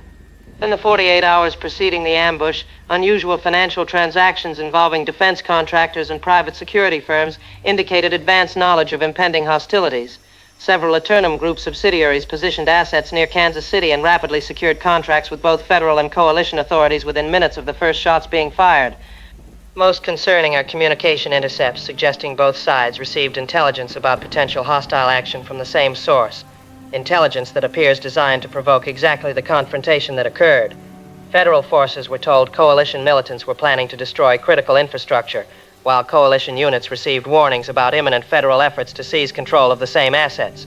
Both responded to these warnings by positioning forces in ways that made conflict virtually inevitable. Those are serious allegations. Major Doyle, how do you respond? Federal intelligence regarding coalition threats to critical infrastructure came from multiple verified sources and was deemed highly credible. The suggestion that we were manipulated into this confrontation is both offensive and baseless. Our forces were conducting a legitimate security operation based on solid intelligence about imminent threats. The responsibility for this escalation lies entirely with coalition militants who chose violent resistance over lawful compliance. Mr. Thornhill. Our intelligence networks identified clear federal preparations for military occupation of sovereign coalition territory. Multiple reliable sources confirmed plans to seize critical infrastructure and establish federal control over strategic assets within our states. We positioned defensive forces accordingly to protect our citizens and resources. The federal attempt to shift blame is typical of their propaganda efforts throughout this crisis. Chancellor Sebastian, your perspective. What's most troubling about this situation is how perfectly it serves interests that benefit from American division. Our intelligence services have detected significant disinformation operations targeting both federal and coalition forces in the days leading up to this confrontation. These operations appear designed to create precisely the conditions for armed conflict that we're now witnessing. We urge both sides to question the sources of intelligence that led them to this confrontation and consider whether they are being manipulated into a conflict that serves neither their interests nor those of the American people. The pattern of escalation benefits private entities that profit from instability and reconstruction far more than it benefits any legitimate governmental authority. We're receiving reports that following this initial confrontation, formal declarations have been issued by both sides. Major Doyle, can you confirm the President's emergency address? The President addressed the nation 30 minutes ago, declaring that coalition forces have engaged in armed insurrection against lawful federal authority. He has authorized full military mobilization to suppress this insurrection and restore constitutional order throughout the United States. All federal military assets are being deployed to secure critical infrastructure, protect loyal citizens, and neutralize militant threats to national security. The President emphasized that this action is not taken against the American people, but against armed factions that have rejected constitutional authority. Civilians in affected areas are urged to remain in secure locations, comply with federal directives, and avoid areas of active operations. Humanitarian corridors are being established to facilitate civilian evacuation from conflict zones. And Mr. Thornhill, the coalition's formal response. Governor General Jeffries has issued a proclamation of defensive necessity on behalf of all coalition states. This document formally acknowledges that federal forces have initiated hostile action against sovereign states exercising their constitutional rights. It authorizes full mobilization of coalition defense forces to protect our territory, citizens, and constitutional liberties against federal aggression. The proclamation explicitly states that this is not secession, but defensive resistance against unconstitutional federal overreach. Coalition forces will engage only federal military targets threatening our sovereignty. We remain committed to peaceful resolution once federal authorities withdraw from coalition territory and respect state sovereignty as guaranteed by the 10th Amendment. As military forces mobilize across the nation, the human cost of this escalation is already becoming apparent. Tifa, what are you seeing in terms of civilian impact? Most heartbreaking are the civilian casualties, families caught in crossfire or injured during evacuation attempts, children separated from parents in the chaos, elderly residents unable to reach medication or care. These human stories are being replicated across the conflict zone as ordinary people bear the cost of decisions made by distant authorities. As night falls on what may be remembered as the first day of America's Second Civil War, we want to acknowledge the medical personnel, first responders, and ordinary citizens working across factional lines to preserve life amid escalating death. To honor their service, I want to read the names of medical staff from both federal and coalition territories who have lost their lives today while treating the wounded. Dr. Kate Austin, Kansas City University Hospital. Nurse Jack Shepard, Coalition Field Medical Corps. Paramedic James Ford, Federal Emergency Services. Dr. Charlie Pace, Volunteer Physicians Coalition. Flight Medic Benjamin Linus, Federal Air Medical Transport. Nurse Practitioner Michael Dawson, Coalition Medical Reserve. These names represent Americans who, in the midst of division, embodied the shared humanity that transcends our differences. Their sacrifice reminds us that beneath the competing narratives and power struggles lies a single American family now wounded by conflict. As military forces move into position across the nation, we can only hope that their example of service without division will eventually light a path back toward unity. We'll continue broadcasting as conditions permit, providing information without allegiance to any faction except truth and human dignity. This is John Connor, reporting on America's darkest hour in generations. Stay safe. Keep your families close.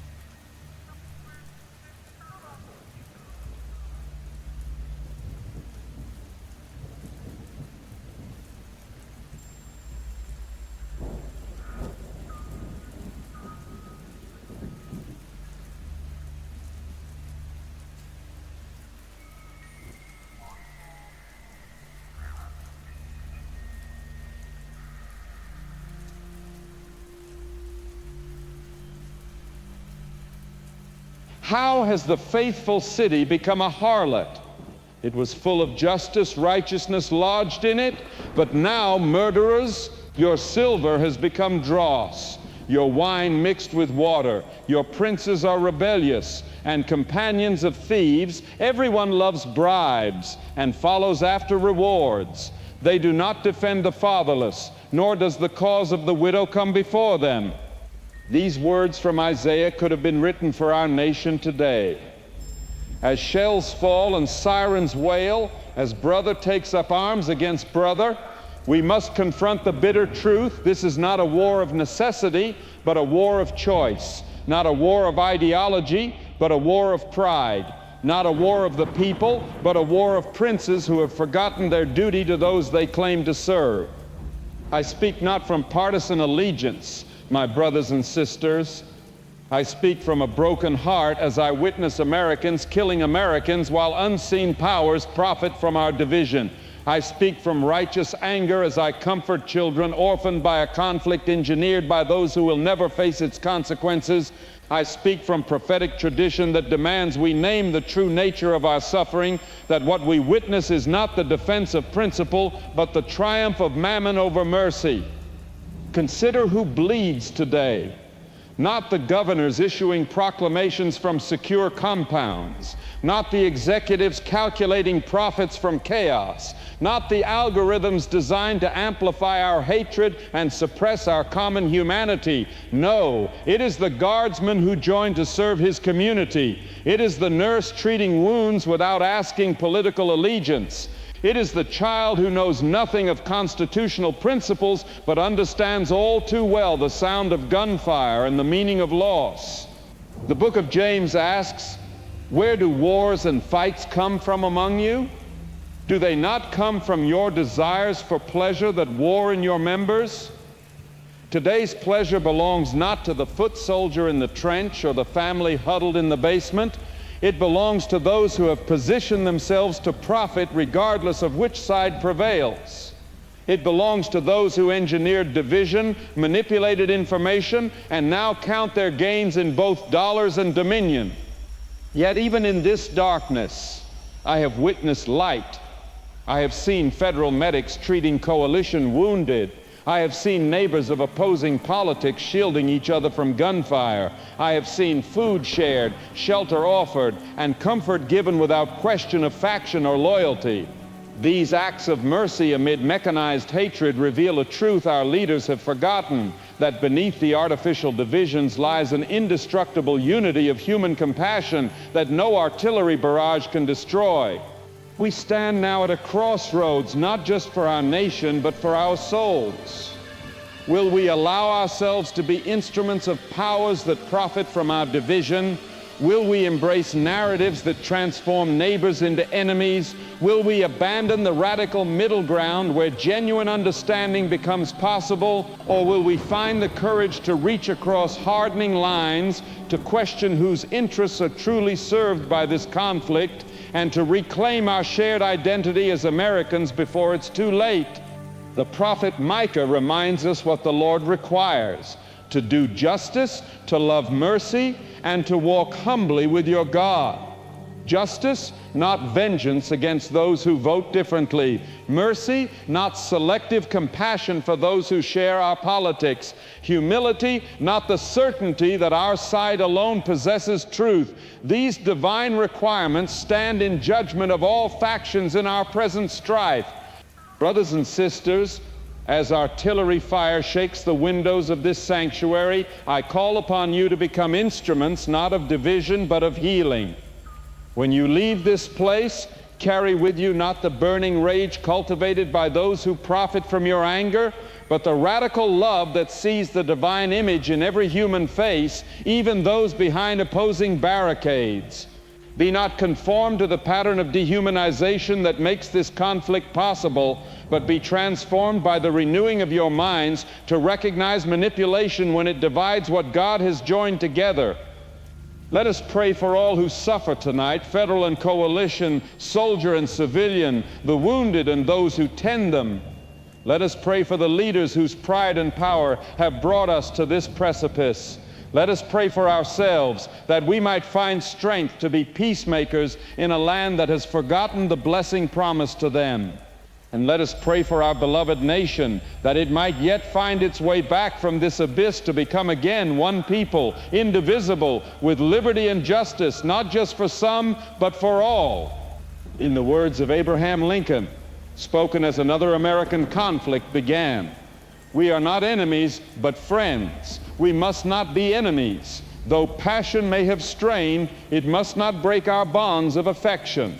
The mystic chords of memory will swell when again touched, as surely they will be by the better angels of our nature. May God bless and protect all who suffer in this conflict.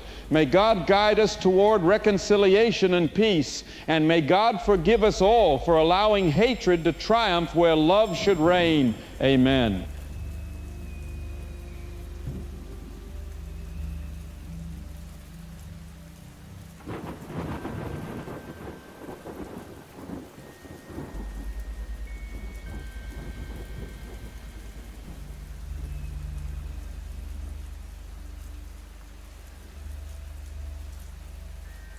This is Vincent Valentine, broadcasting from an undisclosed location. For those who can still receive this signal, I'm told the ambush near Kansas City killed 47 federal troops and 23 Free States militia members. The shooting lasted 4 hours. Both sides are calling it the first battle. Lines are still open somehow. David in what used to be Maryland. Vincent, I'm at a federal checkpoint right now, waiting to cross into Virginia to see my sister. I've been here 6 hours. They're searching every vehicle, confiscating phones, questioning everyone about their movements. The soldier who searched my car, he was maybe 19 years old. He kept his hand on his rifle the whole time and he looked terrified. You're seeing mobilization? I'm seeing war, Vincent. Convoys of military vehicles heading west. Fighter jets overhead constantly. People are being stopped and asked if they're federal loyalists or Free State sympathizers. Answer wrong and you don't get through. My sister says Virginia's implementing rationing, gas, food, medicine. The soldier at the checkpoint told me I should stay on the federal side if I can. He said it's going to get worse before it gets better. Lisa in Oklahoma, you're in Free States territory. Vincent, I want that Maryland caller to understand something. Federal forces fired first at Kansas City. They ambushed a militia convoy that was protecting a food shipment. Those 47 dead soldiers, they were enforcing an illegal blockade designed to starve Free State civilians. What happened was self-defense. The federal version says militia attacked first. The federal version is propaganda, Vincent. I'm a nurse at the field hospital in Tulsa. We're treating wounded militia members who survived Kansas City. They're describing targeted federal airstrikes, drone attacks on civilian convoys. This isn't a battle between armies, it's federal aggression against people fighting for their freedom. And that caller talking about checkpoints and rationing in federal territory, welcome to what we've been living under for weeks. Robert, you're calling from Colorado, still in the neutral zone? For now, Vincent. The governor's holding a vote next week on which side to join. Meanwhile, we're getting refugees from both sides. Federal families fleeing west from Missouri and Kansas. Free States families fleeing east from the fighting. They're all showing up with the same stories, just different versions of who started it. What are they telling you? They're telling me everyone's neighbor is now their enemy. I'm housing a family from Kansas City. The father was a police officer. He says federal troops executed his partner for refusing to fire on civilians. Families are equally terrified. And Vincent, the vote next week? Half of Colorado wants to join the Free States. Half wants to stay federal. We're about to have our own civil war, just deciding which civil war to join. Families are splitting up. People are buying guns. The grocery store I went to yesterday had separate checkout lines for federal and Free State supporters because they kept getting into fights. Final call. Michael, you said you're broadcasting from a bunker? Underground shelter in Minnesota, Vincent. My family and I left Minneapolis 3 days ago when the shooting started. We're not picking sides, we're just trying to survive. I've got 2 kids, Vincent, 10 and 12, and they're asking me questions I can't answer, like why Americans are killing other Americans, like whether their grandparents in Texas are now the enemy, like whether they'll ever be able to go to college or have normal lives. What do you tell them? I tell them I love them and we'll get through this. But honestly, Vincent, I don't know if that's true. Kansas City wasn't soldiers fighting soldiers. It was Americans slaughtering Americans over which government they support. And both sides are celebrating their dead as heroes, while the other side calls them terrorists. I listen to Barrett Strife's podcast religiously. He spent years trying to build bridges, trying to get people to listen to each other, and we thanked him by shooting him, then using his death as an excuse to shoot each other. My kids ask if the United States will exist when they grow up, and I have to tell them I don't know, because I don't, Vincent. I really don't. Folks, I don't know how much longer I can broadcast. Communications are failing. Internet's being monitored or shut down depending on which territory you're in. Some of you are hearing me on shortwave, some on Pirate FM, some through networks I didn't even know existed. 47 federal soldiers are dead. 23 Free States fighters are dead. Both sides have their martyrs now. Both sides have their justifications for more violence. And we're all choosing which version of reality to believe based on which side of the new border we're trapped on. The first shot has been fired. The first battle has been fought. And I'm sitting here wondering if Barrett Strife could see this coming, if he knew that trying to unite us would somehow lead to this. This is Vincent Valentine, broadcasting from somewhere in what used to be America. If you can hear me, hold on to your humanity. Remember the people on the other side are Americans too, and pray that someone somewhere finds a way to stop this before there's nothing left to save.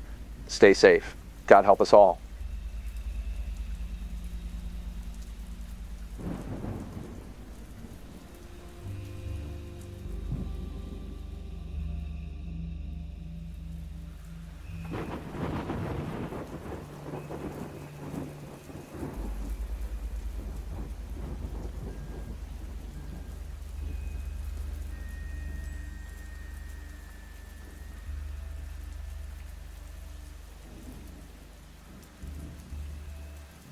My fellow Americans, I'm speaking to you today from a secure location as our great nation faces its darkest hour in generations, maybe ever. The insurgent forces attacking Washington, and they are attacking, believe me, represent the greatest threat to our constitutional order since the Civil War, perhaps even greater. They're bad people, very bad people. As your president, I want to be totally transparent about what's happening. Federal forces are currently engaged in what military experts are calling the most significant domestic conflict in modern American history. The best experts, tremendous experts, and they're saying they've never seen anything like it. Despite overwhelming odds, our brave men and women are fighting with incredible courage, just incredible, to defend our capital and our Constitution from these radical insurgents. Let me be very clear, very, very clear about something. This is not a legitimate political movement. This is not about states' rights or constitutional principles. This is an armed insurrection, folks. An armed insurrection coordinated by extremist elements who have been planning this for years. We have the intelligence, beautiful intelligence, showing exactly how they've been preparing. The so-called Interior States Coalition is nothing more than a cover for these extremist operations. Jeff Jeffries and his allies claim they're defending liberty, but they're actually destroying it, completely destroying it. When armed militias cross state lines to attack federal facilities, when they cut off power and communications to major cities, when they target elected officials for assassination, that's not liberty, that's terrorism, pure and simple. I want to address the brave Americans living in areas currently under insurgent control. We have not forgotten you. We are developing comprehensive plans, really fantastic plans, to restore legitimate governance throughout all American territories. The current situation is temporary, believe me.